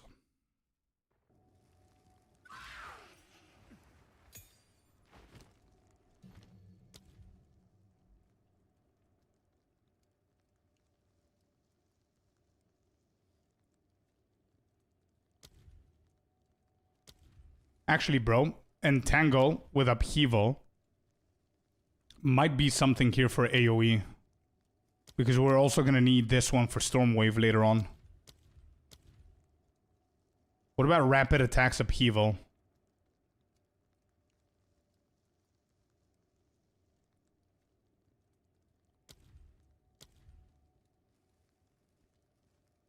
Rapid casting, bro. I don't want to waste support gems. If I'm going to waste support gems, at least it has to be one. The same way that we did multi-shot. What am I going to use rapid casting for whenever we transition? That's the question. Rapid casting, obviously, it's really good. What am I going to do it?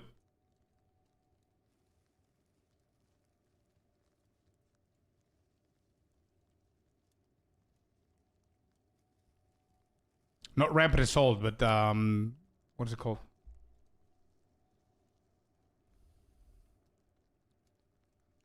The hell was it called, dude?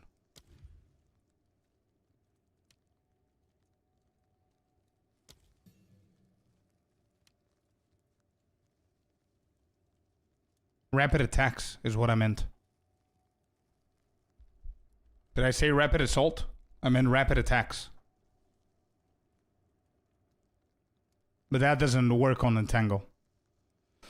Elemental armament doesn't work on Entangle. Upheaval is gonna be decent, but it's gonna be for Stormwave later on.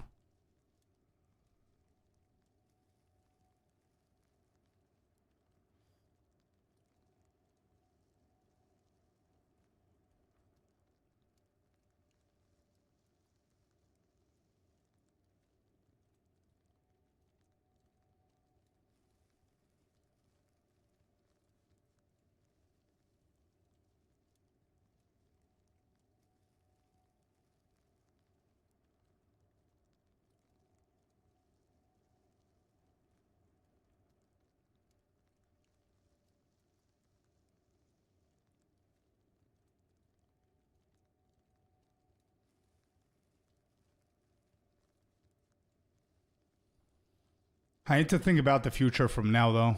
I mean, sure, rapid casting, I don't mind going rapid casting. What's the second one? Is the second one a useless one for later on? Flask, welcome in, bud. I know the rapid casting is the way to go. I know that.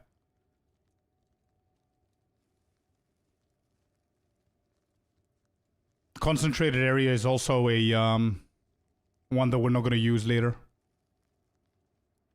But it could be used much more than rapid casting.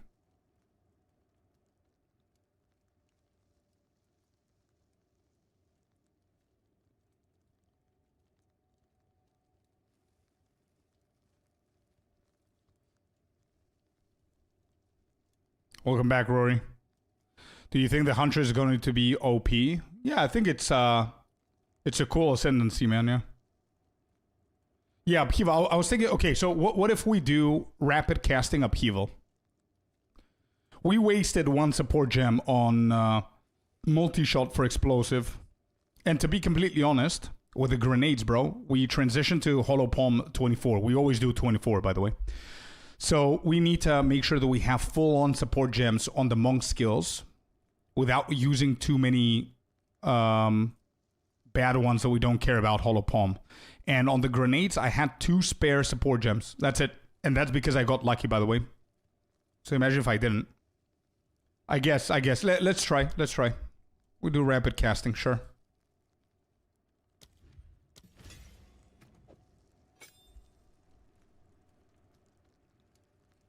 We could do rapid casting. I think this is going to work. I only want it to work up until level 24.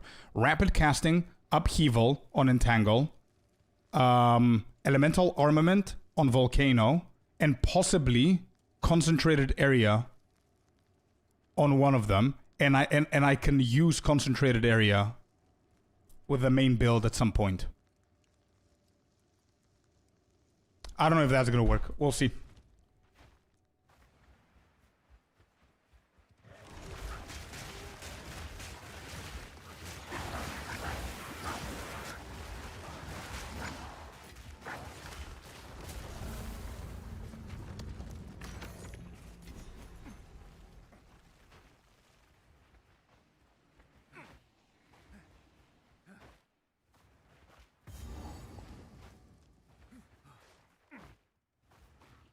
I think that should work, right?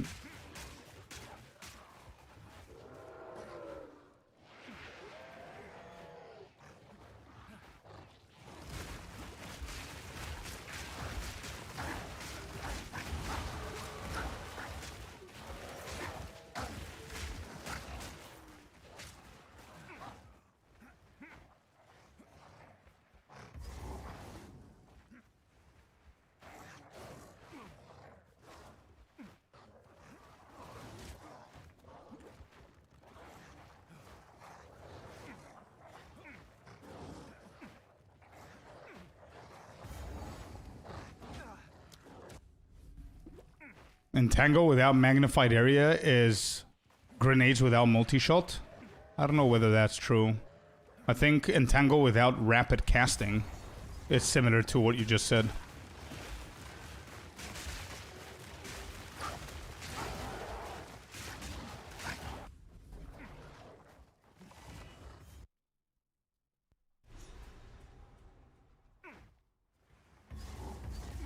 I mean, there's so much better support gems than magnified area at this point. Also, what is magnified area doing exactly for bosses on Entangle? I mean, not that we care about the bosses at the moment, but we'll try them. We'll try them out. Whoops, didn't see my health.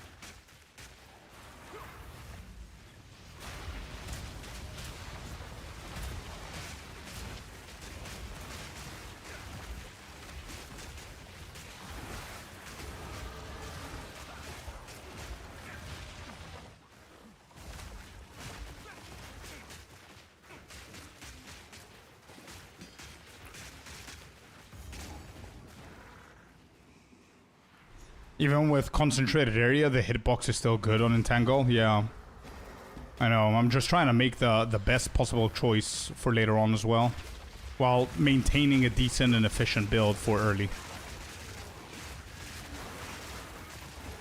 I mean, as you can see, bro, we're doing perfectly fine with the AoE. I mean, magnified area would just provide me a little bit of a wider hitbox here.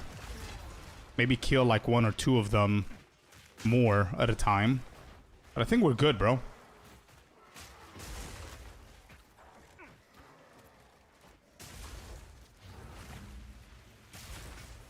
Without branching fissures, yeah. But imagine branching fissures having a lower level upheaval, for example, which is why I'm drawn into that one. I think I'm gonna go for a wand. If we're gonna remain entangled up until level 24,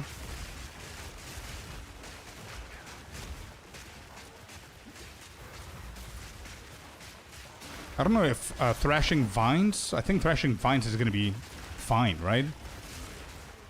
Instead of Volcano at some point. With our attack damage and all that stuff.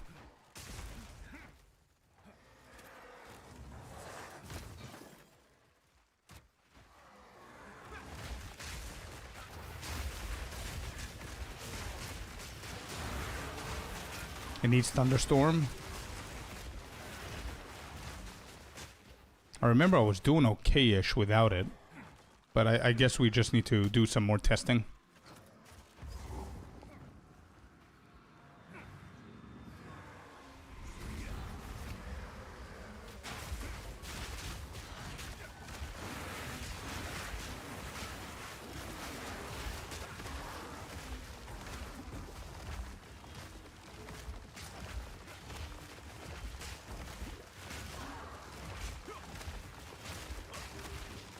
Thrashing Vines is really good for bossing, yeah, but we're just wondering whether that's going to be enough without the Thunderstorm.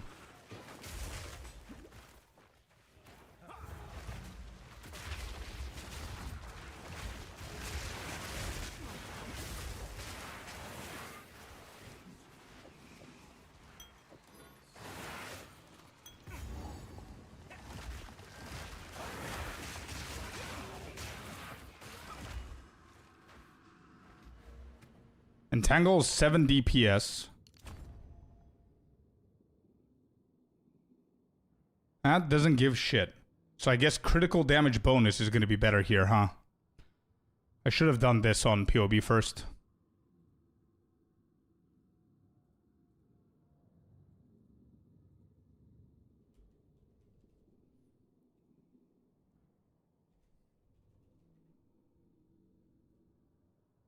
Whoops.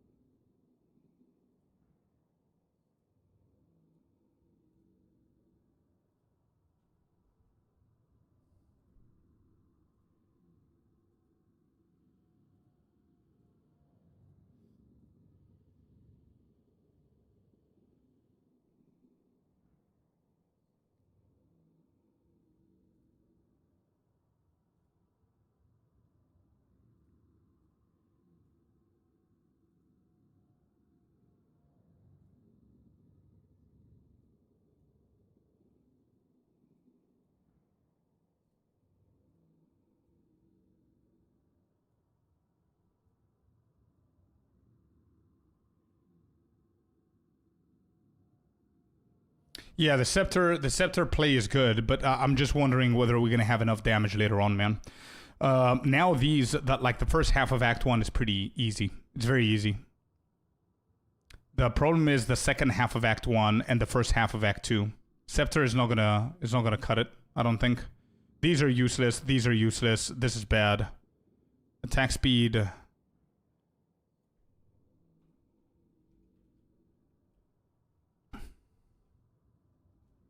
Physical, we have some nodes over here for physical.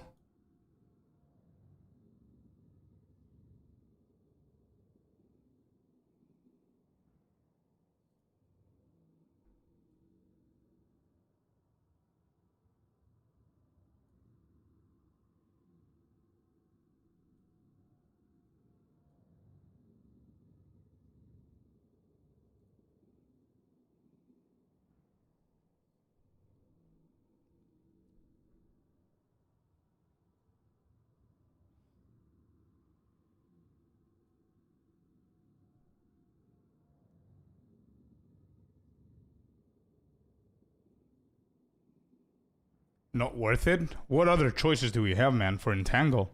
I mean, it's also very close to Hollow Palm, I guess. Spell damage for Entangle? If I go up the Sork, it literally contradicts everything that I said before about Spark and EDC. Is there a efficient way to not deviate from our tree and make this work? If there isn't, we just go lightning arrow and that's it.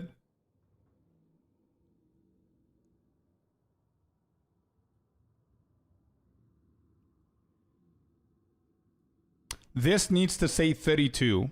That's level 23 if it's 32 points. So it's 33 with Hollow Palm. 33 points we need to spend with Hollow Palm. So that's 32 points without Hollow Palm. And if I do this, it's a 24.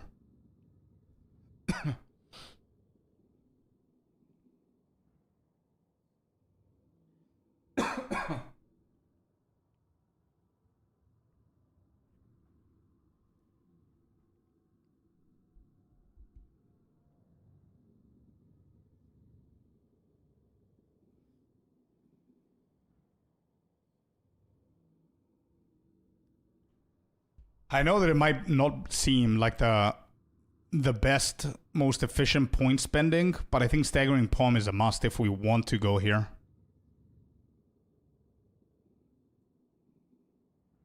No, this is 24 points. It's not level 24. Required level is 21. Wait, really? No shot.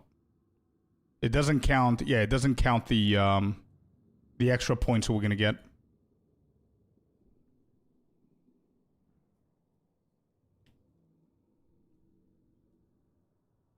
Better lightning arrow? Probably. I think a lightning arrow is easier to create on the monk side, but I just want to give it some time to see if we could if we can enable this. No, it's, wait. This is, both of these are level 24s.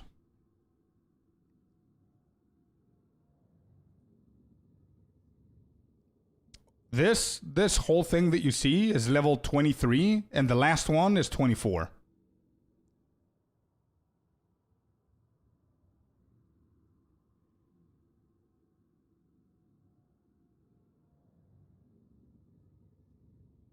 Checking. Do. Yep. That was something that I was thinking about as well. Sadly, Staggering Palm is like the only option, but it's okay. Bro, you guys are not going to test it. I'm going to try and test it, right, to see whether it's worth it or not. Going to Cemetery is going to be pretty easy with this build. Afterwards is what my problem is.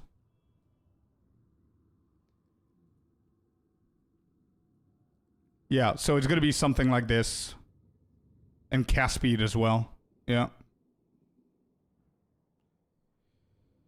I think it's the only way, chat. I think there's going to be a prio, cast speed, then going into the physical, then going staggering. This is how many? 27? Yeah, I guess so. Taking the crit note, yeah, I made a mistake. That's why I said I should have done this first. But you know what the downside with this is? You know what the downside is this?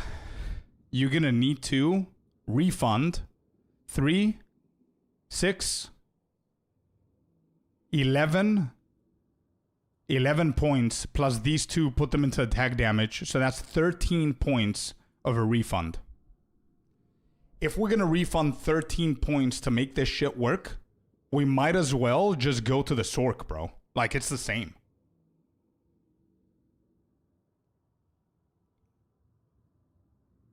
Yeah, that's true on that. Yeah.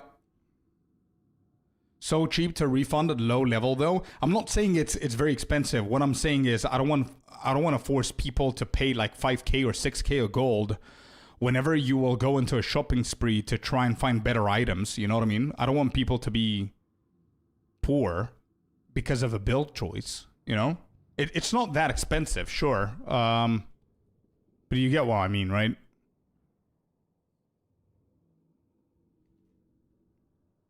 And it's a choice that is going to start from us now.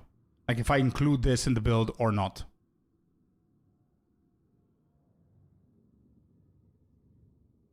I think you need to have to within. That's what I'm saying.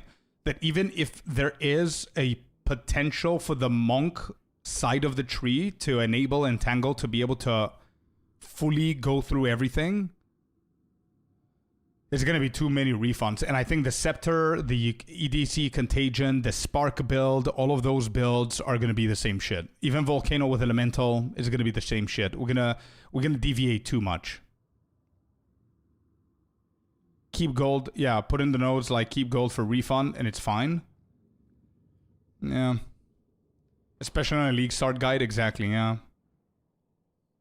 But the point is the fun route to get to Hollow Palm. Yeah, I guess so.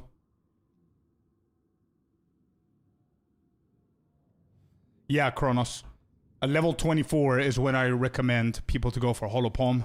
It's too early for level 13 or 14. You're going to be tickling white monsters. Unless you have like a insane amount of luck of gear.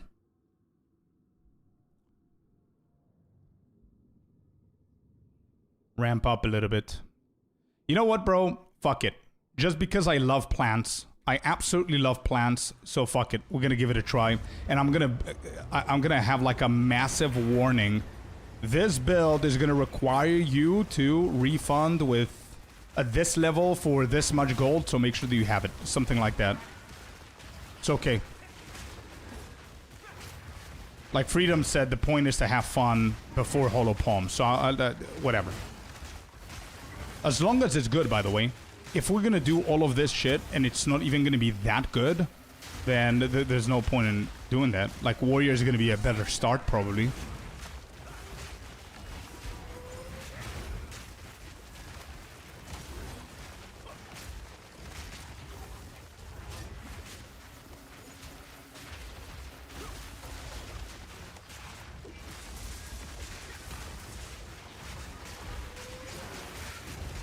Like, we need to be smart about this, chat. I know we're testing and everything, we're hyped up and whatever, but if we get to the point where we love a build, but that build is like, there's like 4 cons and 1 pro, so the pro is, it's fun, it's planned, so it's cool.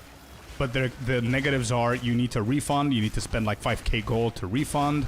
The support gems are not that good, they're not that efficient. It doesn't perform that well. I mean, there's too many negatives to include that, you know what I mean? There's no mana.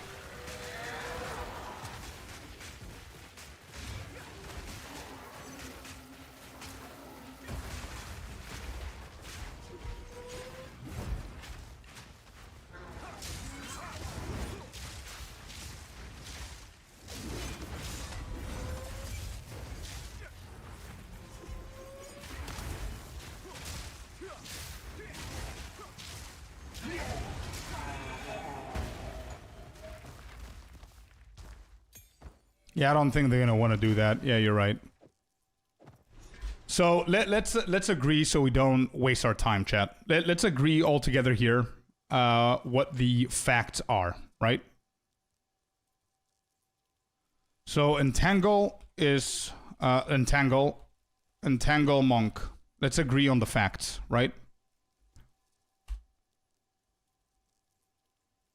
So it's a fact that entangle plus volcano plus frostbomb plus contagion works pretty well.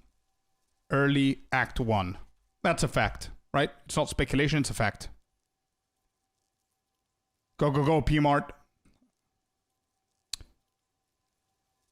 Entangle is not for monk. Entangle is for monk as much as Spark is for monk, EDC is for monk, and anything else that's elemental or anything that's outside of our tree. So I just double checked. You were pretty spot on with it costing 4 to 5k to respec 13 nodes. That's 3 gambles on gear. I'd rather have the gear gamble 100,000%. Me too, man. So it's a fact that Entangle and whatever is performing well.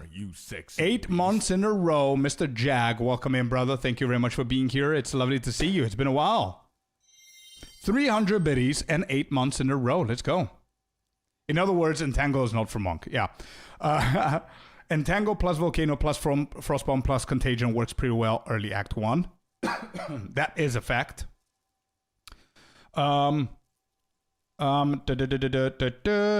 Monk tree is not viable. Therefore, we deviate around 13 points that need refunding around 5 to 6k gold. That's a fact. Support gems are not ideal or efficient for the hollow palm technique transition later on.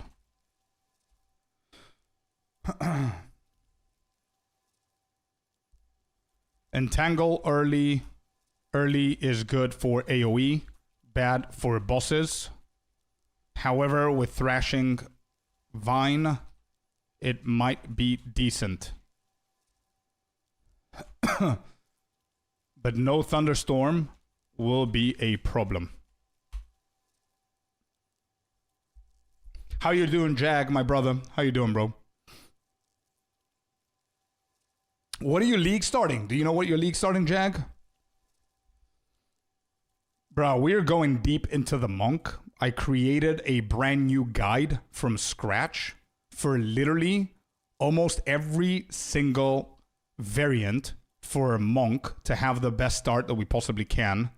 It's been a few days that I've been trying every single variant that you can imagine with every single weapon, and we're shortlisting the best ones. So many details, bro. I'm excited for this guide, but now it's Entangle start, and it's pretty rough.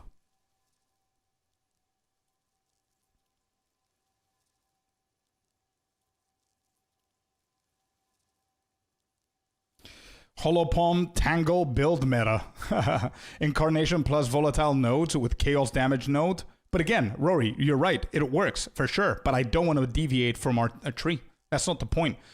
If you do what you're saying you're going to do, and let's say you're going for level 24 Hollow Palm, you will need to invest 5k of your gold at league start just to refund so you can go back to your tree. I don't want to do that, and I don't want people to do that. So as you can see, look at my grenade start. Okay? Look at my grenade start, which is the best possible start that you could do. Look at the tree.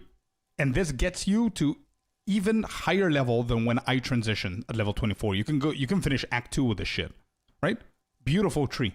The only thing you need to do here is take away these nodes, and you're done. That's it. That's all you got to refund. And whenever you refund these, you benefit because you get Wildstorm. Simple, efficient, strong, straightforward. Glacial start, even better. Same shit, right? Look at that. And then you have the other cases where you go to the Sork or you go all the way down. That costs 5k gold to come back here. Support gems are not good enough for Hollow Palm because you're going to reach level 24. You're not going to have the right skills. You're not going to have the right support gems. And you need to invest 5k gold to refund. I think that's defeating the purpose of being efficient and quick and smooth, right? That's my thought process. If you guys think that I'm thinking about this in a wrong way, please let me know.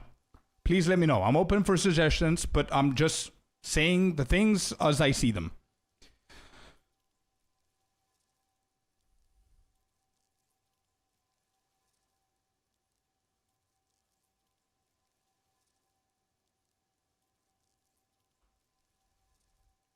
Stinky George. Welcome in, bud. Welcome in. Thanks for the follow. All right, so these are the facts, chat, for Entangle. Let me know your opinion. And fact number 1, Entangle Volcano Frostbomb Contagion works pretty well in Act 1. Early Act 1. Monk Tree is not viable, therefore we deviate around 13 points that you need to refund with 5 or 6k gold. That's another fact. Support gems are not ideal or efficient for the Hollow Palm transition later on. Therefore, you will throw away things like rapid casting, etc. Entangle early is good for AoE, bad for bosses. However, with Thrashing Vine, it might be decent. The reason why I don't include Volcano here is because you cannot grow with Volcano later on. Because if you're going to go into physical damage for your Monk Tree for Entangle, Volcano is not going to get shit. So it's Entangle with Thrashing Vines for the bosses, and this is not going to be that good because it doesn't have Thunderstorm. That's another fact.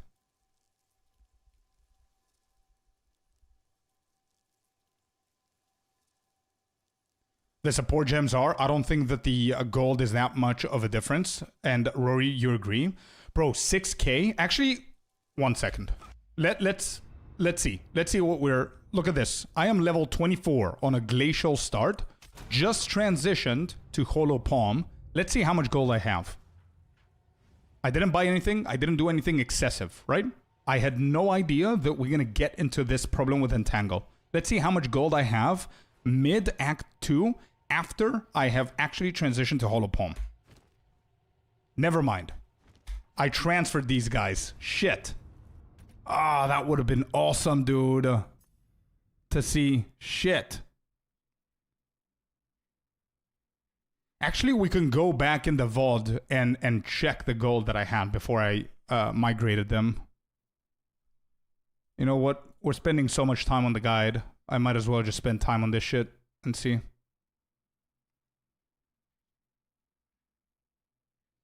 It's not realistic. Sure, it's not realistic, but it's going to be better than nothing. It's going to be better. It's going to give me a ballpark.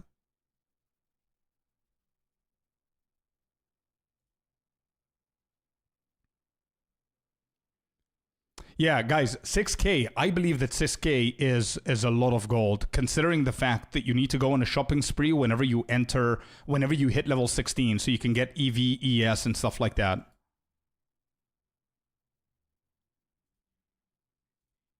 I think 6k is a lot, bro. So this is a video. We watched the video there. What am I doing here with the character? What am I checking here? Glacial Cascade. All right.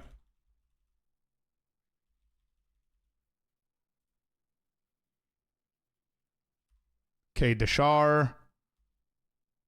Okay, can I check the gold, please? Open inventory. Please, Scorp. Open it. Yeah, I'm refunding. Oh, I refunded as well. How much was the cost? 360. So that's times 3. 720. 180, right? Or 130, let's say. So 1,000 gold spent on the refunds. Okay, open inventory. 2k. Bro, look at this. I had 2k. I spent 1.5. Let's say I spent 1.5. So let's say we have 3.7.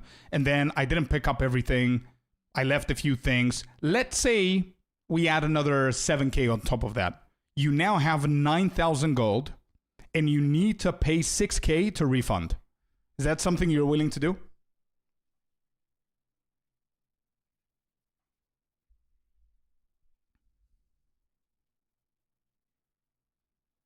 I think it's too much, man.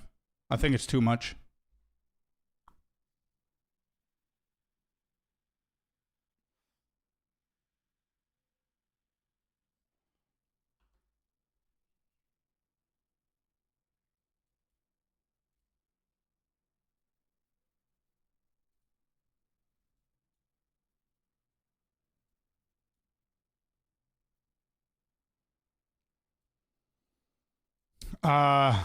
Stinky, the reason why we're not doing this is because it's too early for it, I believe. Goliath, welcome in, man. Welcome in, bud.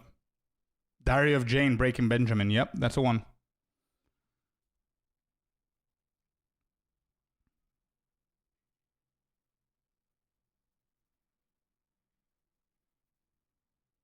It is not enough, in my opinion. For me, I need 20k. Exactly, yeah. I'd go on Tango all day before grenades. Fair enough. I just think that the negatives here for a monk start with the entangle is that there are too many. All of these three are cons. This is a pro.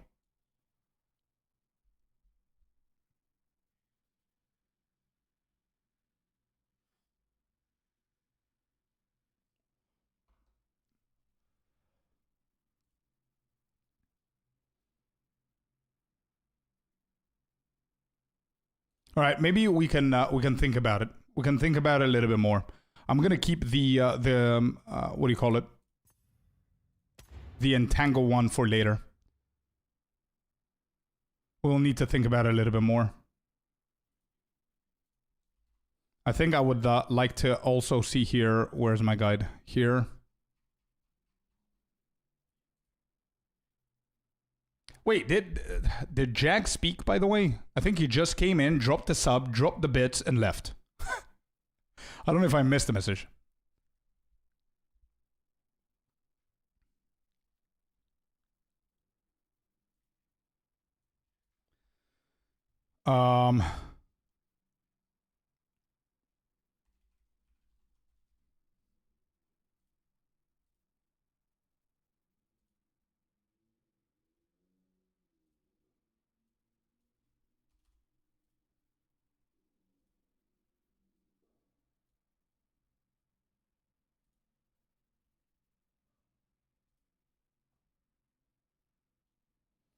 Everything aside, I don't think you're going to have enough damage with plants on Monk to go to level 24. Yeah, I believe that as well.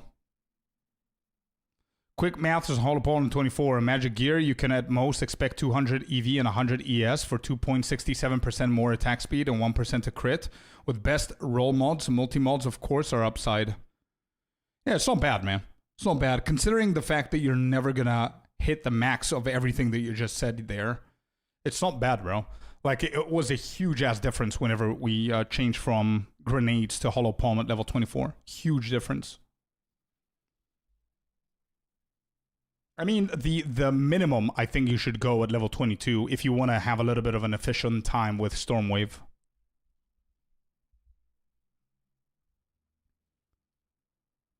But I think grenades and warrior starters are going to be the best. I think warrior starters is going to be really good, yeah.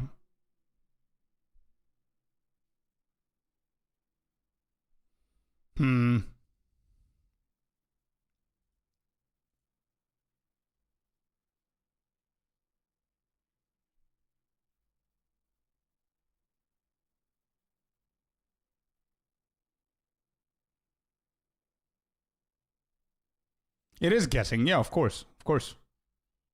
Definitely guessing. And I mean, grenades could get nerfed as well. That's why we have multiple different starters. Is taking a campaign for added physical scaling based on gem level. The EVES scaling is irrelevant. I'd play Holopalm technique in campaign on straight up full armor all the way to maps. Yeah, sure. You want to play Ice Strike, Whirling Assault, or what? No, we're going to play Stormwave. And then at 41, Whirling Assault. And all of this is just building a foundation on the build. I'm gonna add like 4 or 5 different starters for people to choose. And at level 24, in every single starter, you finish that starter at level 24. We transition to Hollow Palm with Stormwave until 41. Then we get Whirling Assault, and we're gonna figure it out. But everything, all of this, is gonna be adjusted, changed based on the patch notes and based on what we want to do with the martial artist. But yeah. Definitely not Ice Strike. We tried that. It's too slow. You guys can go if you want to, but I don't like it. I mean, I love Ice Strike for the endgame. I prefer it over anything else. But for the campaign, it's too slow for me. Especially League Starter. I have, but that's a very sweaty build. It's just for speedrunning. The reason why I'm trying to do these builds is so we can tie perfectly at level 24 for you to have all the skills that you want and be exactly where you need to be in the tree for Hollow Palm to deal double the damage or whatever is the starting build that you're doing. That's what I'm trying to tie together.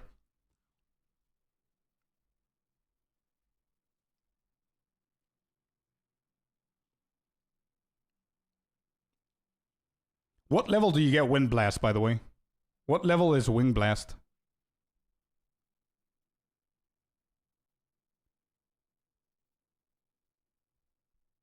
He argues the Glacial Cascade over Stormwave, and I'm trying to test it now. I mean, it's not bad, bro. It's not bad. I could definitely agree that Glacial Cascade has been surprisingly good. Surprisingly good. Wait, did we? Oh, shit. Goal achieved. 5,000 followers. Thank you, guys. Damn. Thank you all for the follows. HV, thanks for the follow, bud. Hey, Celestina, thank you for letting me know. That's a big ass goal. 5K followers on Twitch. Nice. Thank you, guys. Yeah. Oh, I can tell you for sure, Shuff, that Glacial Cascade is so good, dude. So good. But you know what we could test, bro? So you don't have to test it. I already have a Glacial Cascade Hollow Palm. Let me test it for you. So instead of Stormwave, we're gonna do Glacial. Otherwise, it's a pain. I agree. I'm not a huge fan of that, which is why I said that it's a sweaty build. I mean, Guy that dies is an alien, bro. He's a goat.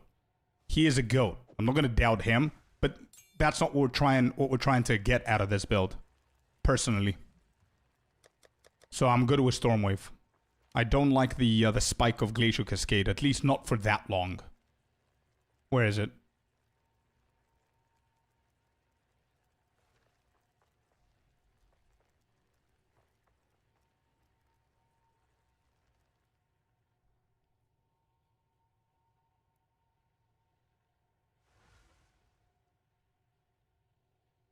Big ups to Scorp Lord. Make sure the Lady Scorp knows. I'll let her know. W Scorp emote when. I need to figure out what I'm gonna do with that one. Yeah. I think we could do level 8. No, we can't. What the hell is the Glacial Cascade? It's not even here.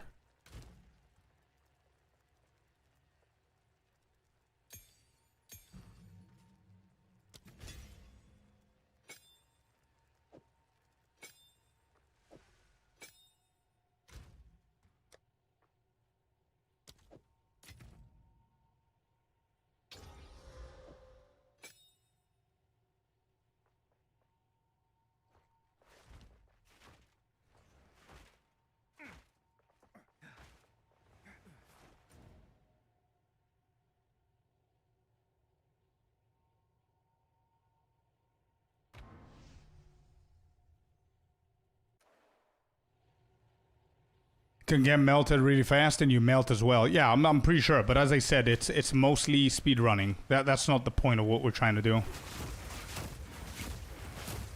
I mean, this is not bad with upheaval as well. I have no idea if he's doing upheaval or not, but as you can see, it's not bad. The damage on the tooltip is at 177, with upheaval cutting the bonuses there. So imagine it's around 20 something. Oh, concentrated area. Yeah, okay. Concentrated area with Ice Bite.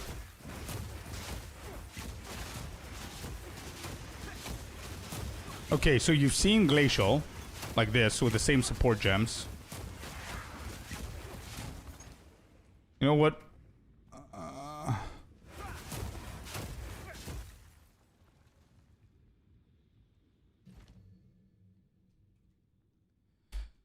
But then the bosses are weird. And then look at Stormwave though.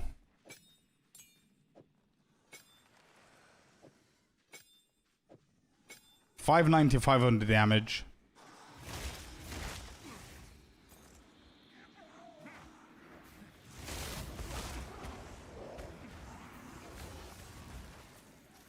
Whoops. I thought that was pounds.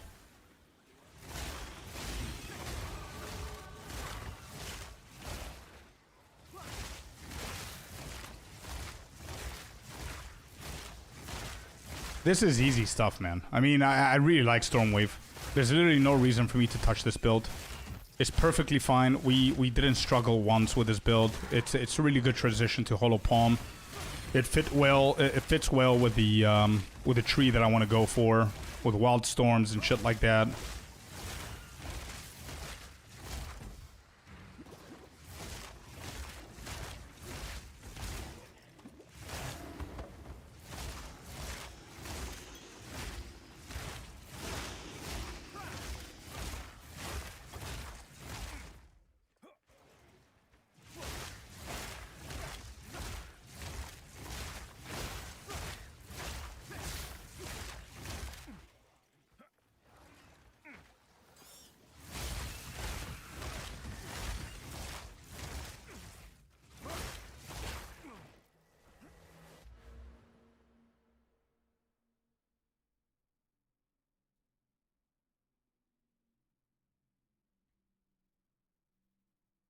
Oh shit, I'm even the wrong tree with this guy. This is the glacial, it's not the grenades. Hold up. Hold up, wait. There's more to this Stormwave build. Hold up. Not even close to the damage that we should be dealing.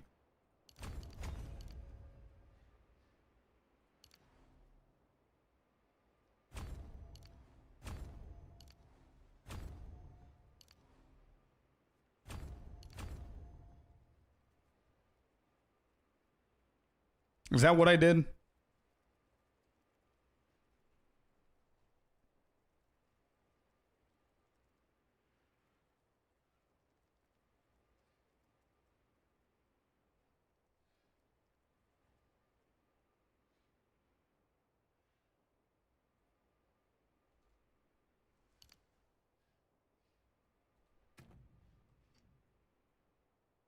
Yeah.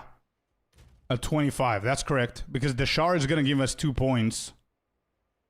And then we get level 26 when we're here. Yeah, this is the correct one. Okay. I was running into the same problem with refunds. I'm running Frostbomb and Ice Nova on Monk Start. And once I hit 24 to do the switch over to HP, I had 6 no's to refund. Not horrible, but puts a dent on gold. 6 is fine. Like, we're doing 4. Yeah, we're refunding 4. 4 or 6 is not bad, bro. Yeah, it's not bad at all.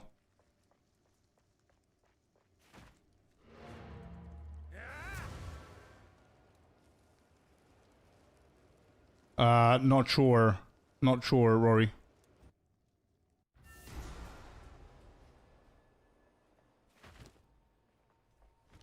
Anyway, that works. That works. Entangle is weird.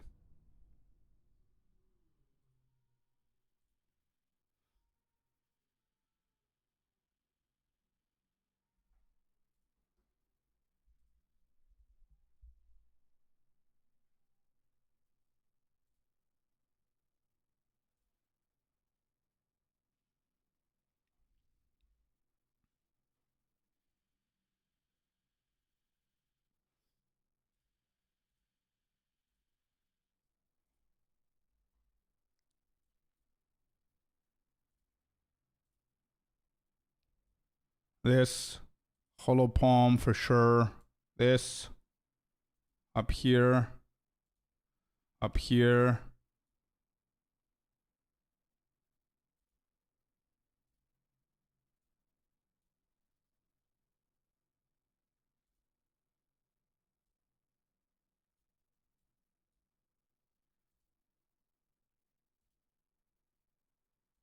Yeah.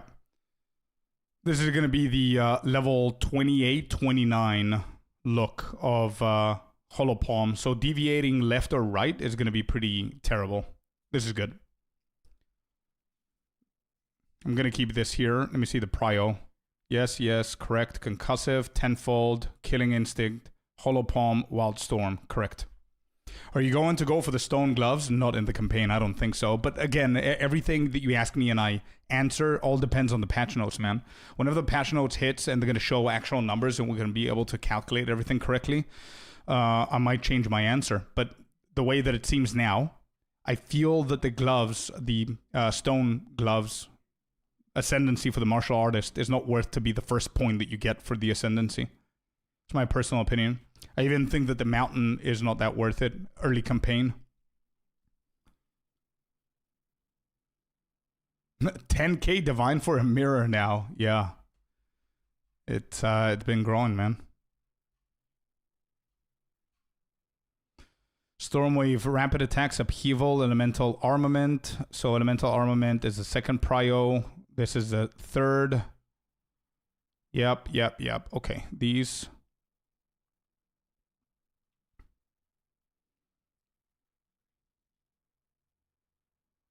And Frozen Locust with Tempest Flurry works perfectly fine, by the way. Works really, really good. We're going to have Pounds here for mobility. We're going to have that. I don't think there's anything else that we do here. I think that's it. Frostbomb might not be needed at this point, but I'll keep it there.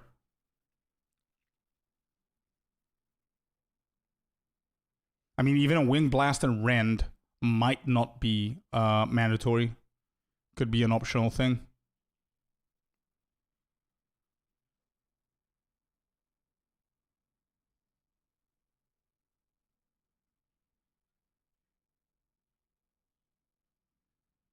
Yeah, and then Whirling Assault at level 41, I guess. Cool.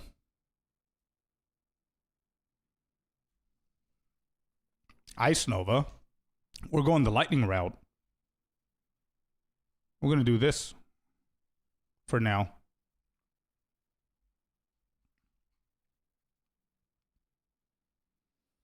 Yeah. Anyway.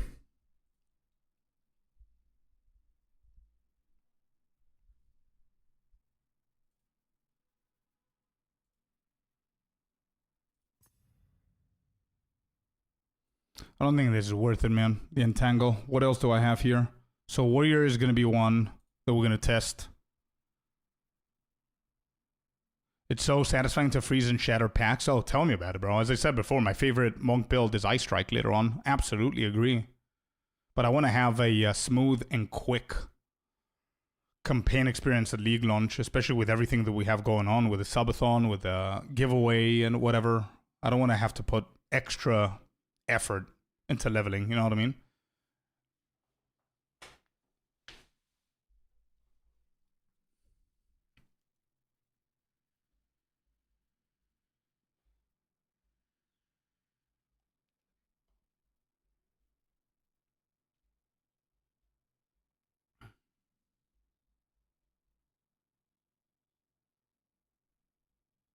Poison Burst Contagion. Somebody said the Poison Burst is not bad. So I guess a Rolling Slam with Bone Shatter and LALR might actually be decent contenders.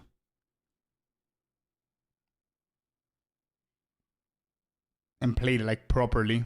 Look for good bows and stuff like that up to 24.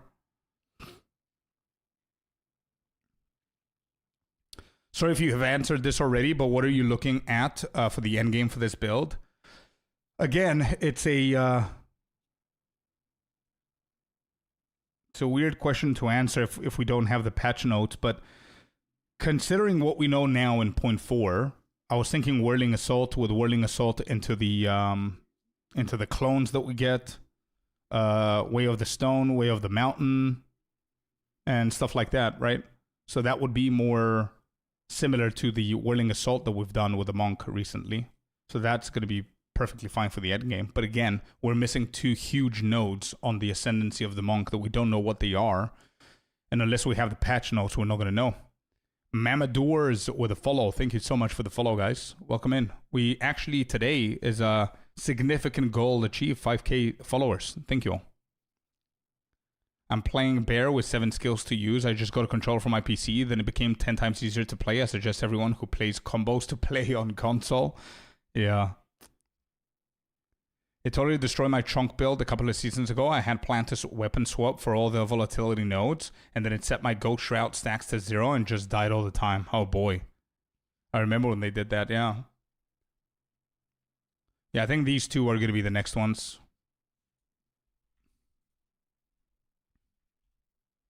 Rolling Slam, Bone Shatter, and then LALR, give it another try. Or if they show it, oh yeah, sorry, I completely forgot. It's either waiting for the 21st of May, which is the official date that GOG said that the patch notes are going to come up, if they don't delay it. But that's what they said, that's what we know. Or we should be expecting, there's no official preparation or announcement for this, but we should be expecting a trailer, an official trailer dedicated to the martial artist, the same way that we got the Spirit Walker trailer yesterday. So if they showcase the monk, we're going to know what those two nodes are. I'm so curious to know what these two are. This can completely change our mind on the build.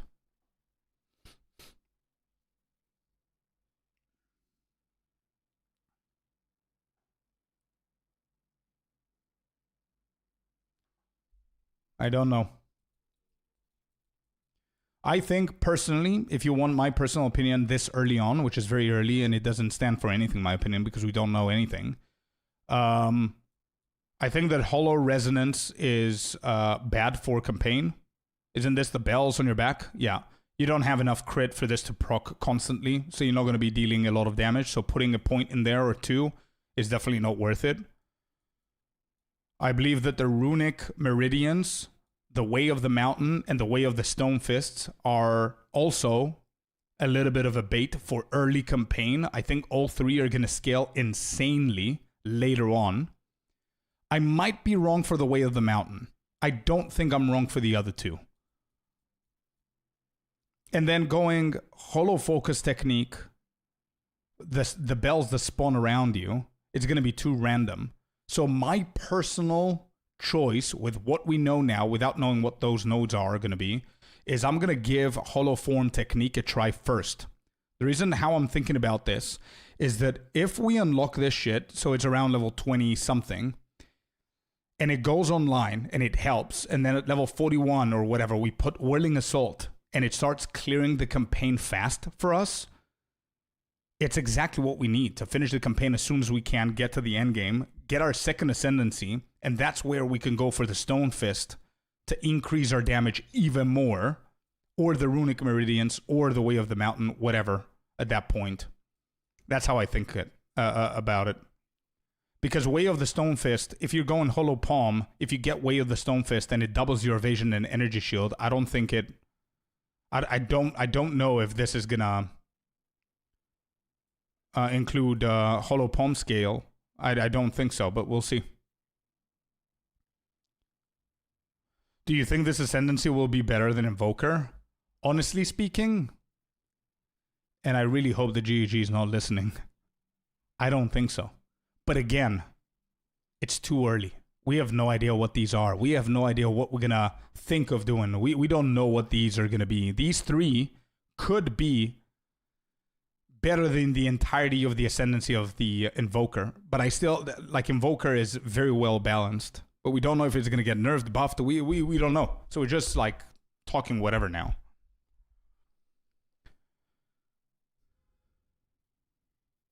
Celestina, maybe the reason is because Discord on its own does some shit. So if it...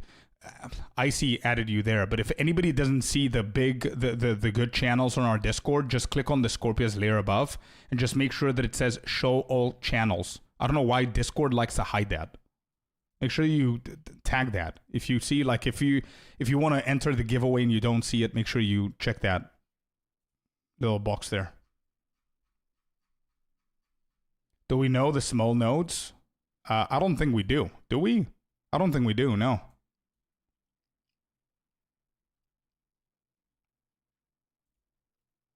I don't think we do. The icon is the same, by the way, for every single one of them. And it looks like a hand, by the way. It clearly looks like a hand. This looks like a weapon, but again, these icons might be placeholders. Looks like a claw. Yeah, but we don't have claws, but...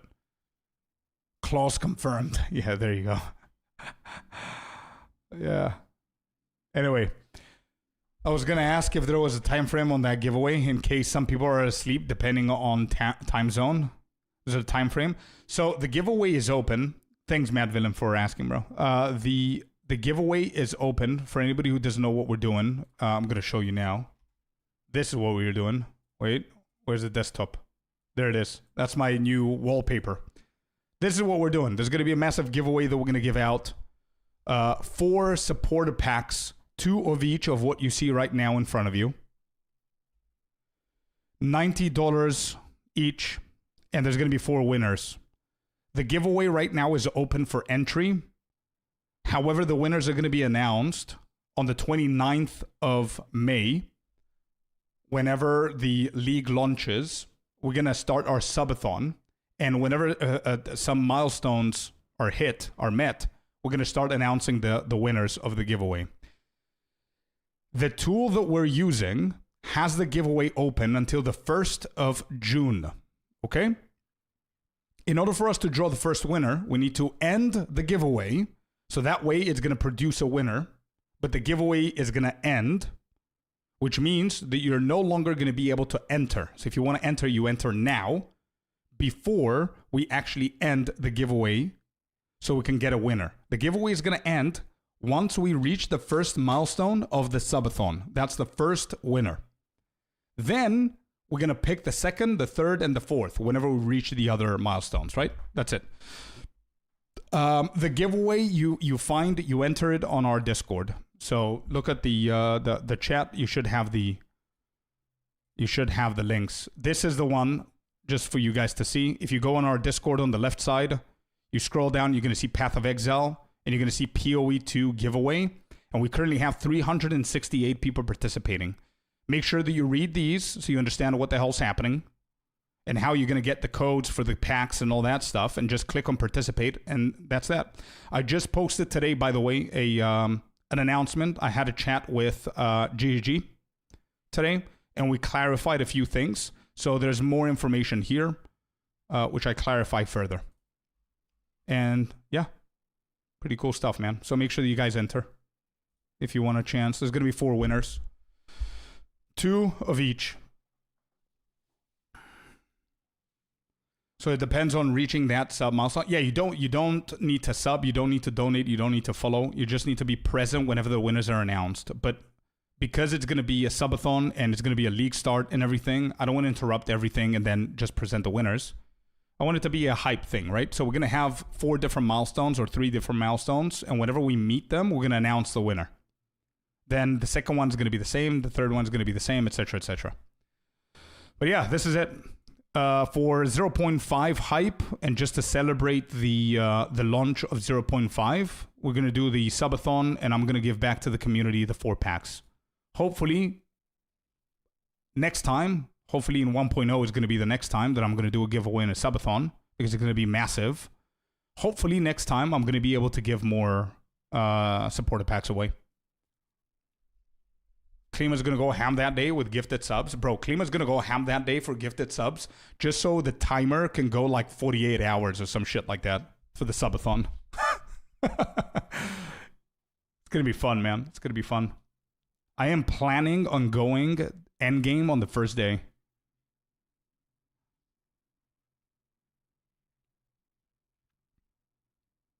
The influx of players on 1.0 is going to be insane. True. True. Would be awesome if we can give out like, I don't know, fucking 10 supporter packs or like 8 of them or whatever. What's your favorite supporter pack? Funny enough, I didn't purchase my own yet. And by the way, something very important. I wrote it into the announcement. Sorry, I'm deviating, but it's very important. I clarified today with GG that unfortunately, if you already have a pack and you win from the giveaway the same pack, the rewards that you get are going to be duplicated, and you're still going to get the 900 coins, but it's going to be duplicated rewards for whatever reason. So if you wanted to buy a pack, I would advise you to hold off, let the giveaway finish, and then go ahead and buy whatever you want in case you don't win, or you win one and then you want the other one as well, right? I don't know why it's like that. They're going to provide me with codes that I'm going to give the winners. You're going to go redeem it into the official POE 2 website. And that's that. But yeah. My favorite one, I think it's a golden. I have something with golden shit, bro. Like my hideout is the God Plateau, or whatever it's called, the Plateau of the Gods. So this would be ideal, perfect for me. I'm not going to purchase it now. I'm going to wait for the giveaway to end. Duplicate rewards means that you can use it more than one character at the same time. Yeah, you also get the coins, but it's not the same thing as unlocking brand new stuff. You know what I mean? Don't ask me how I know that. Okay. I'm taking off. Have errands to run as always. Have a great rest of the day, everyone. You too, Sinister. Thanks for being here, bud. Endgame on the first day. Yeah, we're going to give it our try. Give it our best. I mean, the best that we can do is the full campaign in like 5 hours. But considering the fact there's going to be a new mechanic, we're going to have a subathon, we're going to have a giveaway, so it's going to be distracting. Of course, we're going to need to pause the gameplay to do the giveaway and all that stuff. It's going to be definitely around the 8-hour range. But it's still 8 hours. No, you shouldn't. You absolutely shouldn't feel bad entering the giveaway, man. I told every single mod to enter as well. I want Icy to enter. I want everybody to enter. Apart from me, obviously. You're a part of the community, right? I want to give back to the community. You're part of the community. If you win, you win. Yeah, 100%. This, I really like the Arbiter of Divinity. It's really cool.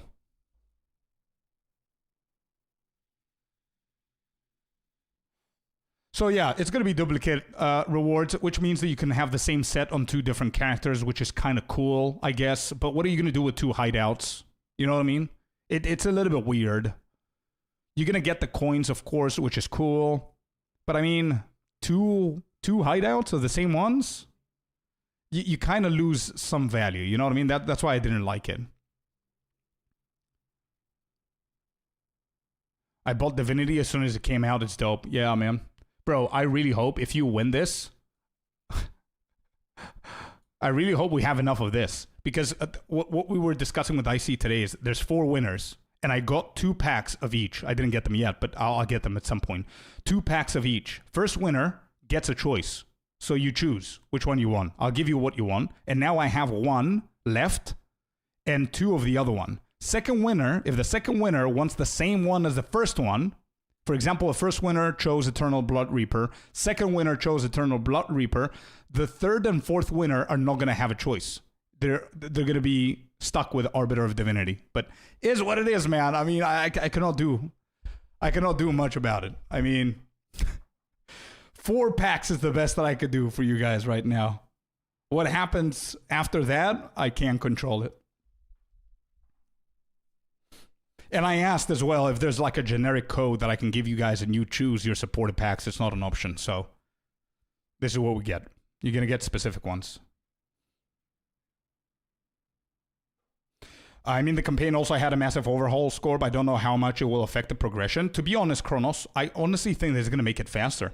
Because now the time that we're going to use in shit like Freethorn or whatever, it's going to be navigated easier. You know what I mean? So I think it's good. Yeah, fair, man. A free pack is a free pack. I mean, it's $90 each. So even if you get a duplicate one, it's okay. It's still 900 coins if you think about it. It's free. It's for free. So I know, it's not ideal, but it's nothing to complain about, I guess. Blood Reaper looks insane. It does. It's really, really cool. But this one, I like it more because it ties well with everything else that I have. Like, forget about this skin. Let me just show you what I mean. Look at my favorite monk skin. And we're going monk martial artist. I remind you that. Look at my monk skin. And then imagine that skin with the wings, the golden wings, the new golden portal, and everything with the golden shit that you just saw with the Arbiter of Divinity. Look at this guy. Imagine him with wings, dude. He's ready for martial artist. Look at that. I'm debating going for the 60 Arbiter one. Debate it a little bit more until we're done with the giveaway, man. You never know. You might get lucky and you get it for free, the full thing. Yeah, he's ready. He is ready. This is a martial artist if you've ever seen one. Maybe not with the heart on his... Actually, yeah, no, not bad. It's okay. It's whatever. Which armor is that? I don't remember its name. Let me tell you.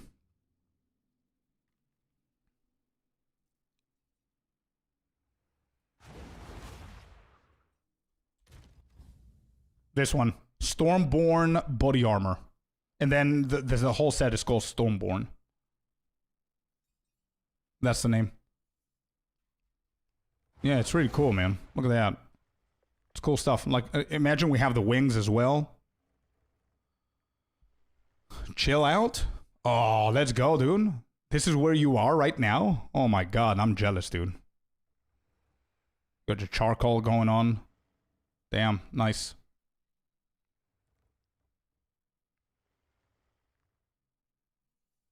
I mean, the back is pretty cool. Removing the back is gonna harm it a little bit here for the wings, but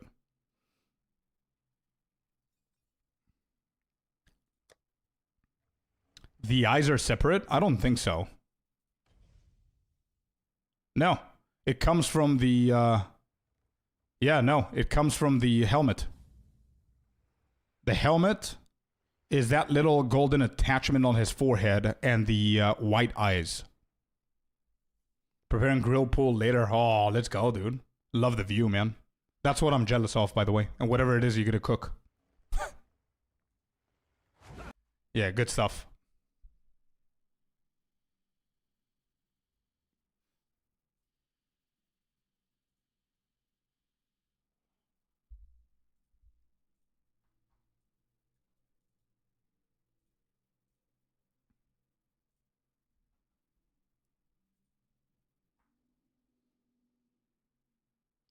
Do.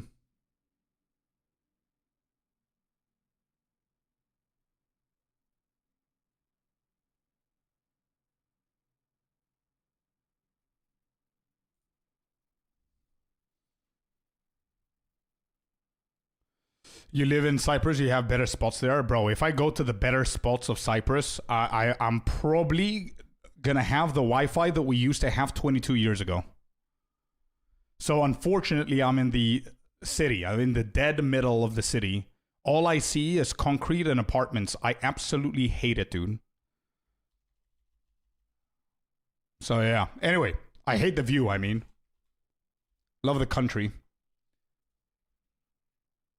But I'm a more nature kind of guy, winter kind of guy especially. But yeah. Anyway, my good peeps, Chatterino, guys, I am done for today. I'm gonna send you over to Mr. Ghazi himself. Make sure that you guys say a big hello to Ghazi from our side. And I'm gonna see you guys tomorrow. Thank you so very much for the stream, like always. Thank you for the follows. Today was a massive day for us, 5K followers. Thank you so very much for the attention and being here. Absolutely love it, man. I'm excited for tomorrow. Tomorrow's schedule, just for you to know, is we're going to try Monk Starter as a warrior, and we're going to try Monk Starter as Lightning Arrow.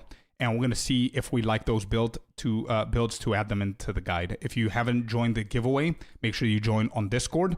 If you haven't seen the guide and you want to check it out, check out the guide in the chat. But thank you guys very, very much for being here. Have an amazing day in front of you, and I'm going to see you all tomorrow. Say hello to Ghazi from us. Bye-bye, chat. See ya. Peace. There it is, YouTube.